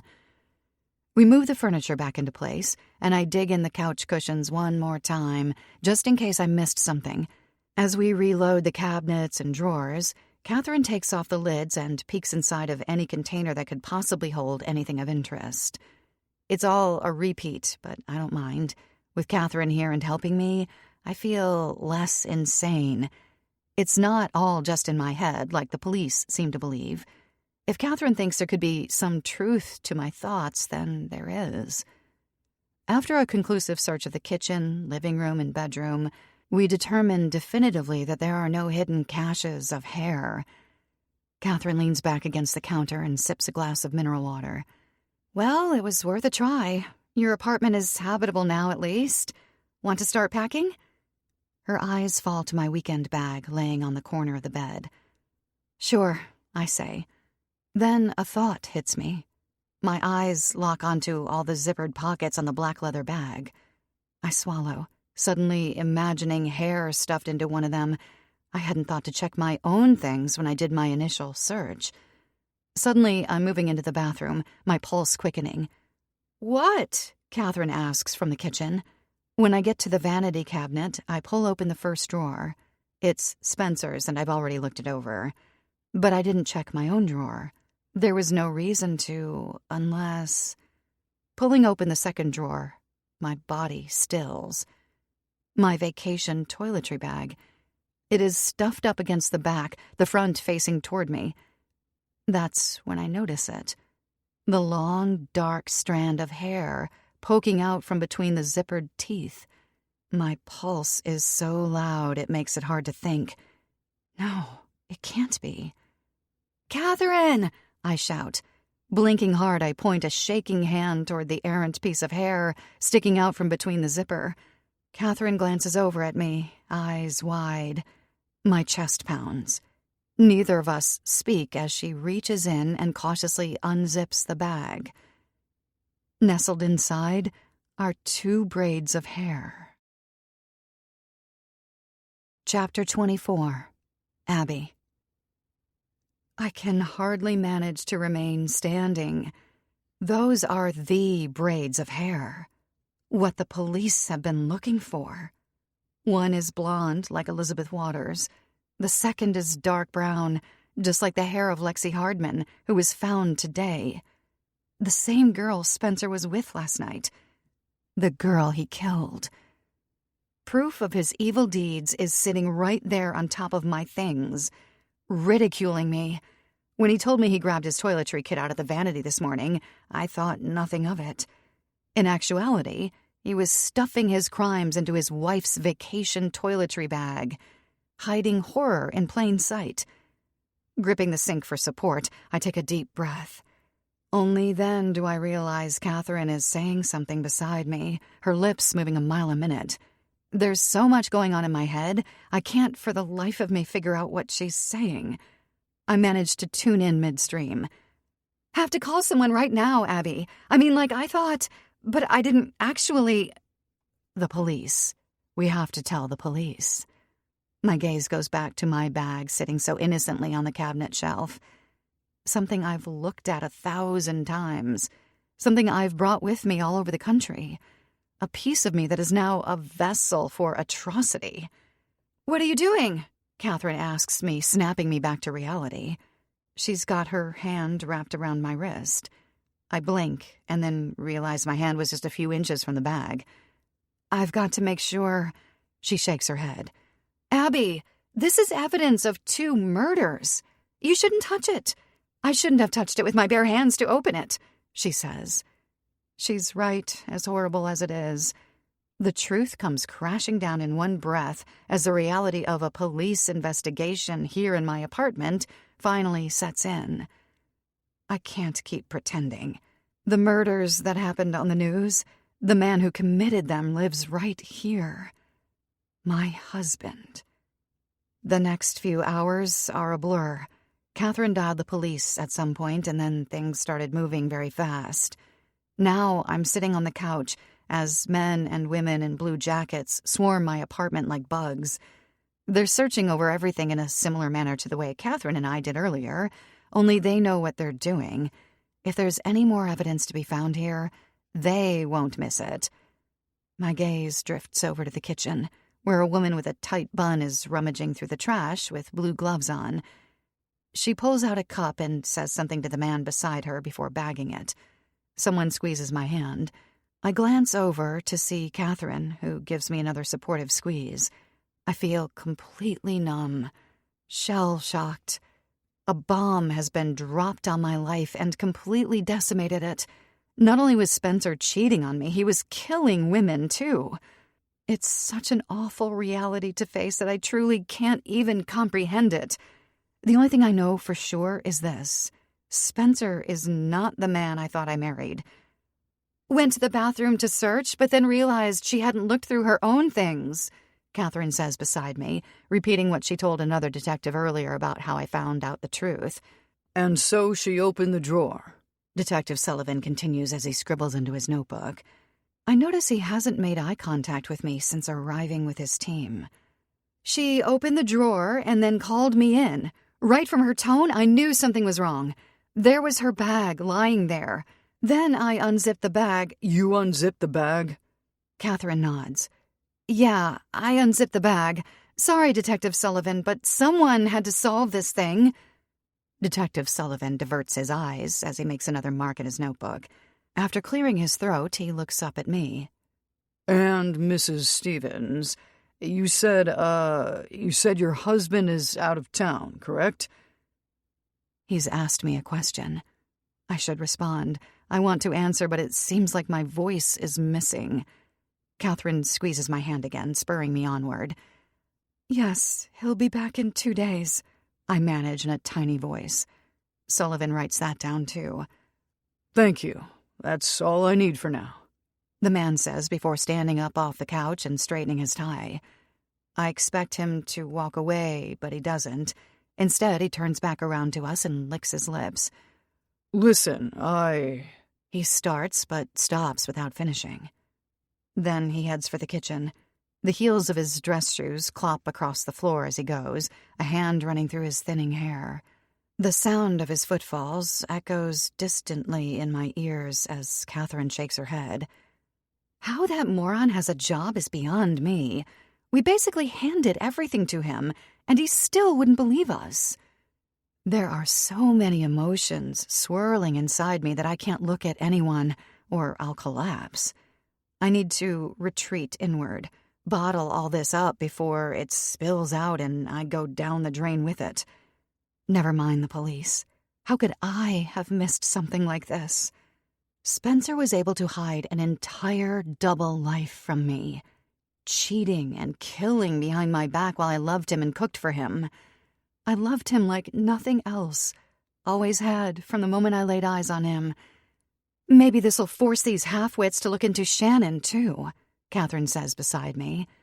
I don't respond for fear if I open my mouth, I might burst into tears in front of all these people. It's all too much. Distantly, I hear Catherine calling for someone's attention, and then her words drift down to me as she goes over the details of Shannon's disappearance again. Everyone says she ran away, but come on, look around, she says.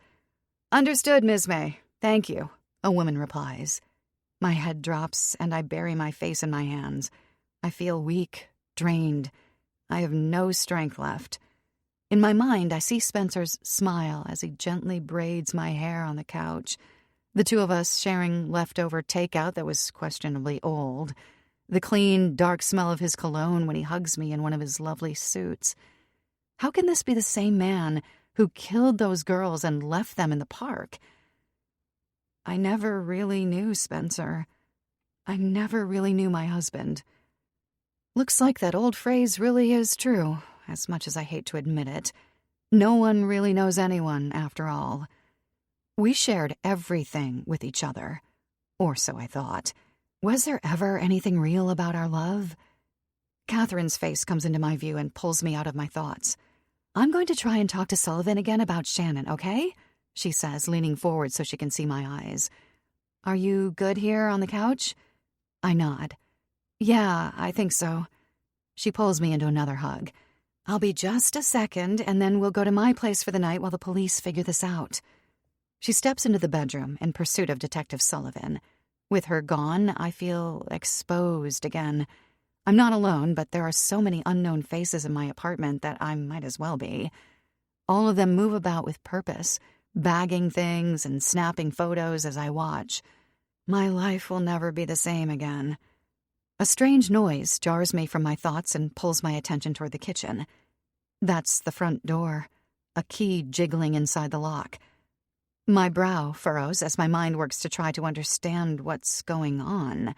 Spencer isn't due back for another couple days.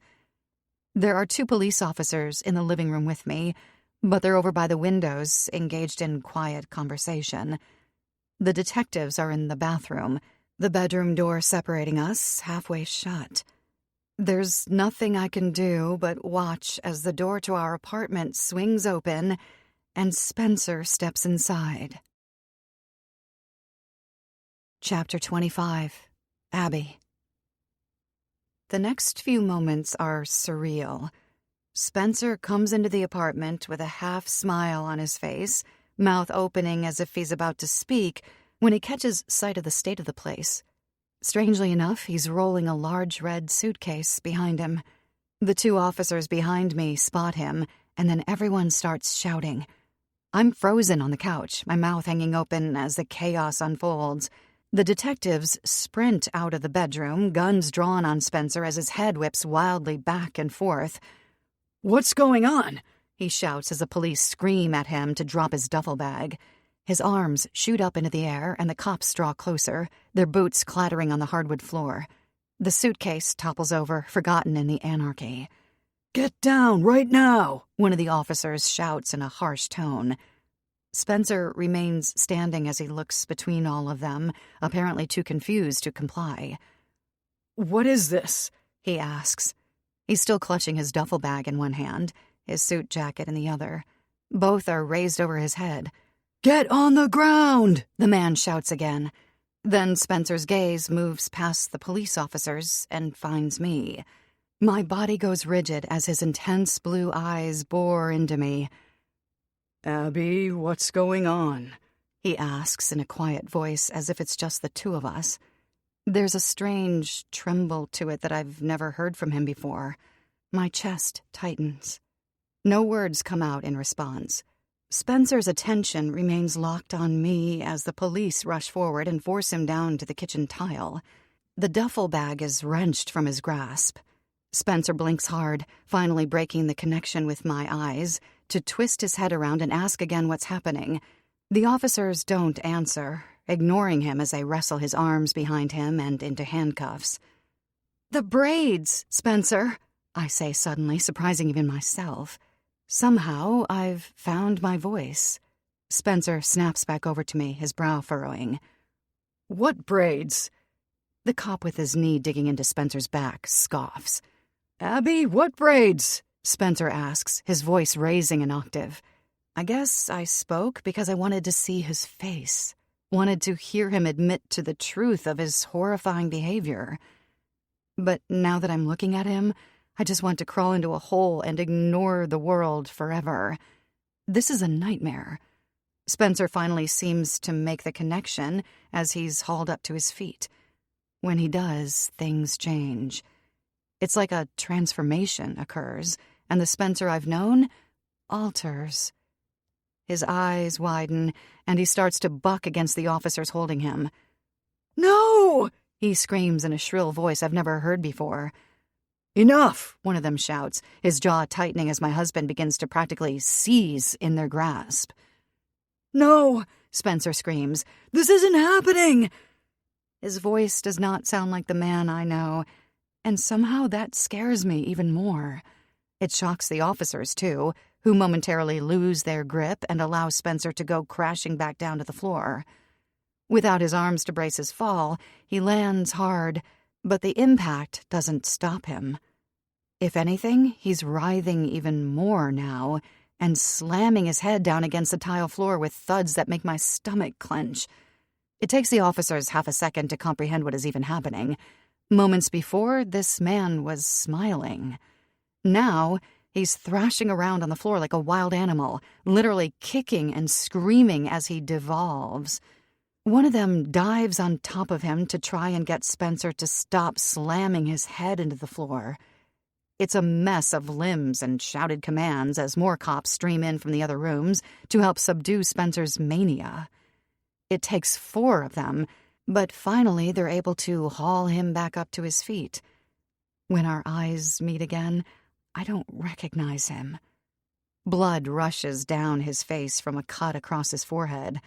The red streaks run down over his eyes, cheeks, and mouth, creating a horrifying image that burns itself into my mind. Abby! Abby, how could you? He shouts over to me. He sounds so hurt, so betrayed. But the way he's looking and acting now, I can't trust a word of it. Spit flies from his mouth, tinged red with the blood that's run over his lips. My life was supposed to be special, he yells. We were supposed to be special.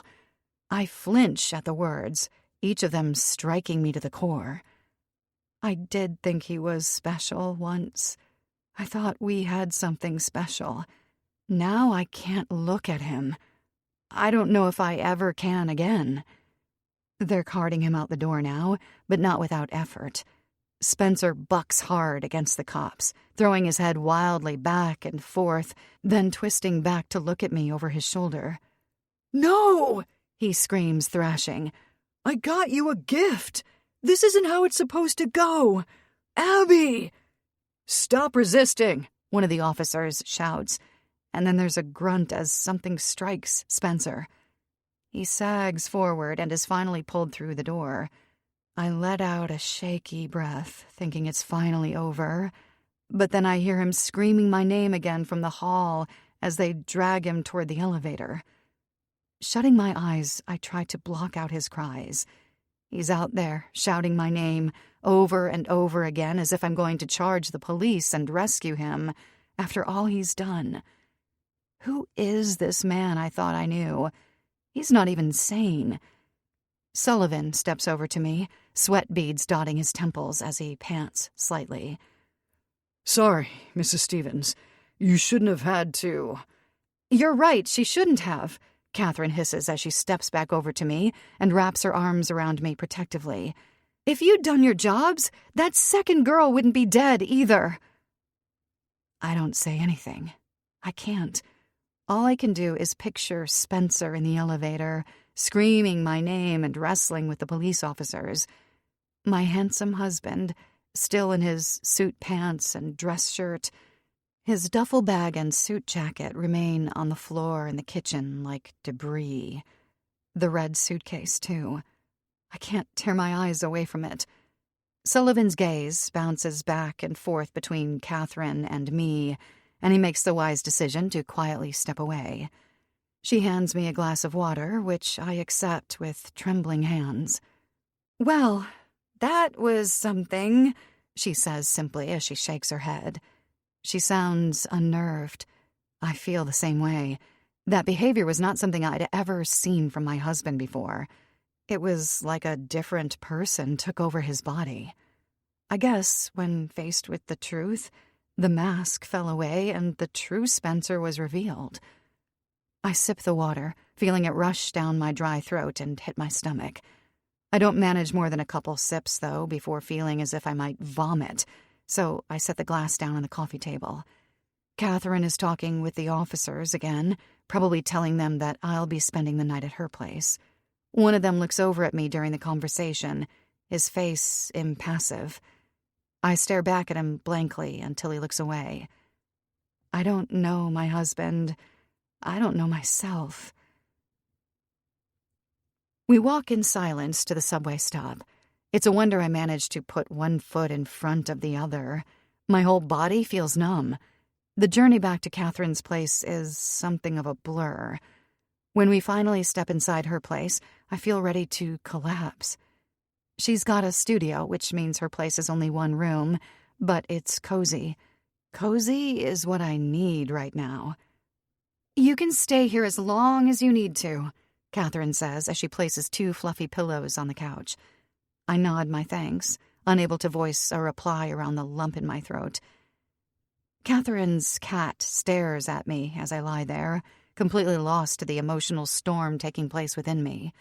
Somehow, despite everything that's happened, my thoughts keep returning to Spencer and how he must be feeling, locked up wherever they took him. Why do I even care? He's a dirty cheater and a bad man. Something must be wrong with me. I've got to go in early tomorrow, so if you wake up and I'm not here, that's where I am, okay? Just text me if you need anything and I'll reply as quickly as I can, Catherine says. I'm staring blankly at the pillows, hardly even hearing her. In my mind, I'm rewinding my 5th date with Spencer. The first time I stayed over at his place. We spent all night just looking at each other, staring into each other's eyes, and talking the hours away as we rested against the pillows until our necks were sore. Abby, Catherine repeats, drawing me from my thoughts. I stir and glance toward her. Yeah, thanks. She pulls me into another hug and then wishes me goodnight.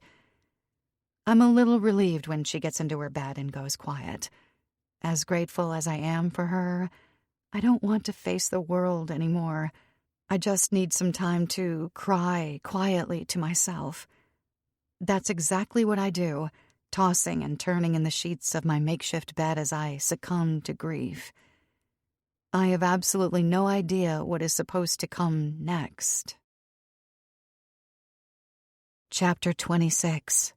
Abby. Waking up the next morning, I almost feel hungover, like I did after all those drinks that night at the bar. There's a crater in my chest, like a missile has been launched and blown up my entire life. My sleep was poor at best, filled with Spencer desperately crying my name as they dragged him out into the hallway. Even in the face of obvious, overwhelming evidence, he was still pleading with me. He was still trying to convince me of his innocence. I open my eyes and shake my head. That's just the part of me that still loves him, wanting to believe whatever he says. I guess those feelings don't just disappear overnight, but I refuse to be one of those wives of serial killers who keep their heads in the sand and defend their husbands till the end, despite all the blatant truth that proves otherwise. The braids were found in our vanity cabinet after he had direct contact with both girls. That's pretty conclusive. I just need to try my best not to think about it. Sitting up on Catherine's couch and looking around at the 4 walls, I realize holing away in her apartment and isolating myself from the world is a one-way ticket to obsessive thoughts about everything.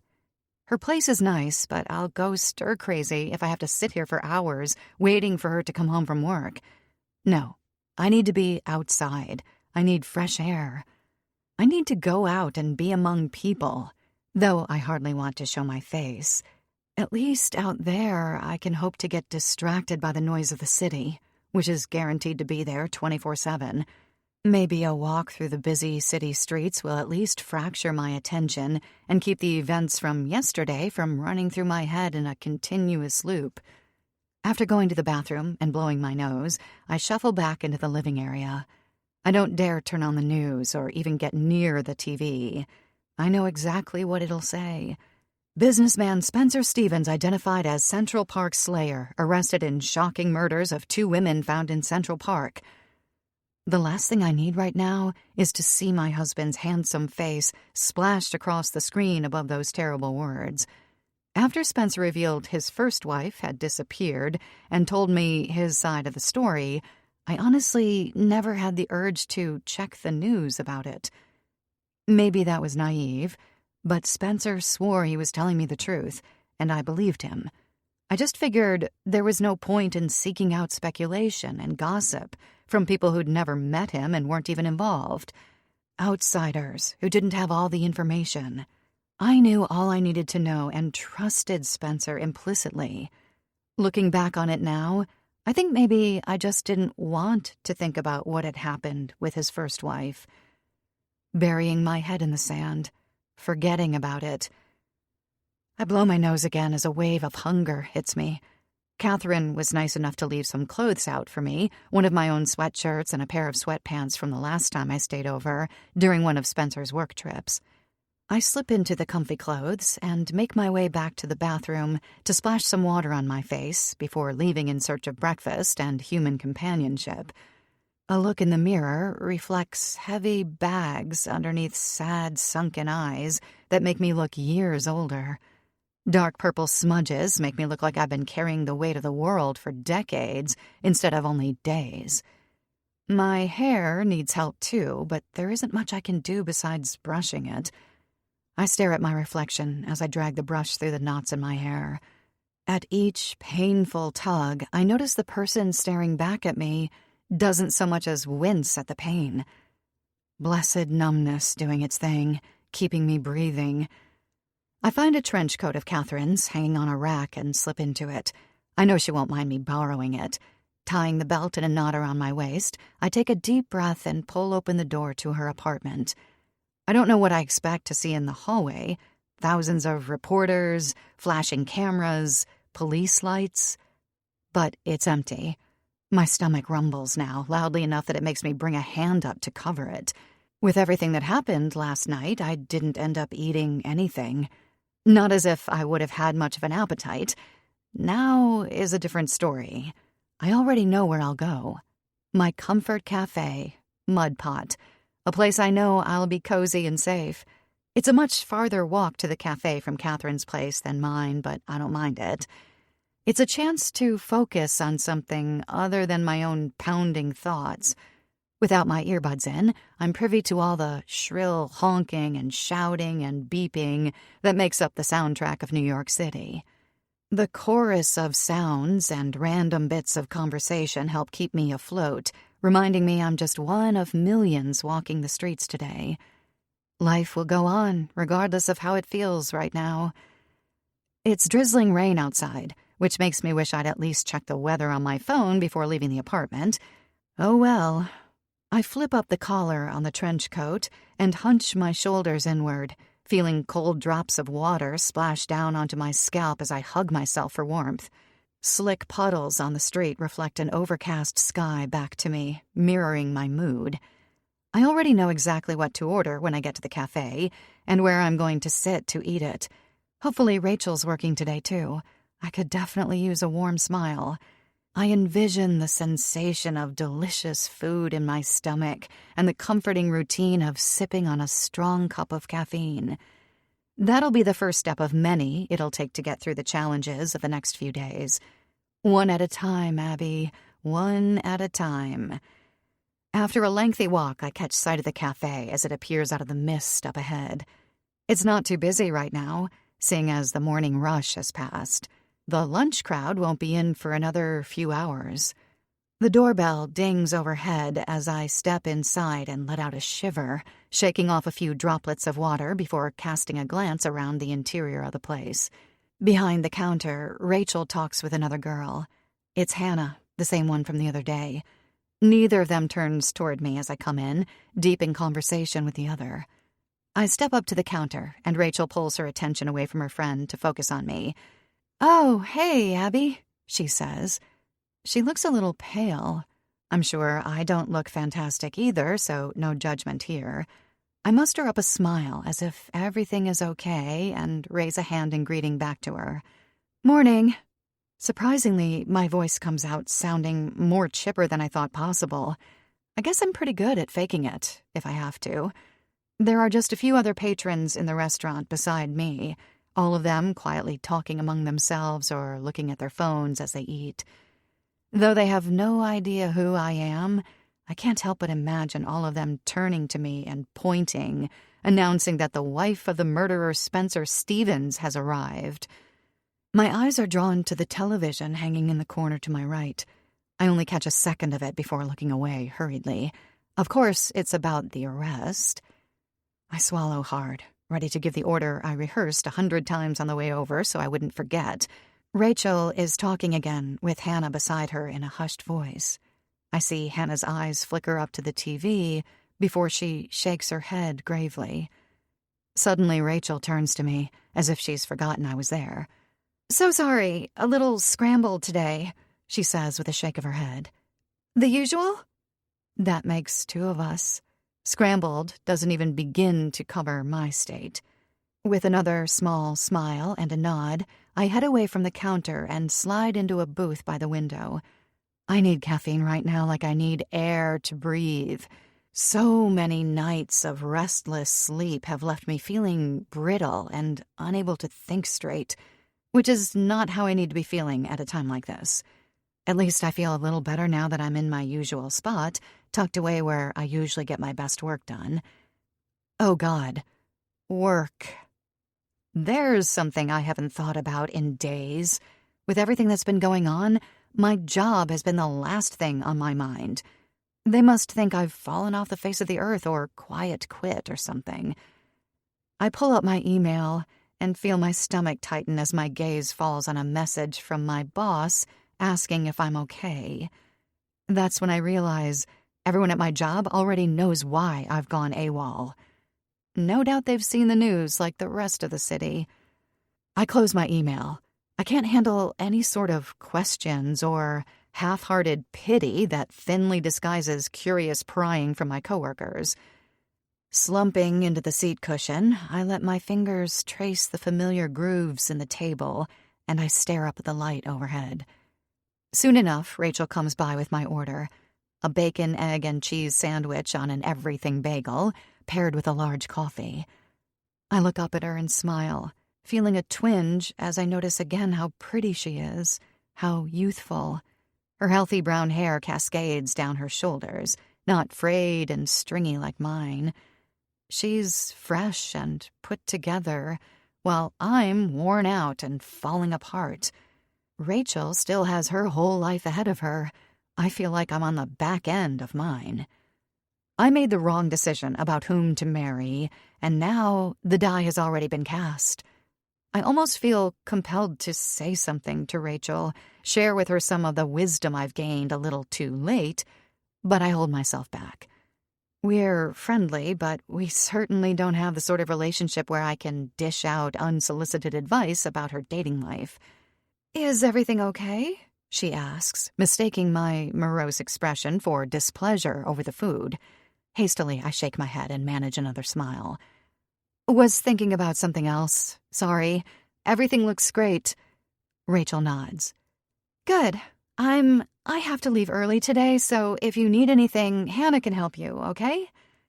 Sounds good. Thank you.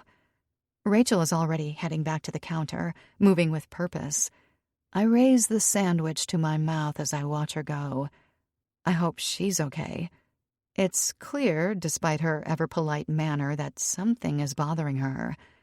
The sandwich tastes excellent, as usual, though it doesn't spark the joy in me that it usually does. All of life feels dull. In fact, or possibly I'm the one that is. Removed.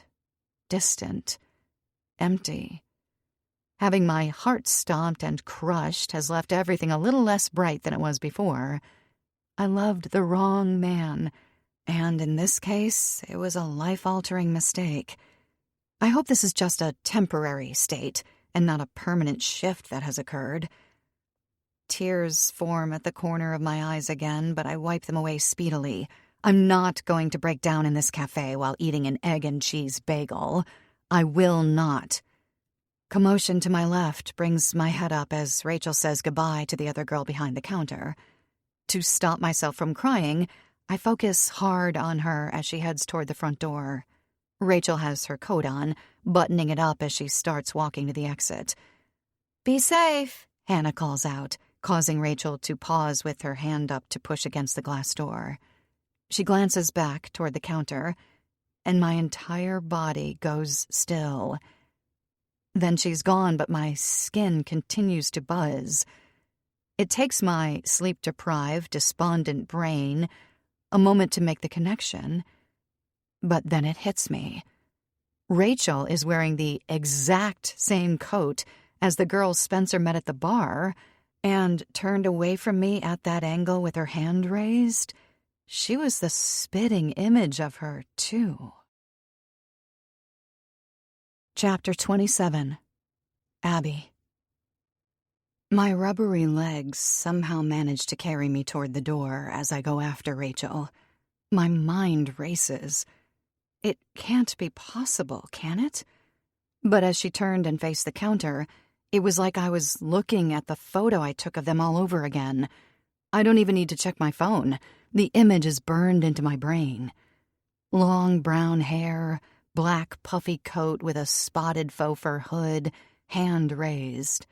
I race through the cafe, moving quickly and drawing the eyes of the other customers as I run through the door, which hasn't completely shut from Rachel's departure. "Rachel!" I call down the street. My shout captures the younger woman's attention, and I get another shock when she turns around to face me. The way the fur hood folds on Rachel's jacket is identical to the jacket in the photo, I'm sure of it. Now I do go for my phone, unable to resist. I have to know for sure. With a trembling hand, I draw the phone from my pocket. Rachel is standing still, looking at me with an expression of alarm on her face, as if I might tell her the cafe is on fire and it's her fault.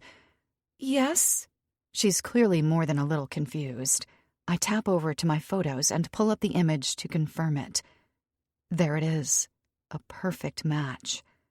Running my tongue over my cracked lips, I close the distance between us with my phone clasped tightly between my fingers. "This is you, isn't it?" I begin, mouth dry as I hold the phone out so she can see it. It takes a moment for my hand to steady and another for Rachel to see what I'm trying to show her. When she finally does, I watch her eyes go wide and hear her sharp intake of breath. I nod eagerly. "You are on a date with a man named Spencer here, right?" Rachel takes a half step back, her confusion deepening as she opens her mouth but doesn't speak. The poor girl has no idea what's happening. She probably thinks I'm stalking her, so I rush to explain. "He's my husband, or was, or still is, I guess. I followed him that night," I say. Rachel glances up at my face, her eyes even wider now. She looks ready to bolt or maybe to defend herself. I try to slow my breathing a little. No doubt I look and sound volatile, and Rachel expects me to explode on her or something. I lick my lips again and take another breath. "That is you, right?"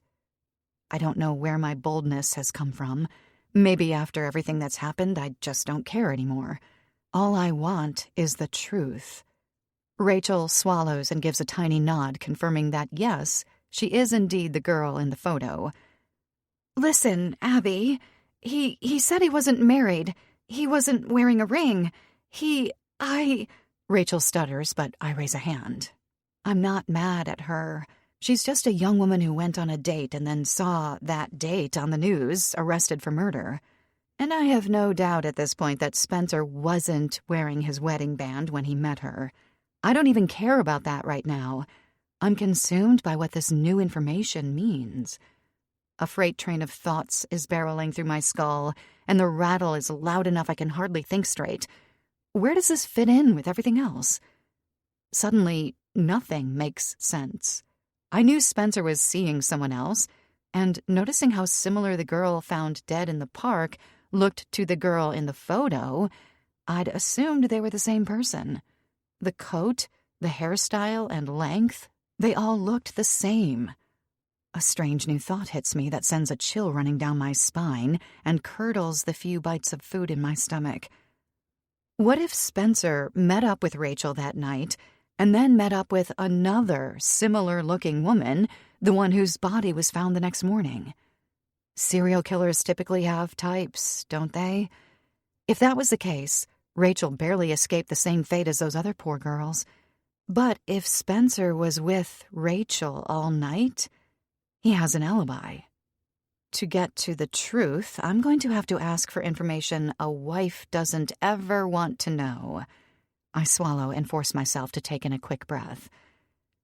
After the date, what happened? I mean, did you go home with him?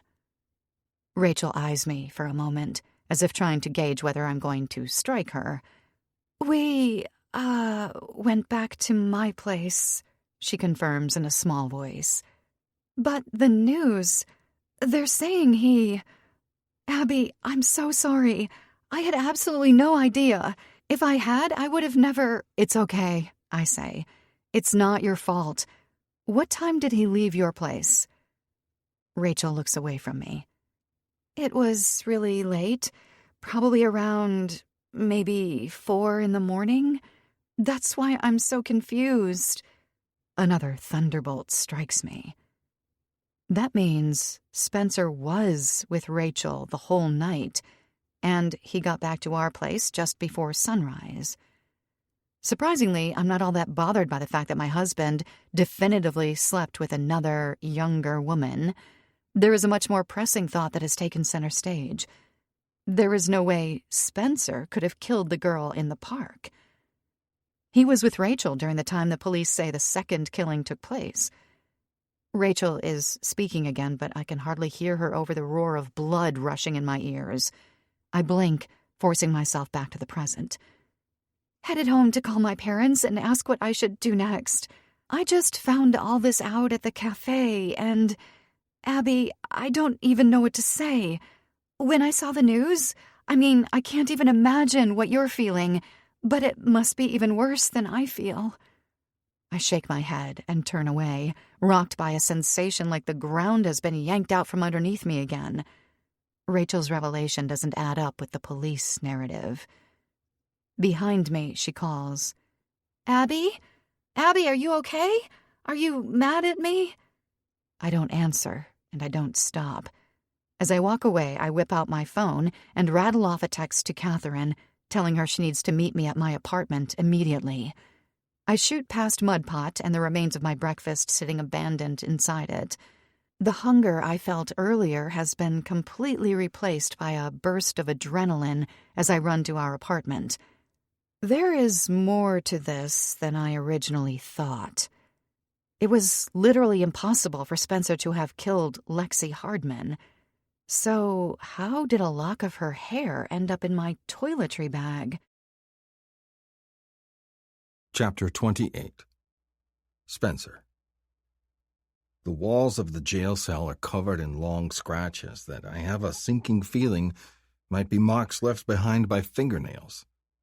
The paint is chipped and peeling, and there's a smell in here that tells me dozens upon dozens of bodies have occupied this small room prior to me. I don't know how this could have happened. Sure, I've made mistakes in my life, but who hasn't? It's not like adultery is a crime. That's the worst part about being here.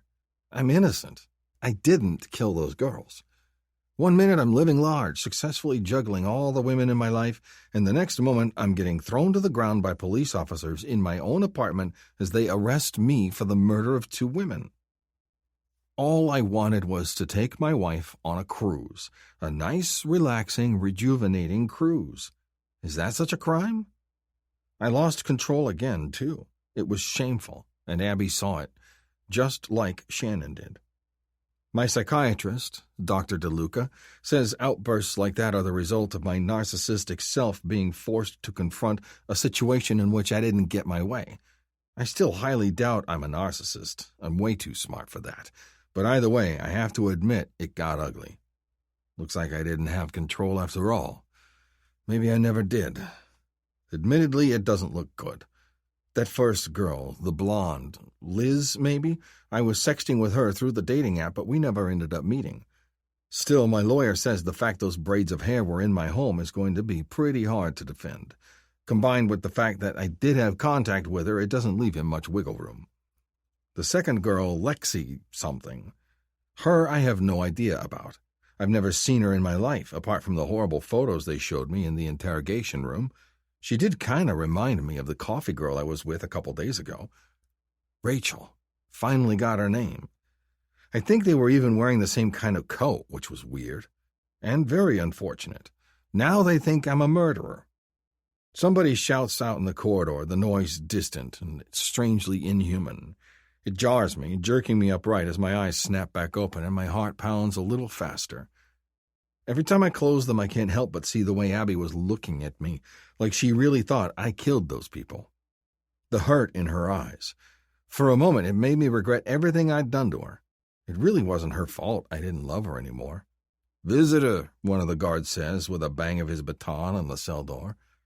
I sit up on the thin mattress. It must be Abby. I'm going to apologize to her and do my best to convince her of the truth. Standing up, I run a hand through my hair and tug on my prison garb, smoothing it out as best I can. It's a far cry from the tailored suit I was wearing just a day ago. I walk along in front of the guard who's escorting me down the hallway to the visiting room. The men in the cells around me scream and shout obscenities as I pass. Some of them even spit. Animals. We take a turn down another hall and walk toward a door that reads Visitation Room. Through the window in the door, I see a row of chairs stationed in front of partitions, all with a piece of thick plexiglass separating them from the other side. That's where Abby will sit, the two of us separated. I guess that's how it will be for the rest of our lives if I can't get out of this. Suddenly, I wish I'd been able to stay faithful to her. If I'd been able to manage it, I wouldn't be in this situation right now. The guard wrenches the door open. "Chair 2. You have 30 minutes, he says gruffly. I step inside and look for chair 2, finding the number in faded paint on the chair to my right. Walking toward it, I expect to see Abby's face on the other side of the glass, but when I get there, it's not her. It's Jane. I feel an annoying twinge of disappointment in my chest, but keep my face expressionless as I slide into the seat. Actually, why do I feel sad that Abby's not here? She isn't supporting me, and if she truly believes that I could have done something like this, why would I even want to be with her in the first place? Jane, on the other hand, she showed up for me. At least I hope that's why she's here. If she's here because she's figured out I lied about her being the only woman in my life, I could be in even more trouble. Much to my relief, the pretty redhead smiles at me brightly as she picks up the phone. I do the same on my side, shifting a little in the cold plastic seat to try and get comfortable. "Hey, handsome," she says, rather casually considering my situation. From her tone of voice, you'd think the two of us were just meeting for coffee in some cute place on the Upper West Side. "Hi," I say. My tone doesn't have nearly the same level of chipper. Maybe it's because I've spent the last few hours dodging human excrement flung from the other cells. I've got no idea how this is going to play out. I guess I've already lost Abby, but I haven't lost Jane, yet. Maybe she can even help me out like she did last time. I have to handle this right, though. My gut tells me I need to own up to the truth, or a version of it at least. That usually works. It confuses people when you mix just enough truth with the lies. "Listen, Jane, You look great. I've missed you," she says, interrupting me. She smiles, revealing those perfect teeth that always turn me on. The tightness in my stomach begins to settle. At least someone misses me. My own wife apparently called the police on me and suspects me of killing 2 girls, like I'm some kind of monster or something. "Thanks," I reply. Already I'm starting to feel a little bit better. It's amazing what a beautiful young woman smiling at you can do for your spirits. "Have you been enjoying yourself in here?" she asks. I scoff. Jane frowns a little, confusing me. I would have thought you'd appreciate a few hours away from that wife of yours." Any good feelings that had been building up leave my body like a wet fart. My stomach clenches as I gape back at Jane, who's looking at me pertly. How could she know I'm still married? I never wear my ring at work or talk about Abby. I've been telling her I'm separated and almost divorced. I guess she is here to rip into me after all. Blinking, I'm at an uncharacteristic loss for words. We are getting divorced," I toss out weakly. It's a pitiful lie, and we both know it. Jane doesn't seem at all flustered, however, which surprises me even more. "I love to see you squirm, you know that? It's so cute. I've known all about your wife for years, since back when you met her. I don't care about her," she says. My eyebrows come together. "You don't?" "Nope. Want to hear even better news?" Jane is smirking again, but there's something off about it. Her grin is a little too wide, a little too joyful. My heart begins to beat faster as I adjust my grip on the heavy plastic phone. Sweat has started to coat my palm, making it slick. Okay. "Your wife doesn't care about you now either. Not after what you've done," Jane says, wagging a finger at me. I'm not sure if this is some sort of cruel joke or what, but it isn't funny. Jane is still smiling like she's just said the most hilarious thing in the world, and it's really starting to irk me. Okay, so I cheated and got caught. Big deal. She came all the way down here just to rub it in? I shouldn't be in here in the first place. I didn't even kill those girls. Not like I expect Jane to believe me either, but still, I have to try and defend myself. I want you to know I didn't... Hush! The evidence is rather overwhelming, Spencer. It would take a miracle to get you out of this. That, or another culprit. Jane's eyes are locked on mine. I don't even know what this conversation has turned into. Her words aren't matching up with the smirk on her face, and it's making my stomach twist even more. What do you mean? I ask slowly. I'm the one who's always loved you, Spencer, not her. She believes you did this, but I know you didn't. I'm the one on your side, not her. It's always been me. You understand that? I blink again, unsure of what to say. I guess it's technically true that I've known Jane longer than I've known Abby, since I started working with her a year before Abby and I met. But Jane and I didn't even become a thing until a few months ago, so I'm not sure where all this is coming from. In fact, I started working at Bateman & Company because of you, Spencer. I just adore seeing you in a suit, Jane says with another brilliant smile. Her gorgeous face is so mesmerizing, I'm having trouble separating the vision from the slightly disturbing words coming out of her mouth. Is she honestly saying the only reason she took the job at Bateman was to be near me? We've worked together a long time. That would mean this whole time, all these years.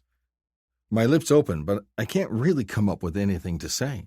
There's only confusion and a small inkling of something in my gut that grows with each new sentence that passes her full, glossy lips. Dread. I'm feeling dread. Abby agrees with me on that. The suit thing, I mean, Jane says with a nod, her eyes shifting away from me. Probably the one thing me and that useless half-wit can agree on. My heart slams against my ribs hard enough to make me actually wince as a cold sweat breaks out across my brow. Jane has met my wife. What? I begin, but trail off as my eyes meet Jane's again.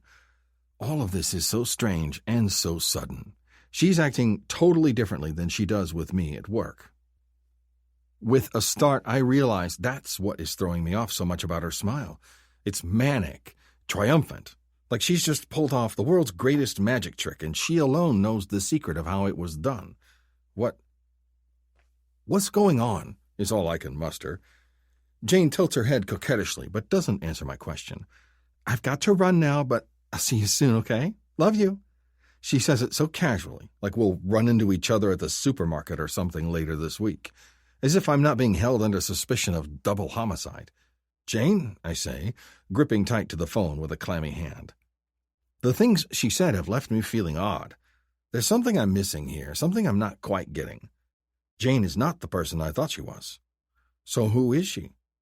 She's already set her phone receiver back on the hook. She reaches up to the slab of heavy glass between us and presses her palm against it, skin flattening enough that the color blanches from her skin, and I can see the grooves of her fingerprints. A guard enters her side of the room. The sound is muffled with the heavy barrier separating us, but I can still make out the man as he speaks. All set, Miss May. My brow furrows as surprise strikes me, rocking me back in the hard plastic chair. Miss May? Jane's last name is Walter, not May. But where have I heard that last name before? Then it hits me. Understanding dawns right as Jane flashes me one last parting smile and gives me a little spread finger wiggle wave. All I can do is stare after her as the truth spreads through my bones like a fast-acting toxin. I grip the phone so hard I nearly crack it. Jane Walter and my wife's best friend Catherine May are the same person. Chapter 29. Abby. Where is Catherine? She's taking forever to get back here, and I need to talk over my new discovery with her.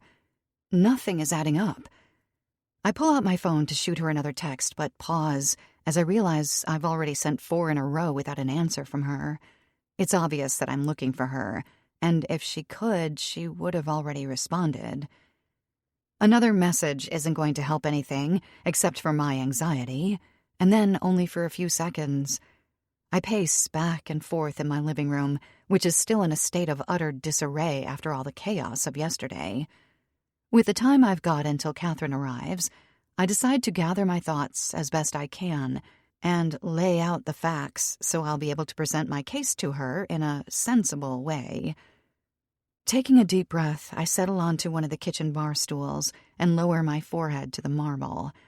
It's cool to the touch and helps to calm my racing mind. Fact 1.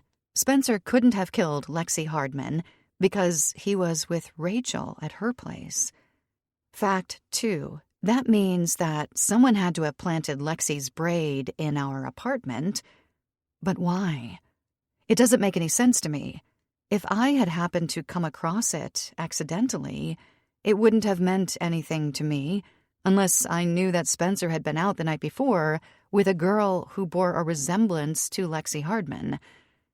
My mind begins to spin out as I try to put the puzzle pieces together and form a complete picture. Only it's not a flat jigsaw puzzle but a three-dimensional one, and my sleep-deprived brain isn't exactly at its best. I need Catherine here to help me dissect this thing. I glance over at my phone, but the screen is still dark. Where could she be? With the assumption that Spencer didn't kill Lexi still rolling around my mind, I think back to Elizabeth Waters, the first girl who was found in Central Park. Detective Sullivan said there was no evidence that she and Spencer had ever met up, and that was backed up by the messages between the two of them. We figured that was just shoddy police work, that they must have had a rendezvous at some point, but what if it was actually the truth? That Spencer hadn't met up with Elizabeth, and so he didn't kill her either. I lick my lips as my heart pounds faster. The police could have been right all along, and if they were, there is a single question that still needs to be answered, and fast. How did 2 braids of hair belonging to dead women wind up in my bag? I can't come up with any plausible explanation. Could he have had an accomplice or something? Spencer lured the women and set them up for the kill, and his partner did the actual dirty work? It just all seems impossible. There's absolute anarchy in my chest as feelings froth around inside it like waves in a storm. Guilt, anger, confusion, all of it mixing together in my mind as I think of Spencer and his handsome face. Then the desperation in his eyes as he was carted out of here in handcuffs. Though I know now what a good liar he is, his frantic denial felt like the truth. A knock at the door snaps my head up. I'm ripped from my thoughts and left sitting on the bar stool blinking. "Abby?" comes a muffled voice. Thank goodness, Catherine is finally here. A second longer spent in my own mind, and I just might begin to lose it. I push off the marble countertop and scurry around the side of the island to unlock the door and open it for her. Catherine looks up as the door swings open, flashing me a smile with her perfect teeth. It's the first time I've seen her with her hair down. She's wearing cute matching gloves and a scarf, so put together. When she smiles at me, it feels like everything is going to be okay. She's here now, and we can figure this thing out together. Relief washes over me as the words I've had on spin cycle all day begin to pour out. Spencer didn't do it. Didn't kill the girls, I mean. At least, I think. I mean, he couldn't have acted alone. I don't know, Catherine holds up a hand and scoots past me. Whoa. There's a lot there. I gulp down a breath and nod quickly. I must look half insane to her. To be honest, I feel it. The emotional roller coaster I've been on over the course of the last few days has left me nearly senseless and definitely strung out. Let me use the bathroom first, and then we'll dive into whatever, okay? I should have gone before I left work. Now I'm desperate, Catherine says. I nod again as she makes her way into the bathroom. The door claps shut, leaving me alone in the too-bright kitchen again as my thoughts rocket through my brain. A dull buzz interrupts me before I can spiral again. I whip my head around, looking for the source of the noise, and realize the buzzing is coming from my phone on the countertop. It's upside down, moving ever so slightly as the phone trembles with the force of the phone call. I scoop it up but don't recognize the number displayed on the screen. The toilet's muffled flush reaches my ears from the bathroom as I decide whether or not to pick up. After another second of hesitation, I swipe to accept the call and hold the phone up to my ear. A robotic voice greets me, informing me it's a call from an inmate at some correctional facility in the city. Then there's a recording of Spencer saying his name. The automated voice returns. "Do you wish to accept?" A pang of emotion slashes across my chest at the sound of Spencer's voice. The way he said his name sounded strange, as if he were stressed or panicked when he recorded it. Maybe I shouldn't, but I reply that yes, I agree to accept the call. I can hear the sink running in the other room as I wait a few moments for the line to connect. Finally it does, and Spencer begins talking instantly, his words running in a steady stream before I can even say hello. "Abby, you need to listen to me, okay? Catherine is not who... I don't know who she is, but watch out. I think she might have had something to do with the murders." My entire body locks up, and the hairs on my arms and the back of my neck lift. I can't hear the water running in the bathroom anymore. "Abby?" Spencer asks, but I don't respond to him. I'm too busy responding to the chill running down my back. Turning around slowly, I let the phone slip away from my ear as the puzzle pieces finally begin to click into place. Catherine is leaning against the bedroom doorway, and the look on her face is utterly terrifying. Chapter 30. Abby. "That's Spencer, isn't it?" Catherine asks in a biting tone. I clutch the phone, still hearing my husband's tinny, panicked voice coming from the other end. "What's going on?" I ask, my throat constricting. This is more than just a friend being mad at me for being foolish enough to accept a collect call from my cheating, incarcerated ex. "It is Spencer, isn't it? I can't believe it," Catherine says, a snarl curling her features, her gaze locked on the phone in my hand. "Hang it up, now." When I don't obey quickly enough, she takes a step forward and snatches the phone out of my stunned hand, hitting the end call button with her thumb. Then she flings it to the side, where it lands out of sight with a crunch. She looks almost upset, but not quite. It's an odd look I can't quite place. "See, I would have thought some time in lockup would have shown him the truth, but I guess not," Catherine says. She's still taking slow steps toward me while I'm backing up. Her entire demeanor seems different from any other time I've seen her. It's like a whole different person came out of the bathroom. "I don't understand," I say in a small voice.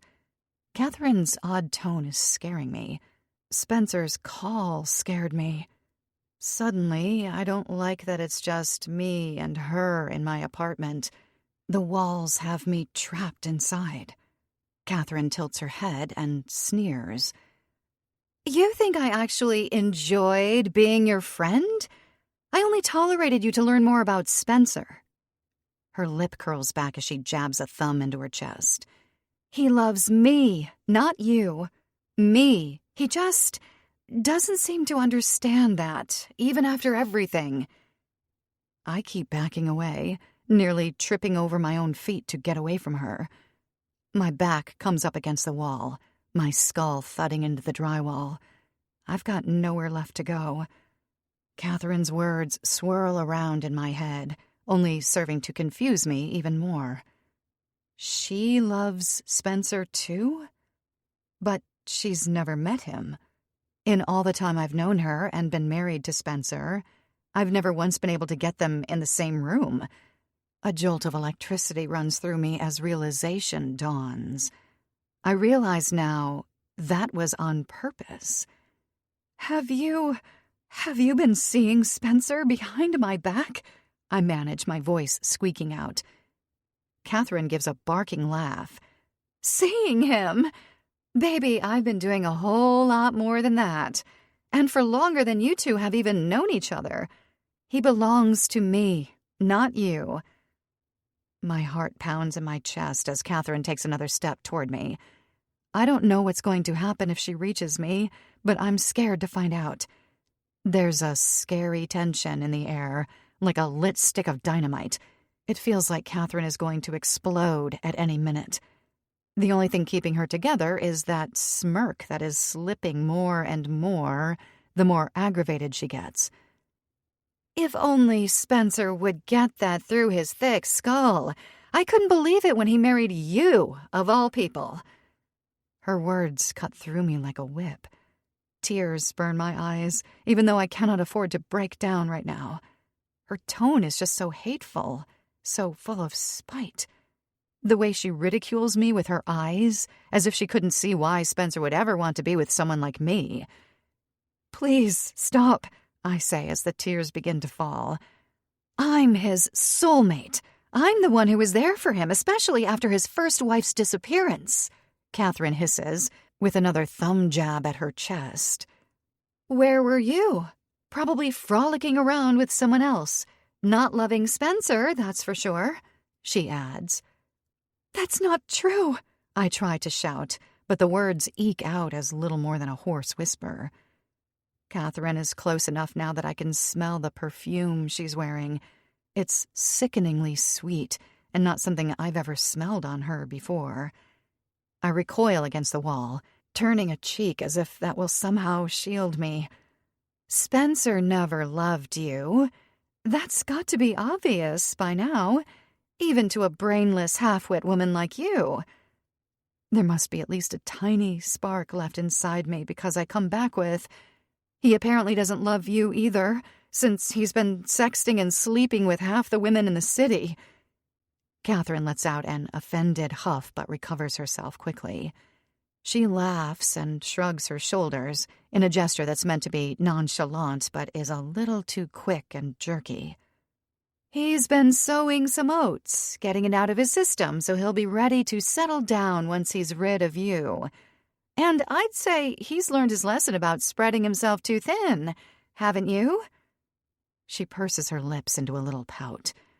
I feel bad leaving him alone in such a scary place. He won't be there much longer, though. I blink, and for a moment the fear fades away as I try to grasp what she's saying. See, no one knows it yet, but there's another pretty girl lying dead in the park, Catherine says. And weirdly enough, she's got your DNA on her. A ringing fills my ears as I sag against the wall. I feel like I've been punched. Just like she did to Spencer, Catherine is going to frame me for the murders. With Spencer locked up, he couldn't possibly have done it, she says. Soon enough, they'll complete their investigation and realize Spencer never met Elizabeth or Lexi either. So that really leaves only one other way those braids could have gotten into your apartment. That bone-chilling smile returns. The braids were found in your toiletry bag, after all. And won't the police be delighted when they find the murder weapon hidden in the bathroom, too? She finishes. My head shakes as my entire body trembles. Catherine nods her head. Can't you see the headlines? Vengeful wife kills off husband's playthings, then blames the cheating hubby for her crimes. I'd buy that. A cold sweat breaks out across my face. She's planned it all out perfectly. Why wouldn't the police believe what she says? She planted the murder weapon somewhere in the bathroom and somehow planted my DNA on another victim's body. I don't know if there's any reason they doubt her. Catherine licks her lips as she takes another threatening step toward me. I slide to the side and move in a slow half-circle, my back coming up against the kitchen island as she continues to prowl after me. You know, your blind loyalty to Spencer is almost admirable. The anonymous note I sent would have been enough to get most women suspicious of their husband instantly, but you hung on to your faith for ages, she hisses. Catherine lets out another short laugh. Basically had to drag you through every step.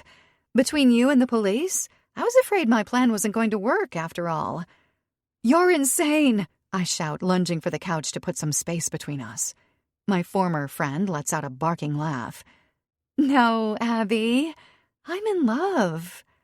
She reaches into her back pocket for something, but I can't tell what it is. A gun? I have nowhere to hide. My entire body tenses as her arm comes back around. But it's not a gun she's holding. It's a phone. What are you going to do? I ask, my words coming out strangled as sweat pours down my underarms. Catherine's eyebrows pull together and she smirks. What do you mean? You just admitted everything to me. I have to call the police. It's my civic duty. No, please, I beg her. Don't do this. But it's no use. She's determined to destroy my life. Catherine holds eye contact with me as she raises the device slowly to her ear. I can hear the phone ringing. Don't, Catherine, don't, I plead.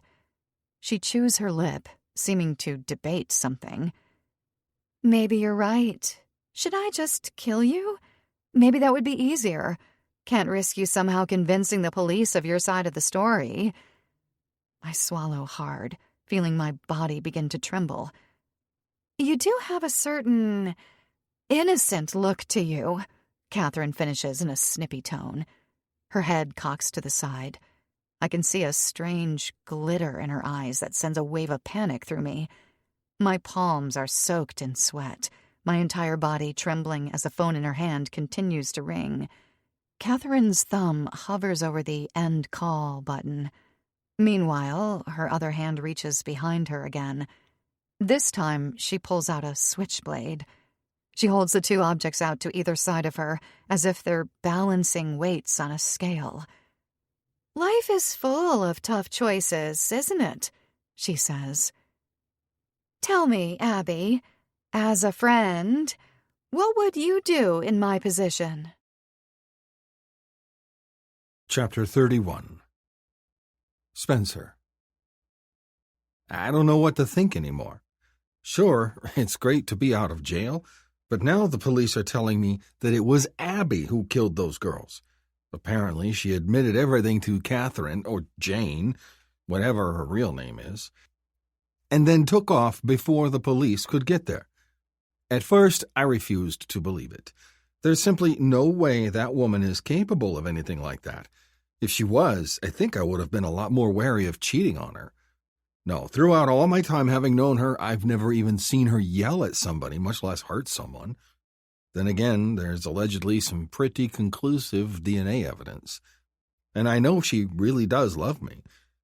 The cops speculated she killed those girls in a jealous rage after she learned I'd been flirting with them online. I don't know what to think about that, or why she would kill another one while I was locked up. They found the third victim just hours ago, her cold body lying under a bush in Central Park. To think I called to try and warn her about Jane. Crazy. She might have been in the act of hiding the body even while I called her. That's probably why she hung up on me. But then I think about Jane, or Catherine, whatever, and how odd our conversation was when she came to visit me in jail. Her behavior there still has me worried, and the fact she's been going by two names and masquerading as my wife's friend, well, it's not exactly normal. So as the police cruiser drops me off in front of my building with a hasty apology, I'm left staring up at my apartment with a tenseness in my body that makes me feel strange. Worried, maybe? Weird. I'm not used to feeling this way, and I'm not sure whether I'm worried about my wife or about myself. Apparently, no one has seen Abby since she slipped out after telling Jane everything. She must have used the back exit where they store the trash bins, otherwise the cameras in the lobby would have picked her up. There's a manhunt on for her, big enough that it's made the news. I shove past a few reporters who have taken up positions on the sidewalk in front of our building. It only takes them a second to recognize me, and then I'm being pestered with questions as I pick up the pace toward the revolving door. All of them jostle for position in their quest to interview me, but a neighbor coming out of the building shouts to make way so he can leave. I'm grateful for that, as it allows me to slip into the lobby and take a breath. What a whirlwind the past few days have been. I'm back in my suit from the weekend, having been allowed to change into my clothes again once they dropped the charges and released me from custody. I'm sure I smell fantastic. What I need now is a long shower and a cold beer. Then maybe I'll try and piece all this together. There's a lot to think about, what with Jane's declaration of love and Abby's apparent murderous jealousy. Another pang of guilt hits my chest as I punch the elevator button. If I hadn't been fooling around on her, she wouldn't have killed those girls. The only reason they died is because they knew me, or looked like someone who did. Guilt is another feeling I'm not too pleased with. I just need to get drunk and try to forget all of this craziness. I step into the elevator, finding my blind neighbor, Mrs. Glenn, in there already. The old broad is so blind and deaf she probably has no idea I'm even in here with her. "Who is that?" she asks. I'm not looking to make conversation, but I don't want to be rude. "Spencer Stevens, Mrs. Glenn," I reply. "Who?" This time I decide to stay silent. If she realizes it's me, she'll probably try and invite me over like she's been trying to do since I moved in here. I made the mistake of going over once, right before I met Abby. I couldn't get out of that musty room fast enough. Better for Abby to be the one who has to deal with her, not me, though I guess now grocery duty might fall on me. I let out a sigh as a light tune plays in the background of the elevator. Despite how insane everything is, somehow I know I'll come out okay. I always do. In a weird way, it's almost a mirror of my experience after Shannon disappeared. The suspicions, the reporters, the frenzy. It died down eventually. I bet this will too. It always does. I let out a breath, allowing my pulse to slow a little. Yeah, I decide. Within 6 months, no one will even remember any of this. I'll be able to start meeting other women again. Maybe even find a new wife. The elevator doors pull apart on my floor, and I step out into the hallway in front of Mrs. Glenn. It feels a little surreal walking back to my door, back to my comfortable apartment and all its fancy things after the squalor of the jail cell. After having spent the last day or so in lockup, it's nice to be home. I can't wait to kick my feet up and drain a few IPAs. I think there's a game on tonight, too. That'll help take my mind off things. Shower first, though. I turn the key in the lock and the door swings open. Inside, the apartment looks pristine. My brow furrows. It was in a state of utter disrepair when they dragged me out of here. What, did Abby clean up the place in between murders just before fleeing? Whoever did it, at least I don't have to. I head over to the fridge, finding that it's been stocked with food, too. Abby even got my favorite brand of beer. She must have gone shopping before all this went down. Things really do always work out for me. I grab one of the beers and pop the cap, taking a deep drink as I unbutton my shirt. A creak behind me whirls me around. I come face to face with a woman stepping out of the bedroom. It isn't Abby. It's Jane. She's got a towel wrapped around her body and another around her hair. Her skin is pink from just being in the shower. "Welcome home," she says with a wide smile. "How did you get in here?" I ask, my grip tightening around the beer bottle. After our last conversation, I'm not sure I want to be spending any more time around her. Seems like all the women in my life are a little unstable. Jane laughs like I've just asked the silliest question in the world. "I have a key, silly." She scoops it up off the counter. My heart beats a little faster as my eyes latch onto the keyring it's attached to. It's Abby's. I know because hers has this little white fluffy heart on a chain, and now there it is, dangling from Jane's hand. "Was wondering when they'd let you out," Jane says in a flirtatious tone. I set down my beer bottle, eyes darting around the room. Jane makes her way to the couch and flops down like she owns it. Her bare feet come up to rest on the glass coffee table as she leans her head back and rolls it toward me. "What's wrong?" I lick my lips, not entirely sure how to proceed. I was not expecting anyone to be here when I got home. Not Abby, and certainly not Jane. I don't really know how to feel about this, I say. Hopefully that came out right. While I can't say for certain, it feels like there's a strange energy that Jane has around her, almost violent. I don't know how I missed it before. Her face clouds and she sits up straighter on the couch. "You still don't understand, do you?" she asks in a sharp voice that cuts through the air like a knife. The sound is jarring and makes me stiffen. Understand what, exactly? I ask. I'm beginning to think it was a mistake sleeping with Jane to begin with. Maybe this is why they say not to fish off the company dock.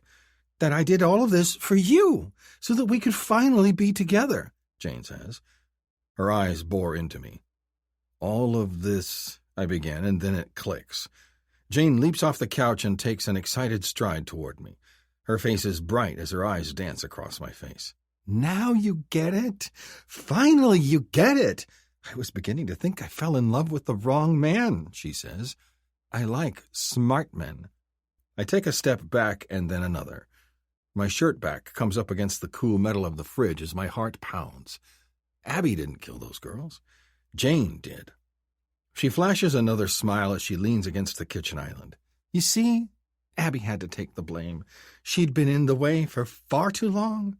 In the way of us. Her tone suddenly brightens. Look, I made drinks. Jane points to the countertop where a couple of cosmopolitan cocktails sit. What have you done? I ask, my voice quivering slightly.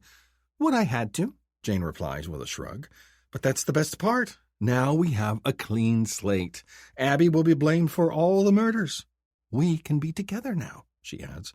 Jane, where is Abby? I ask, my throat closing in. Jane cocks her head. It makes her look even more deranged. What do you care? Didn't you hear me? We can be together now.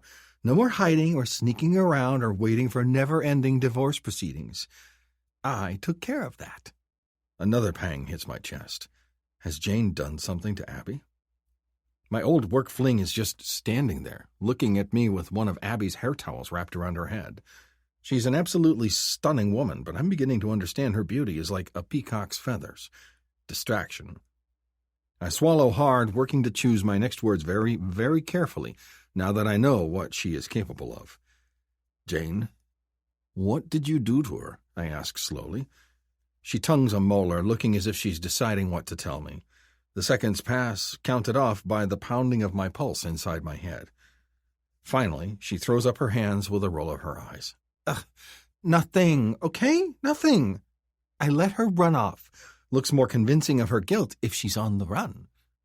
A wave of relief washes over me, and I sag against the countertop beside me. I don't know if my conscience could handle another death on my behalf. But who cares? She's gone, and the longer she's gone, the guiltier she looks. Even if she does get caught eventually, no one will believe a word she says, Jane says. She takes the blame for all the murders. She pokes a polished fingernail into my chest in rhythm with her staccato words. And you are free because of me. Because I forgive you for all your little dalliances, which are now in the past, by the way. A strange light switches on in Jane's eyes as a new idea hits her. You know, she begins excitedly, I bet we could even tell the police she had something to do with the disappearance of your first wife. Finally free you from that as well. Now it's my turn to be confused. I didn't do anything to Shannon, I say. Jane rolls her eyes dismissively. Right. Sorry, babe. I know it's a sore subject. That's why I want to pin it on her. My arms cross in front of me as a sudden defiance fills my body. I shake my head, straightening from my slouched position. No, Jane, you don't get it. I really didn't touch Shannon. I have absolutely no idea what happened to her. Jane looks completely taken aback. To be honest, after you came to the prison, I was beginning to think you did something to her, I say. But you had me lie to the police for you, Jane says in a quiet voice. My head is shaking back and forth. Well, yeah, I had to. Me having unaccounted time looked bad, but I wasn't doing something to Shannon. I was with another woman. That's why I couldn't tell you the truth. Anger and confusion flash across Jane's face in equal measure as the truth finally comes out. I push past my discomfort and shake my head again. I'm telling you the truth. I didn't have a thing to do with my first wife's disappearance. Jane looks like she's been slapped. So you really didn't kill her, she says, her words a whisper. No, I say slowly. Did you? She shakes her head as I stare at her. I know I didn't kill her, and now it's been confirmed Jane didn't either. So who did? Chapter 32. Shannon. 7 years ago. There isn't much time. He'll be home soon. I take a final glance around the bedroom. Our bedroom. How happy I once was here. Young and in love. Those memories exist now only in the framed pictures lining the dresser. Shaking myself, I zip up my duffel bag. There isn't much at all in it, but I don't care. It'll have to be enough. I just need to get away while I still can. The car is packed for our trip, ready and waiting for my husband to come home. When he does, he'll find me already gone. I don't know what will happen after that, but I don't care anymore. All that matters is getting away. I take a final glance around the room before heaving the duffel bag strap up onto my shoulder and stepping through the doorway.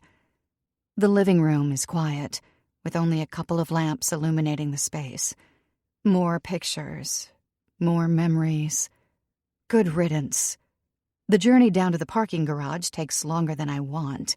It seems like the elevator stops on every floor, people stepping on and off. Seemingly, every resident in the building has somewhere to go today.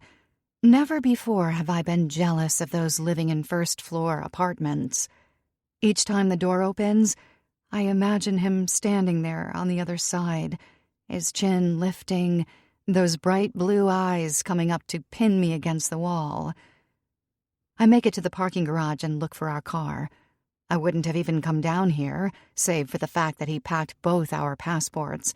Something tells me that was on purpose. The car's parked around the corner. I hurry across the cement floor, my footsteps sounding extra loud to my ears as they echo through the cavernous space. As I go, I pull out the braid in my hair, just to give my anxious hands something to focus on. I'm alone down here, as far as I can tell. Even still, my pulse has reached jackhammer levels. I have to be quick about this. Get the passport, get out. When I round the corner, however, I stop walking. There's our car, and right beside it, the suitcase. Only the last time I saw it, it was in the trunk. My heart pounds against my ribs. How did a scrape from behind me? I jerk around. It turns out I'm not alone in the parking garage, after all. To my surprise, it isn't Spencer that emerges from the shadows. It's some woman. She's blonde like me. She's pretty, too. I stare at her with wide eyes, questions blasting through my mind. Did she take the suitcase out of our car? Why would she do such a thing? Who? I begin, but my voice falters as I catch sight of her expression. Since emerging from the shadows, she hasn't stopped walking toward me. Even now, the distance continues to close, and at her pace, she doesn't look like she's about to stop. I stumble backwards toward the car. The blue suitcase is a few feet from me. "Going on a trip, were you?" the woman asks sharply. Her voice seems to echo through the garage. She's just a couple feet from me now, her mouth set in a hard line. I blink several times, trying to regain my equilibrium. With as scrambled and nervous as I was already feeling, and how strange this interaction has started off, it takes me a moment to comprehend the question. No, I'm not, I say finally. The woman smirks. "I knew you'd lie. You're just like I imagined you were, Shannon." As the woman says my name, everything changes. Goosebumps rise across my skin, and my chest tightens. I take a few more steps backwards, but the woman moves toward me again. How does she know my name? I've never seen her before in my life. Stumbling into the suitcase, I realize something else. Her hair isn't just blonde like mine. She's wearing it braided the way I usually do mine. As I meet her eyes, I realize she's even done her eyeshadow like mine, and her eyeliner with little wings at the outer edges. A ball forms in my throat. "Who are you?" I ask in a small voice, my grip around my duffel bag handles tightening. "His next wife," she says coldly. My chest pounds as I realize I have nothing to defend myself with. All I'm carrying is my phone, wallet, and a few sets of clothes. "You're not going anywhere with him, ever again," the woman says. I shake my head, but I'm so freaked out I can hardly speak. "No, listen." The last thing I see is the vibrant red of a crowbar flashing through the air. Chapter 33. Abby. I would do anything for love. That's something I've always prided myself on, that sense of total devotion and a willingness to do whatever it takes to go all the way. Sometimes there are obstacles. That's okay. The way I frame it, obstacles are just tests of your devotion. If it's truly strong, there's nothing you can't overcome. Shannon, simply put, was an obstacle. From the moment I laid eyes on Spencer Stevens, I knew he was the one for me. I saw him exiting his building one day, looking so ravishing in that navy suit. He worked in Midtown at the time. I had to know more about him, this man I'd fallen in love with at first sight on the street. It hit me like a bolt of lightning, and I just knew. Spencer was going to marry me. After following him home, however, I discovered one issue. Spencer was already married to Shannon. But as I watched them from the apartment I rented across the street, I saw that Spencer did not love her. There were little things, like how he wouldn't kiss her goodnight for very long, or how they never seemed to linger in each other's presence. Little messages he was sending out to me, letting me know that he wasn't happy in his relationship with his wife. I understood his messages perfectly. He wanted out. He wanted me. I wanted him right back, and so I began to plan. One day, while watching through the window, I saw he'd gifted her a blue suitcase. It was massive, gaudy, and loud enough that I understood the message. Spencer wanted Shannon to go away. And just like that, the idea struck, a way to make her disappear. It was simple, easy really. Wait for her in the dark in the garage, wearing all black. I knew which car was theirs. In a city like New York, it's easy to blend in, easy to go unnoticed as you watch and learn. I learned that it's easy to just walk right into a parking garage if you're nicely dressed and act like you belong. I learned where their parking spot was. I learned what time Spencer left his office to walk home from work at night and how long it took him to get there. Shannon headed for the SUV, and I came out of the shadows. Now she would learn what happens when you stand in the way of destiny. It was over in minutes. I worked quickly and didn't waste any time on conversation. Besides, I already knew everything I needed to know about her.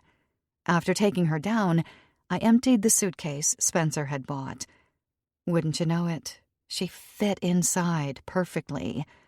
It took another couple minutes to mop up the blood with a few pieces of Shannon's resort wear, but I got it all done. All of those went into the suitcase with her, along with her wallet, phone, and passport. Walking home afterward, I cried. Even though I knew I'd done it for a good reason, that didn't make it necessarily feel good. I cried again when Spencer came home and the police cruisers showed up.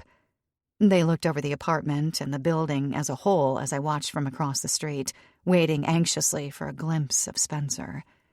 Finally, he appeared next to the window, and I remembered why I'd done it. For true love. Then he was taken in for questioning, which had me in tears all over again. They couldn't possibly pin this on him, could they?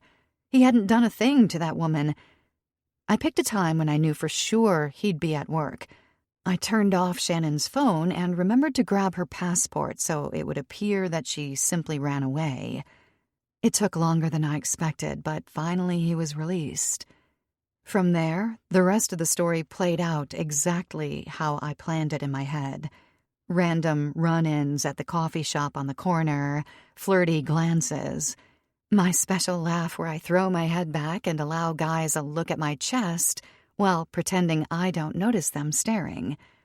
Soon enough, Spencer was mine. We loved each other. At least, I thought we did. Then, to find out he was cheating on me. For a moment, honestly, I thought everything was lost and that we didn't have true love after all. That I'd married the wrong man. As I watched through the spy hole in Mrs. Glenn's apartment next door, however, I can finally breathe easier. Spencer didn't kill those girls, and he didn't work together with Jane to conspire against me, as she tried to make me believe. The conversation I'm watching between the two of them confirms it. He looks terrified of her, as he should be.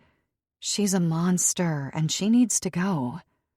I shift my position and press my right eye up to the hole I drilled through the wall a long time ago. It's tiny and sits just below the lip of a hanging shelf in a way that makes it almost imperceptible unless you're specifically looking for it. Once I realized Spencer was Mrs. Glenn's neighbor, I knew I had to befriend her. It was easier than I thought. She has no children and no other family, after all. Before Spencer asked me to move in with him, I used to come over and just watch him. I could spend hours simply observing him going through his day at home. Drinking coffee, getting dressed, all of it. I just love him so much. I can't possibly get enough of him. I haven't used this peephole since we got married, until now. Until Jane tried to cut me out of the picture, tried to take Spencer away from me. I was never going to run. The only thing I wasn't sure about was whether Spencer was in league with Jane this whole time. I'm so pleased to see he wasn't. He is who I thought he was, and that is such a relief. He was concerned about me. When he asked what Jane had done to me, I could see the concern on his face. I could hear it in his voice, and I fell in love with him all over again. I've seen what I needed to see. Pulling my eye away from the peephole, I roll my cramped shoulders and take a deep breath. I just needed to confirm that Spencer still loved me, like I knew he did.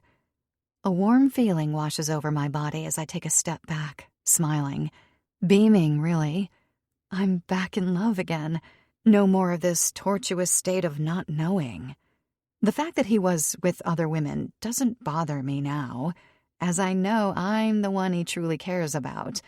I saw it written all over his face when we'd turn on the news.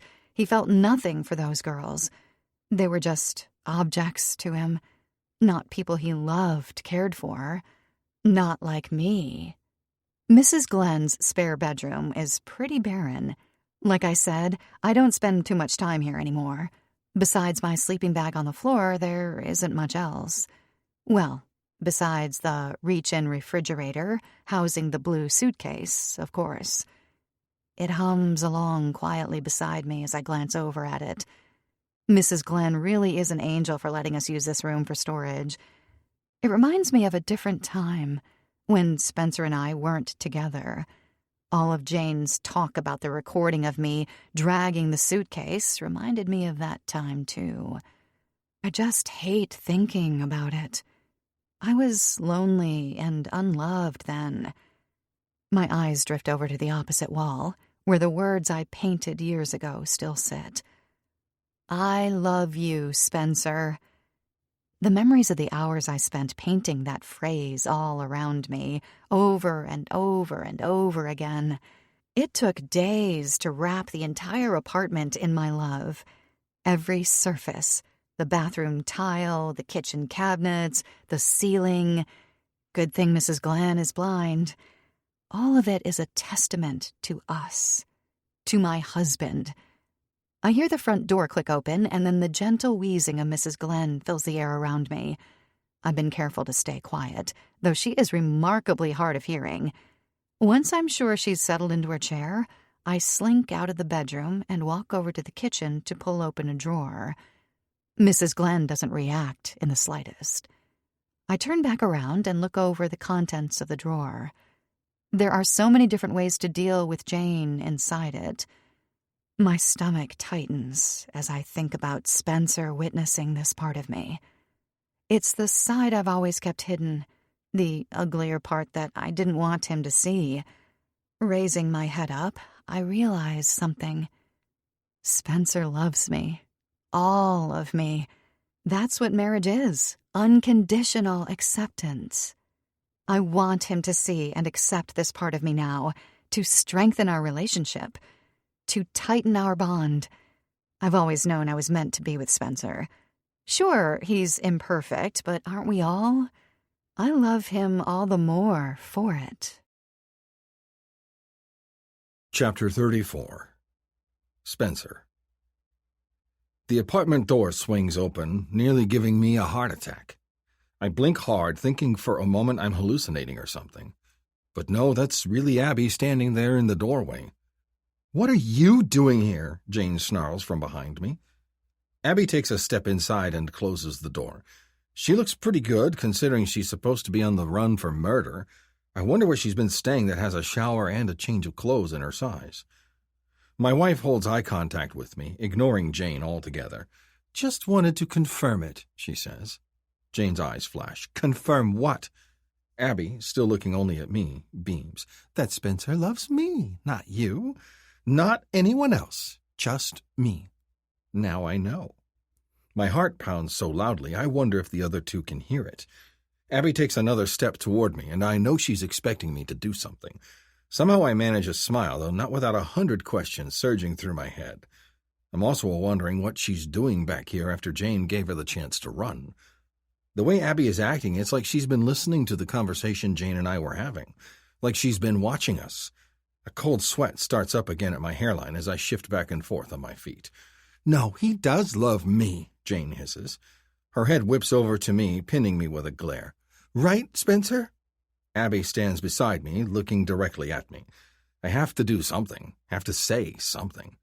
Swallowing hard, I shake my head. "I don't," I say to Jane. It's true and always has been. To be completely honest, I don't think I love Abby either, especially not if she did something to Shannon. What have I done to deserve two women this crazy? Abby beams again as Jane sags. It feels like all the power in the room is moving to this side where my wife stands. She turns to me, her braided hair lying prettily on her shoulders. "I'm so sorry for doubting you, babe," she says, before pulling my face down to hers and kissing me. The kiss is passionate, fierce. I'm ashamed to say that, despite everything, I can't help but feel some movement below the belt. Abby pulls away as Jane lets out a pained howl from the other side of the room. She rushes forward, a massive switchblade in her hand. I've no idea where it's come from, as she's wearing nothing but a couple bath towels. "Whoa!" I shout, scrambling backwards. Abby, however, doesn't move. Instead, she reaches into her jacket and pulls out a handgun. My jaw practically hits the floor. Jane jerks to a stop, the knife frozen in midair as her eyes catch on the weapon as well. "Where did you get that?" I ask, fighting to get the words past the boulder that's formed in my throat. I didn't know Abby even knew how to hold a gun, let alone owned one. She smirks as she raises the gun higher, pointing it directly at Jane. "I guess we all have our secrets, don't we, babe?" I drop my head and look down at my chest as heat fills my cheeks. It's all I can do to hope that Abby doesn't shoot me next after what I've done. Jane lets her blade clatter to the floor, licking her lips nervously. The malice that was so plain across her face moments before is gone now, replaced with a terrified look that seems out of place on such beautiful features. "Okay, you win," she says in a rush. She takes a few steps back, her feet tripping on the edge of the carpet as she backpedals. Abby moves forward, still holding out the gun. "I know," Abby replies simply and cocks the weapon. This is not good. I huddle down in a squat, attempting to disappear. This is all so insane. Pressed up against the kitchen cabinets like I am, one of the handles digs into my back. Regardless, I don't dare come out of hiding. My eyes are squeezed tightly shut. I don't even want to breathe too loudly. I'm afraid if I make one wrong move, say one wrong word, Abby is going to lose it and do something to me. I think I might have really messed up, might have pushed her past her limits. I can't see what's going on in the living room as the cabinet obscures my view. There's talking in low voices, and then a wet thud followed by a strangled cry. Another heavy squelch that makes me wince. My heart leaps up into my throat. My hands are trembling. I had no idea my wife was capable of any of this. "Hey, Spencer," Abby calls airily from the living room. My heart sinks. She hasn't forgotten about me. Licking my lips, I rise to my feet. My footsteps around the kitchen counter and into the living room are slow and cautious. I don't know what I expect to find. She might blow a hole in me as soon as I come into sight. I keep my eyes trained on my feet, at least until I see the first splotch of blood that stains the rug. The apartment is dim, only a single lamp lighting the space. Lifting my head, I see Abby standing tall beside the couch and Jane huddled in the corner. Jane has her hands pressed against her mouth where a busted lip gushes blood. White specks that I realize with a jolt are teeth speckle the ground in front of her. I freeze, not sure if it's anything worse than missing teeth. The weak lighting obscures the violence like a veil. Abby glances back over her shoulder at me and smiles. There are flecks of blood spattered across her chest and chin. My heart careens against my sternum. I'm terrified of this person in front of me. I'm utterly and completely terrified of my wife. "Please," Jane says through a mouthful of blood, "I let you go, didn't I? Give you a chance to run." My eyes shift over to Abby to see what she's going to do. She has all the power here.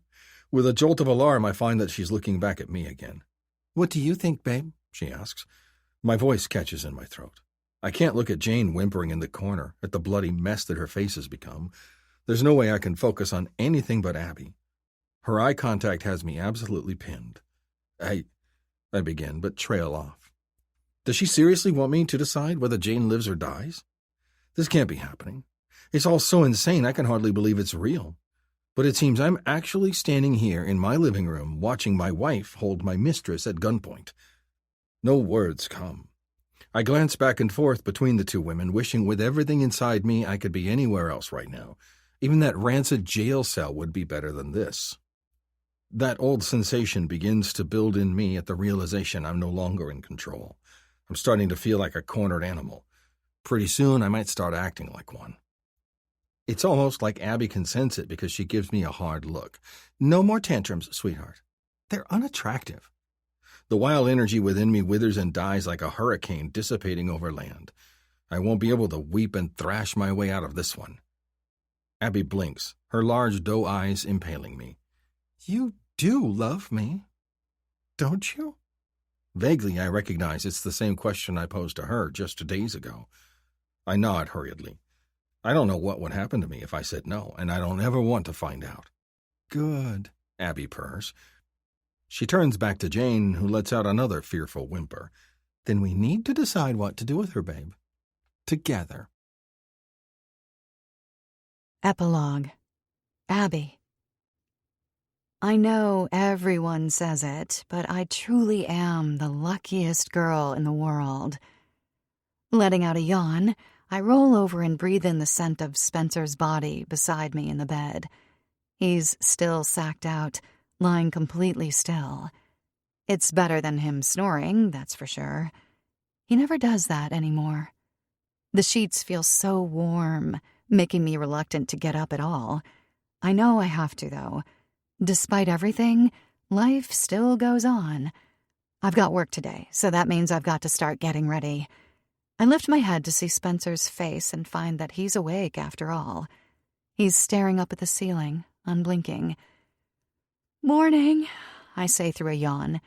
He jumps a little, seeming surprised that I've spoken. His eyes flick down to me, wide for a moment before resettling. "Good morning," he croaks. I love the way his voice sounds in the morning, so deep and gravelly. I raise up to one elbow, then scale his chest until I'm at the right height to plant a kiss on his lips. Closing my eyes, I sink into the kiss and feel the warmth of our love wash over me. Spencer's lips quiver only a moment before relaxing. Then I'm up and heading for the bathroom, looking a mess but happy to be here. After washing up, I make my way into the kitchen and start on the eggs. Spencer joins me a few minutes later, his movement stiff. "Sleep okay?" I ask over one shoulder as I get the eggs into a bowl for whisking. He nods quickly. "Fine." Part of me thinks he's not being entirely truthful, as the dark bags under his eyes this morning seem heavier than they have the past couple days. Clearly, something is disturbing his beauty sleep. I'm not sure what, as I haven't slept better in years. Things worked out perfectly, just as I planned. After some initial confusion, the two of us were able to convince the police that Jane was the one behind the Central Park murders, not me or Spencer. My recording of their conversation certainly helped. Of course, the detectives wondered why exactly I had a listening device in my own apartment. I told them I'm really into home security, and that seemed to satisfy them. They had a confession on tape, after all. That, coupled with both my testimony and Spencer's, as well as Rachel's statement and the knife used to slit the throats of all three victims, and the case was closed. No more girls had turned up dead. New York could stop worrying about the Central Park Slayer and move on to the next sensational headline. Authorities suspect Jane/Catherine fled the state, possibly even the country. I believe Detective Sullivan used the phrase, disappeared into thin air. She hasn't used any of her credit cards or pulled any money from the bank. She does have a history of using aliases, so they say she's likely traveling under yet another assumed name. We've promised to let them know if we ever hear from her again. They shouldn't hold their breath. My spatula pushes the eggs around the pan as Spencer sits stiffly at the kitchen counter. He looks absolutely exhausted, but I won't mention it. I'm just glad everything worked out, and that he loves me. Really, that's all that matters. Once I've got the eggs cooked, I reach over and lift the fresh pot of coffee that is whistling hot. "Want some?" I ask. Spencer gives a small shake of his head. "Aw," I say, "but I made it just for you, babe." He swallows, his eyes flicking up quickly to my face. Then he nods and raises his mug from its position beside his plate. "Then, yes, I'll have some." There's just a tiny tremor in his hand as he holds up the mug. I smile and pour the coffee, relishing this glorious morning, the two of us sharing our special little just-us time before the day gets hectic. This is the way life should be all the time, the way it's meant to be. While Spencer eats, I return to the bathroom to apply some makeup. Going to the vanity, I pull open my drawer to get my makeup bag, and my eyes drop to my secret place where I had once stored proof of Spencer's infidelity. I've forgiven him, as I believe in letting bygones be bygones. He's only human, after all. Besides, I have more concrete proof now, anyway. Proof that is tucked away next door, in Mrs. Glenn's spare bedroom, with the two reach-in fridges that now occupy most of the space. It's getting quite crowded in there. A smile touches my face as I think about the suitcases inside them. One is blue and very expensive. The second is red, like Catherine's hair. I smile to myself again as I apply mascara. My life really is perfect, and everything really does work out for the best. Like every married couple, Spencer and I have been through a lot together. The things we've been through recently, while challenging, only made us stronger. We're closer now than we've ever been before. Spencer has been nothing but incredibly nice and caring to me lately, and I'm sure there will be no more dating apps or coffee girls from now on. I think it's because he finally understands just how much I love him. We truly are meant to be together forever. As I've always said, I just can't get enough of him. Though if I were ever to find out that he loved anyone else, well, I'd be worried for him. There's a chance he might disappear, just like his first wife. We hope you have enjoyed this production of His First Wife by Jack Dane, narrated by Terry Schnaubelt and Corey M. Snow. Copyright 2025 by Jack Dane. Published by arrangement with Jack Dane. Sound recording copyright 2026 by Tantor Media Incorporated. Tantor is an RB Media audio brand. This recording is protected by copyright. Unauthorized copying, sharing, or distribution is prohibited. Thank you for listening. Discover audiobook giveaways, discounts, new releases, recommendations, and more from RB Media, the largest audiobook publisher in the world. Visit rbaudio.com.